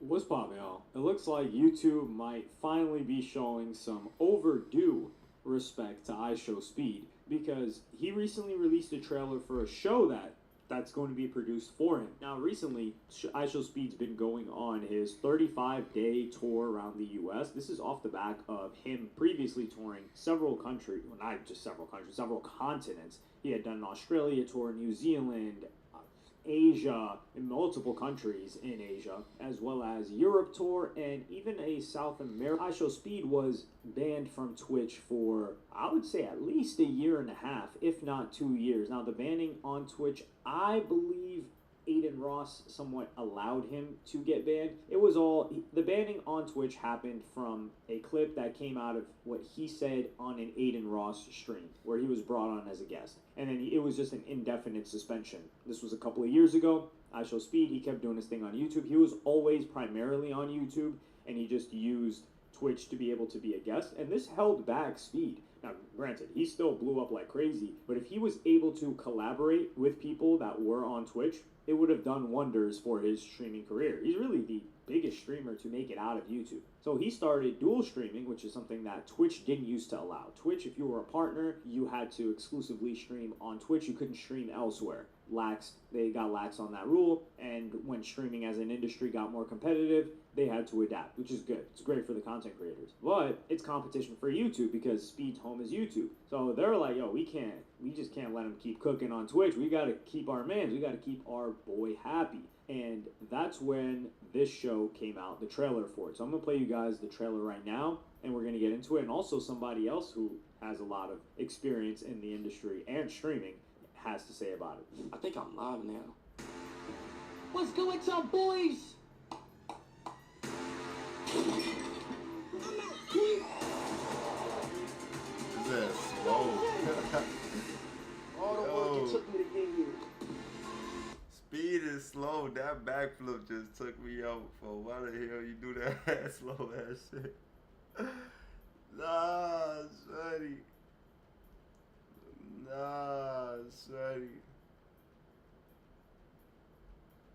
You take the strap off or you keep it on? Which one? No, I ain't saying, no, I don't want that. Oh. I'm just saying, what's your prerogative? Fucking Drewski, Shreddy. Hell nah. Chris The Denver Brown. Nuggets. He's burning the industry. Ah, yeah, nah. There's an age-old saying. Ah, yeah, nah, blood.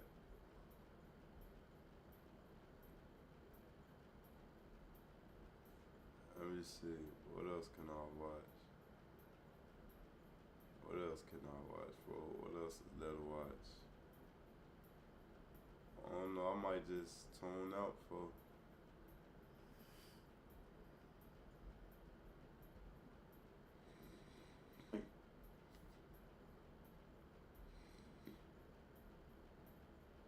So to start out the game, VJ was getting the So to start out the game, VJ was getting the Mikal Bridges matchup. He was guarding a small forward. And honestly, I think in this game, you saw that he can potentially scale up to the 3 spot. He makes the catch off this dribble handoff very tough.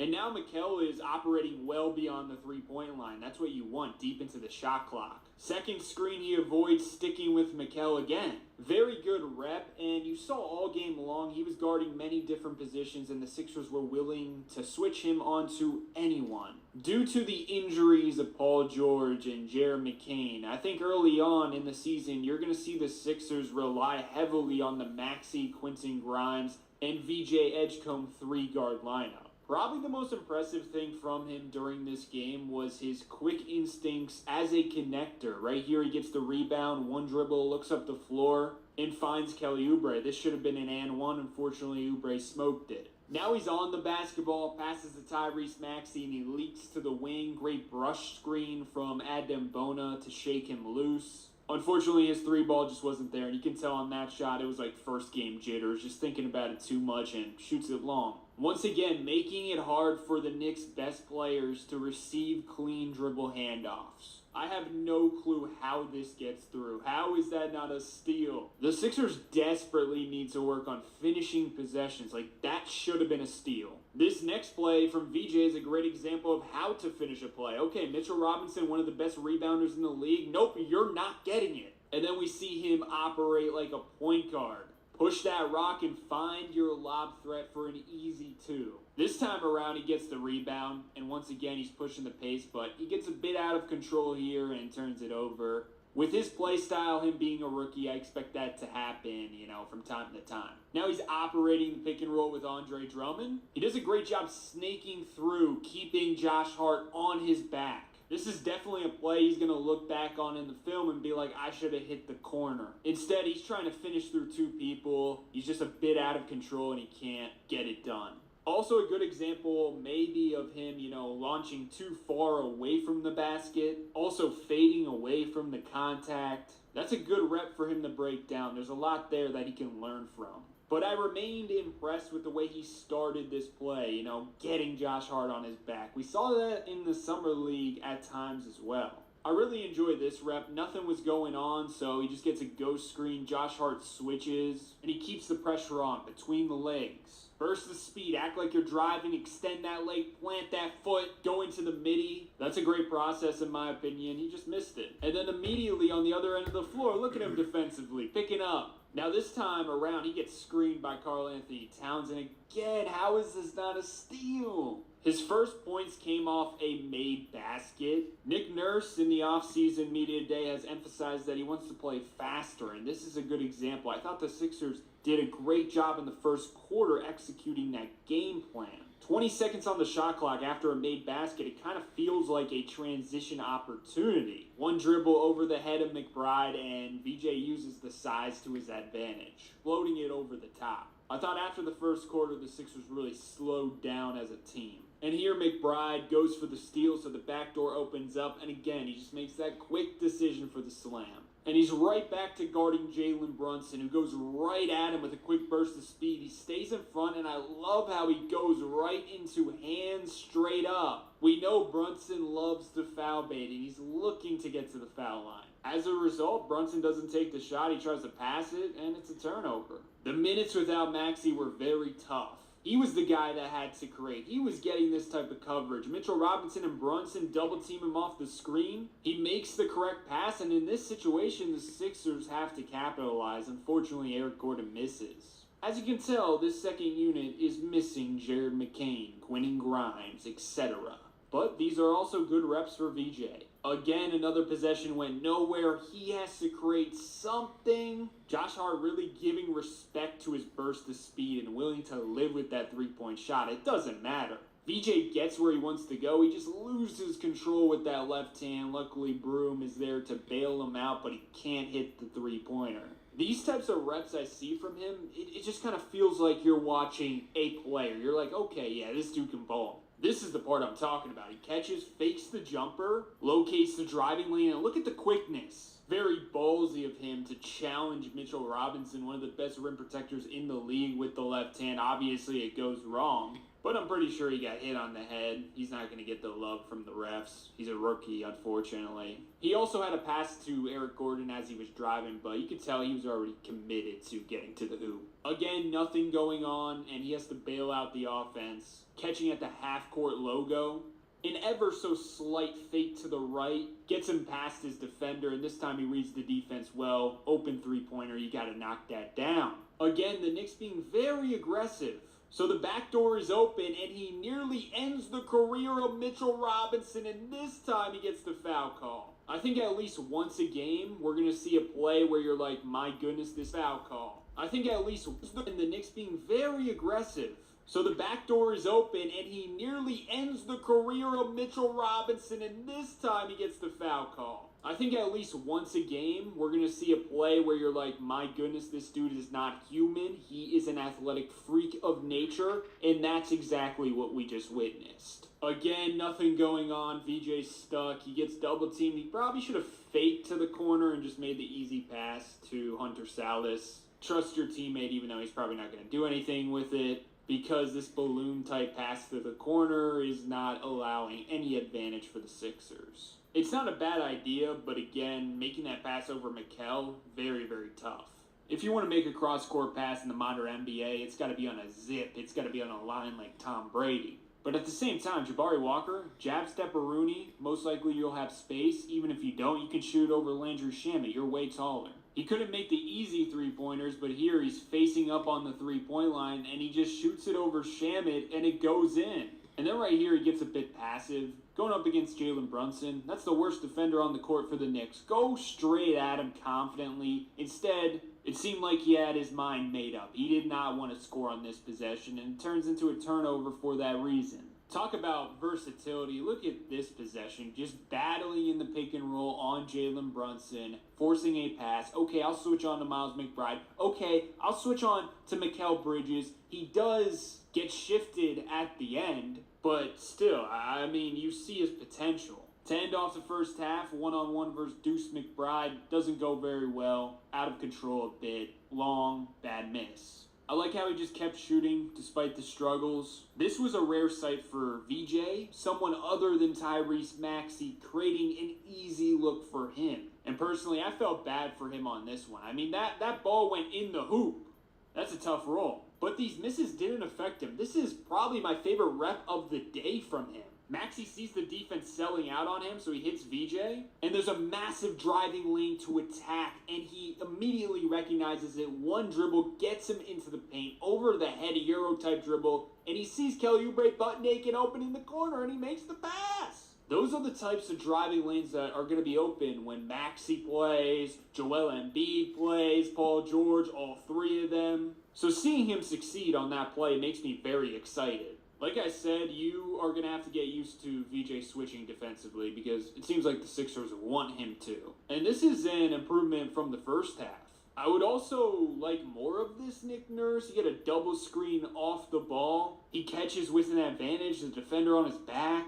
Instead of taking an out-of-control layup, contesting the rim protector, he stops, pump fakes, and creates contact to get the foul. His touch around the rim was definitely suspect today. He was missing layups that you could say, oh yeah, you got to make that. However, his ability to get there and his quickness getting there was impressive to say the least. My favorite thing about him today is you can see the potential of him outside of scoring. Like, he's going to affect the game in transition defensively. He knows where to be. He's going to make quick decisions passing-wise. And even if he's missing shots, he still has a chance to impact the game in some way. Obviously, to live up to his potential as a connected piece. And also, if he wants to be more than that, his shot making has to be better. But that goes with that being said. But from today, it seems like he's going to be really good next to star players right away. And there is some potential. There's something there with him on the basketball, but it's definitely going to take time. So give him time, be patient.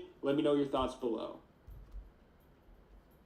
BJ Edgecombe, shut up.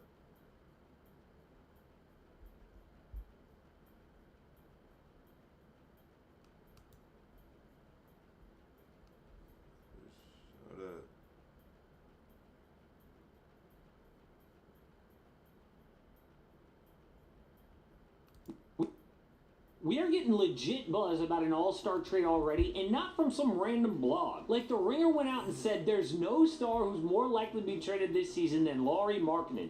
Zach Lowe says, after speaking with people around the league, I can't imagine a scenario where Lauri Markkanen is on the Jazz next year. What? Why? And which teams are secretly hoping to land him? Well, Lauri reminded everybody just how good he is, dropping more points than anyone not named Luka Doncic at Eurobasket. More than Jokic, Giannis, all of them. But a reminder, because last season sucked. The Jazz were fined $100,000 for sitting Lauri for no apparent reason. But we all know the reason. They want to lose games. Ever since trading Donovan Mitchell and Rudy Gobert in the same offseason, the Jazz have been on a mission. But no matter how bad they've been, Utah just keeps getting unlucky in the draft. 2023, Wemby's the prize, but they dropped to 9th. 2024 dropped 2 spots to 10th. Then last year, worst team by a mile, shut down Markkanen because they're like, screw it, we are finally going to win this draft, and fall from potential #1 Cooper Flag to Ace Bailey 5th. So have they learned their lesson?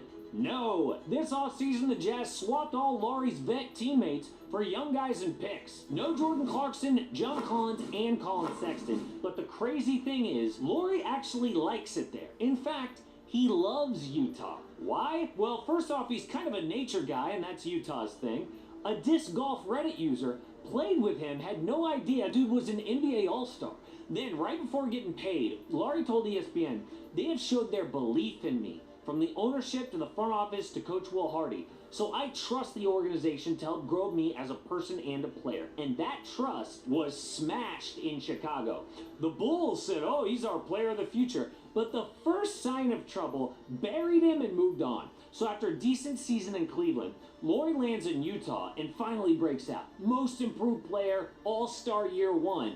But dude was basically a throw-in in that trade. It was the Cavs getting Donovan Mitchell for Colin Sexton, Lauri Markkanen, Ochai Agbaji in control of 5 picks. But Utah treats him like a star, and he proves it. So nobody wants this trade, but they have no choice. He doesn't fit what they need. But Lauri would fit on almost any contender in the league with his skill set. 7-footer with decent defense who spaces the floor, finish inside, but really an elite spot-up shooter. So who wants him?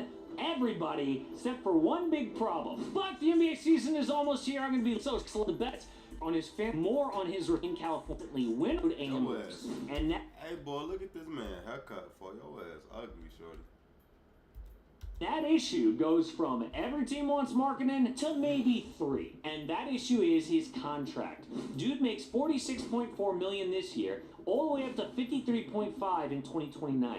Who can take that kind of salary? I mean, you got the second apron to worry about, luxury tax. On top of that, who's then got the assets to give Utah in a trade? Oh, it is a short list of teams. And also, with that contract, Markkanen's got to be like your second best player, because good teams don't have a #3 making near max. Good teams are smart with their dollars. So dude is good, but is he that good? Well, other guys on that kind of deal. Kawhi is making $50 million plus another $28 from aspiration.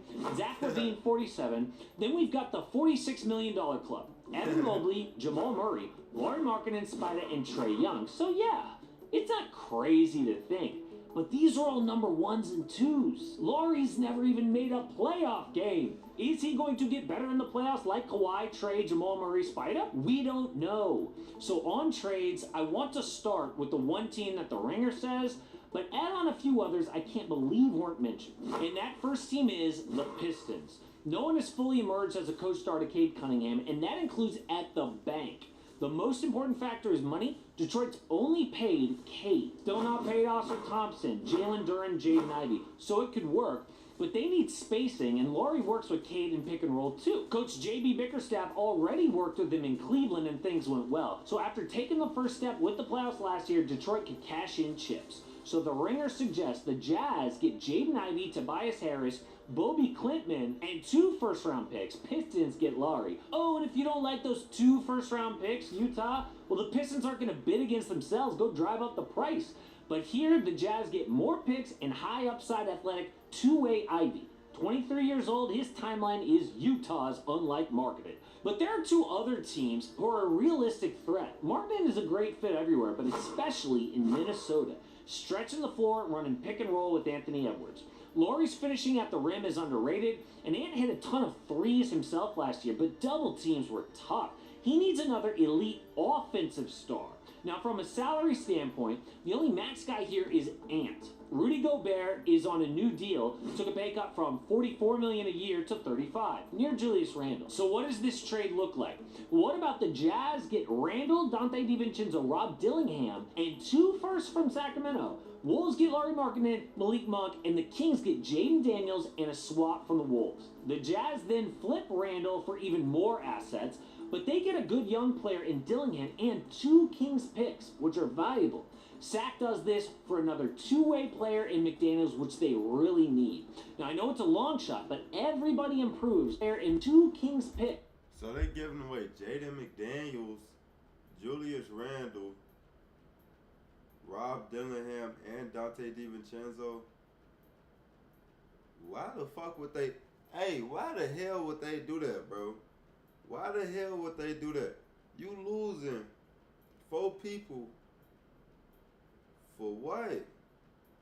And you losing 2 guards, bro. You already thin as hell at the guards just to get Malik Monk, who is a shooting guard. He's not a facilitator, folks. That's y'all whole... Y'all fucking up right now, folks. That's not a good trade. I would not do that. I'm feeling great. I would not do which that. are valuable. Sac does this for another two-way player in McDaniels, which they really need. Now, I know it's a long shot, but everybody improves with this deal. But the final team is by far the most intriguing. The Spurs have got a problem with De'Aaron Fox and Wemby. Oh, they're good, but capped without shooting around them. Spurs had no choice but to take Dylan Harper at number 2 in the draft. We all know, though, he's not what they need. That's marketing. Elite shooting, on and off ball movement, passing. His fit is undeniable, but what about the money? Well, they haven't paid Wemby yet, which really helps. So the Spurs get Lauri Markkanen, the Jazz get Keldon Johnson, Harrison Barnes, and Dylan Harper. That's it. By far the best young player. Hell nah. Hell nah. Fuck no. Don't they got another dude on their team? Fucking they got a whole nother, bro. These I ain't gonna lie, for this video is ass. These trades are fucking retarded. The Spurs roster. Don't y'all got Devin Vassell? Trade Devin fucking Vassell. Trade Kelly Olynyk. You can trade Keldon Johnson, Harrison Barnes. That's cool. Trade this nigga Champagne. You want to trade the rookie you just drafted for this nigga, bro? Is you fucking cool? That is... Like, folks, are you okay? Are you thinking right now? I don't think they thinking, folks. I ain't gonna lie to you. Trade Vassell and Jeremy Sohan along with Barnes. The hell you look like trading y'all?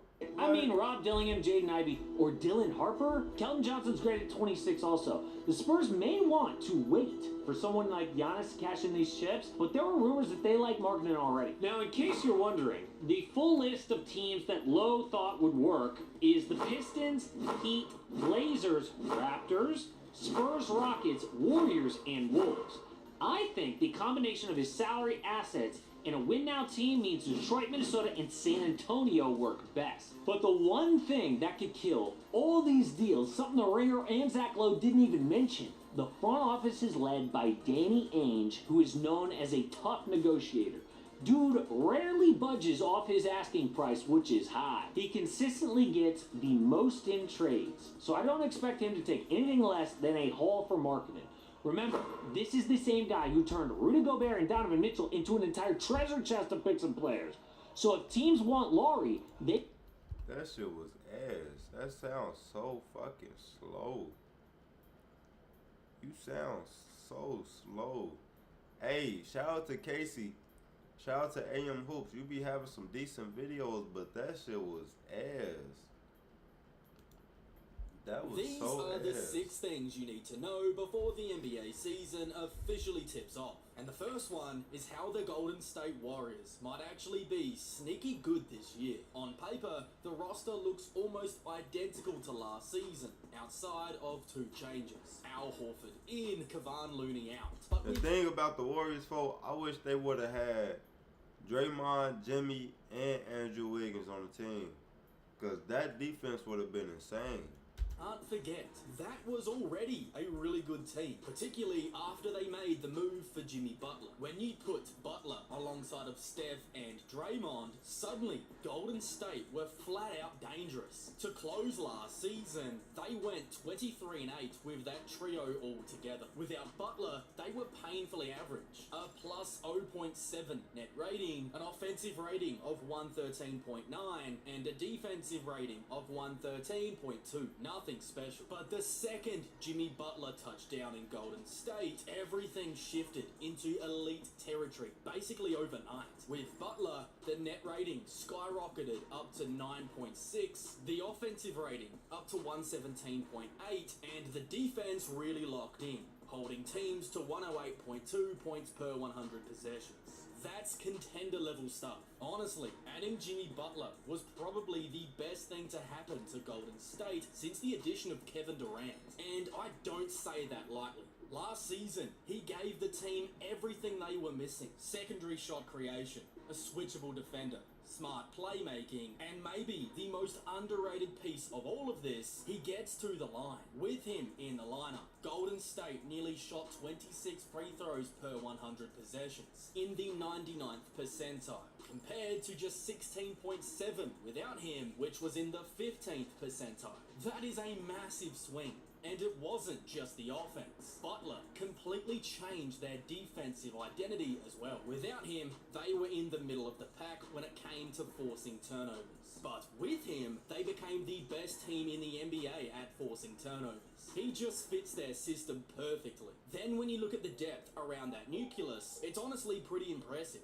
Brandon Pajemski, Moses Moody, Buddy Hield, Al Horford, Gary Payton II, DeAnthony Melton, and now Jonathan Kuminga back in the mix as well. That's a really solid rotation. All of those guys can make a real impact off the bench and contribute to exactly what the Warriors are trying to do around Steph Curry. So here's the thing. If Butler's fully locked in for the regular season and is primed for the playoffs, Golden State absolutely can beat anybody on any given night. But if he does the thing that we've seen Jimmy do time and time again, which is where he does side quests throughout the regular season, keeping his body right for the playoffs, then they're probably going to end up somewhere in the middle of the West. Maybe the play-in tournament or the 5-6 seed. But honestly, I don't care where this team finishes, because once the postseason hits and you're looking down the other side of the floor and see Steph Curry and Jimmy Butler, that's one of the more terrifying sights in the NBA right now.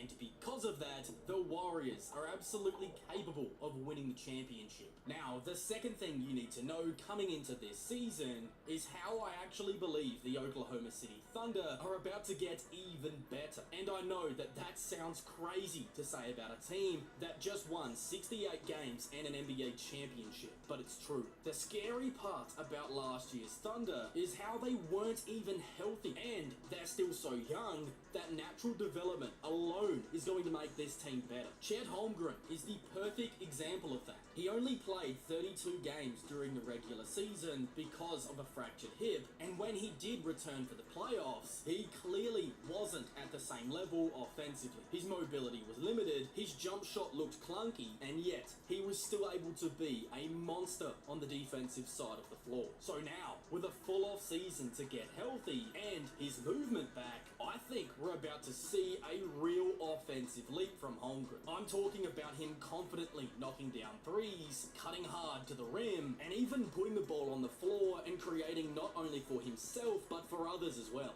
That's how good I'm talking. And this is huge, because as dominant as OKC's defense was last season, there were times in the playoffs where they struggled to generate enough offense outside of Shai Gilgeous-Alexander. So, a healthy, more dynamic Chet Holmgren could change the outlook completely. But he's not the only one. Jalen Williams is another guy who I expect to take a big step forward. He had massive moments in the playoffs last season, and he did all of it while playing through a torn ligament in his hand. He even played center for stretches during the regular season when all three bigs were hurt, and in the NBA Finals, when the Pacers tried to take away SGA, OKC trusted him to run the offense on the biggest stage, and he absolutely delivered, torching Aaron Nesmith in the process. Then, when you add in the rest of their young core, even some of the smaller steps forward we're going to see from Cason Wallace, Aaron Wiggins, AJ Mitchell, and the rookie Nikola Topic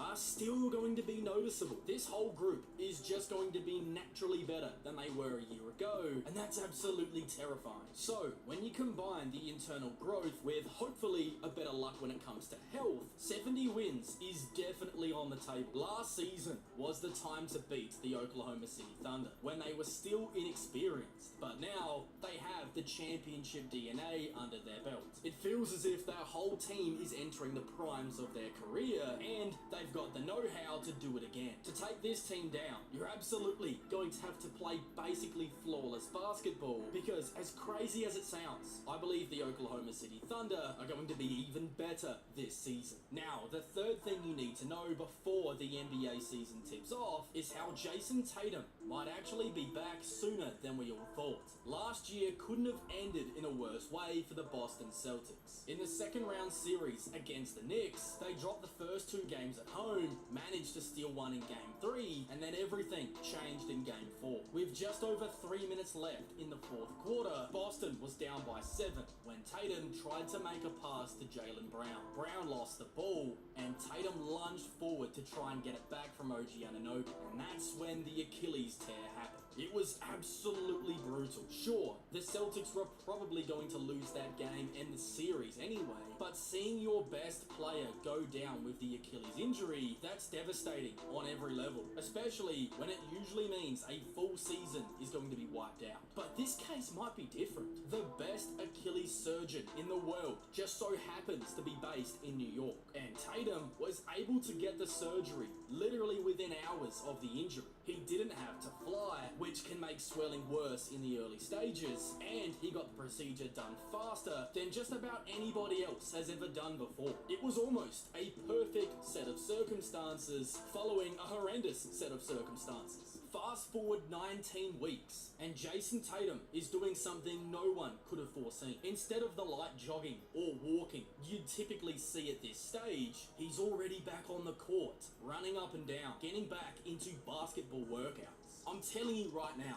this is not normal. He looks way ahead of schedule, which raises the obvious question. Does this mean he could actually return this season? Now, if you're asking whether the Celtics are going to make a real run if he comes back, my answer to that is no. I just don't think they have enough around him this year, even with the East looking as weak as it is. But if you're asking whether Tatum could be ready to go before the playoffs, I really think the answer is going to be yes. He's already training now, so by December or January, he could be scrimmaging, and if that's the case, how could you not try to get him back on the floor, say around March? If I'm Boston, I'd want him scrimmaging for at least a month before pulling the trigger. But Tatum's too competitive to just sit around the whole season, even if he's cleared. The way he's been talking in these videos, it's obvious he's been thinking about returning ever since the injury happened, and he's doing everything possible to make it happen. Of course, he can't rush it, and he isn't, but I genuinely believe Tatum is going to be back on the floor before the regular season concludes. Now, the fourth thing you need to know before the season begins is how the Denver Nuggets seem to be completely changing their approach to the regular season. We already know Denver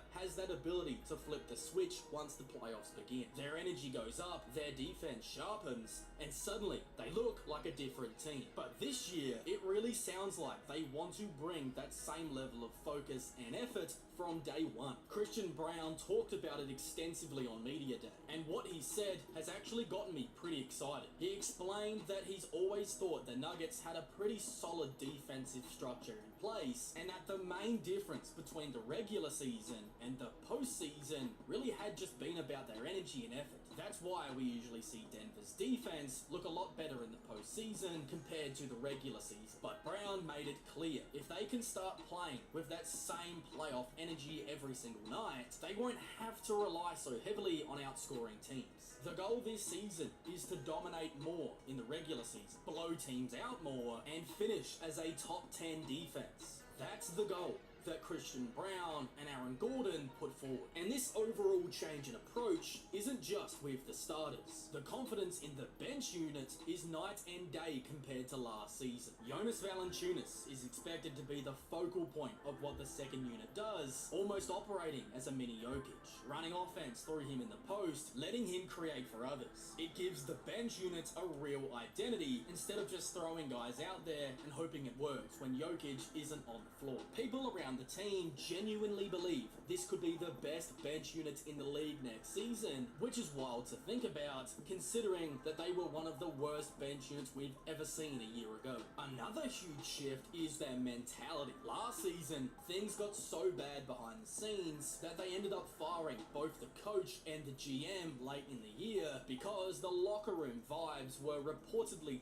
terrible. However, newly appointed coach David Adelman came in and steadied the ship. But even he admitted it can't just be on the coach to keep everyone together. It has to come from your leaders. Jokic, Jamal Murray, Aaron Gordon, and Christian Brown. He name-dropped those guys. He said, these are the guys who need to keep the group connected and to keep the energy right as well. Even Jokic, who usually just leads by example, said during media day that he's going to be more vocal with the guys this season. He noticed how well the team responds when he does actually speak up, so he's going to lean into that. And the same goes for Jamal Murray. He's built this reputation for cruising through the regular season before turning it on in the playoffs. But early reports from training camp is that he's been dominating both sides of the floor and he's in the best shape he's been in to start a season for years. So if Jamal can bring that consistent energy for an entire season, he could potentially make his first All-Star team, and Denver's ceiling undoubtedly gets even higher. Overall, the Nuggets just feel far more locked in than we've seen for a very long time. And if this is a group that plays with the same kind of playoff focus for a whole regular season, that is a terrifying thought for the rest of the NBA, because they genuinely could end up being the best team in the league. Now, the fifth thing you need to know before the NBA season begins is just what the Houston Rockets are going to do at the point guard spot, and whether or not they're going to be good enough to contend without Fred VanVleet. The ACL injury news was shocking, and what makes it even worse is that this Rockets team didn't get a single fully healthy game before it all happened. Since then, opinions have been split. Some people are convinced that Houston still has enough to contend even without him, while others are convinced that this Fred VanVleet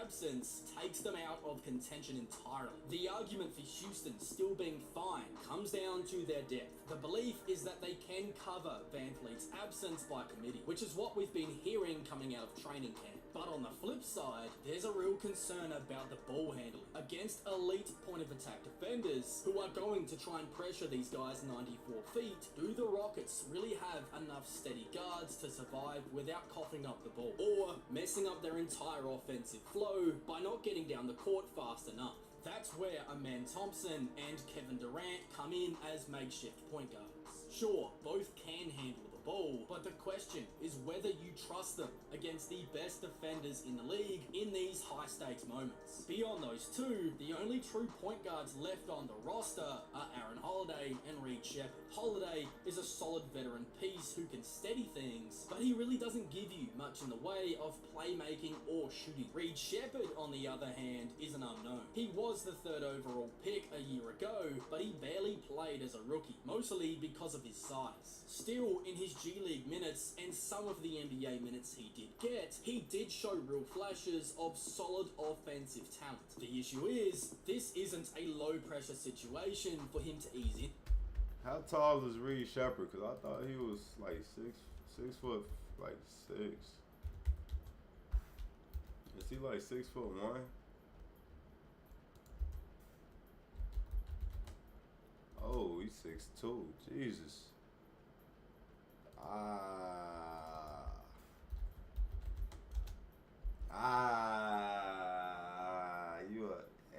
You a little boy. shorty. If you're asking Reed Shepherd to step into the starting role and fill in for Van boy. Fleet, you're pretty much handing the keys to a championship offense to someone who really hasn't even played NBA basketball yet. That is a massive gamble and probably a bridge too far. So, what are the Rockets going to do? A trade is always another option, using some more of the assets they still have, but that feels like a last resort move if things are really falling apart in the regular season. I think it's going to be a mix, running the offense by committee while slowly working Shepherd into more minutes, most likely off the bench. As for their title chances, I do think they've taken a hit. Van Fleet isn't the guy who's putting up flashy numbers every night, but he was absolutely crucial to their offensive flow, calmly running pick and rolls, bringing the ball up the floor against pressure, keeping everybody organized, making the right passes, and knocking down open threes. You can't replace all of that with just one player,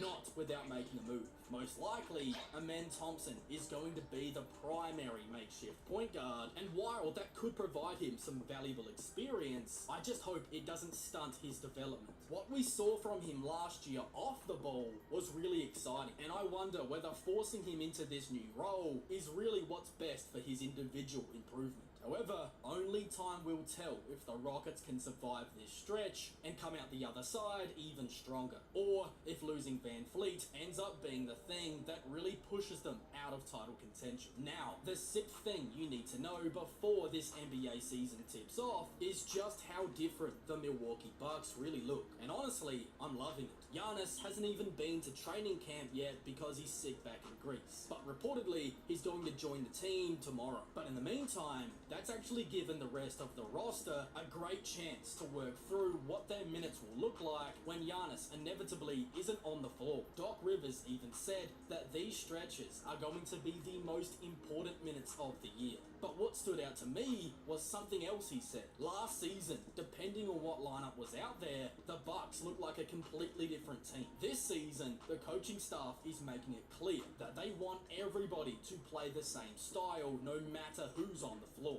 And it's that style that's got me really excited. The way Milwaukee seems to be approaching things is very reminiscent of what we just saw from the Indiana Pacers last season. And to make it easier on themselves, the Bucks now have Miles Turner, who's already been a huge voice in training camp about exactly how they can up the pace. That's really exciting, because last year, whenever Milwaukee actually did play with pace, they looked significantly better, especially in any lineup that featured Kevin Porter Jr. and Giannis together. Those two had instant chemistry, and Doc Rivers is leaning into it this year. From what's being reported, KPJ is going to be the starting point guard alongside of Gary Trent Jr., AJ Green, Giannis and Turner. Kyle Kuzma's situation is interesting because fans are very split on him, but the front office made it clear that they want to see him play more minutes at the 4. The reality is that he's not taking the starting spot from Giannis, so that means Kyle is probably coming off the bench, which I think is going to be better for the team as a whole. Another part of the new system that should not be overlooked is the added three-point shooting. Last season, Milwaukee was the best team in the NBA when it came to three-point percentage, but they were way down in attempts per game at 18th. That was a massive missed opportunity, and the new faster pace system should be able to generate a lot more looks from deep every single night, which perfectly plays to the roster's strengths. Defensively, I think they have one of the best front courts in the NBA with Giannis and Turner, but beyond that, their entire defensive approach seems a lot different this season as well. Last season, they just did not feel aggressive, something that was exposed in a massive way when Indiana basically manhandled them in that first round series. This season, it sounds like they're pushing full court pressure more often, with guys like Cole Anthony. Crazy. Did you see that? It's crazy. And Ryan Rollins being real catalyst for that change. Both of them are expected to get regular off the bench minutes, and they're actually going to be on the floor together. Miles Turner has also been especially important here because this aggressive defensive style is again something right out of Indiana's playbook. Doc Rivers has already pointed out that teams are usually hesitant to pick Giannis up full court because if he gets by you, it's basically game over. So if the Bucks can flip that on its head, crank up the pace, and start pressuring opponents the length of the floor, That could be their own little version of Moneyball, stealing extra possessions and maybe ultimately wins. The more I hear about this group, the more I'm starting to believe that they are one of the most underrated teams in the league. Jeff Teague has them winning 50 games, and he's not alone. Mark Stein from The Athletic had the Bucks as the 4 seed in the East this season, and for me, I think the 3 seed is up for grabs, as Milwaukee could very realistically be right in the mix once again. But while Milwaukee's hype seems to be quietly building, they're not the only team in that boat. Golden State has been getting a lot more love recently as well, and in my opinion, I think they're going to be a lot more dangerous than some people are giving them credit for. And if you want to see exactly why I believe this, alright man, that's gonna be the end of this stream.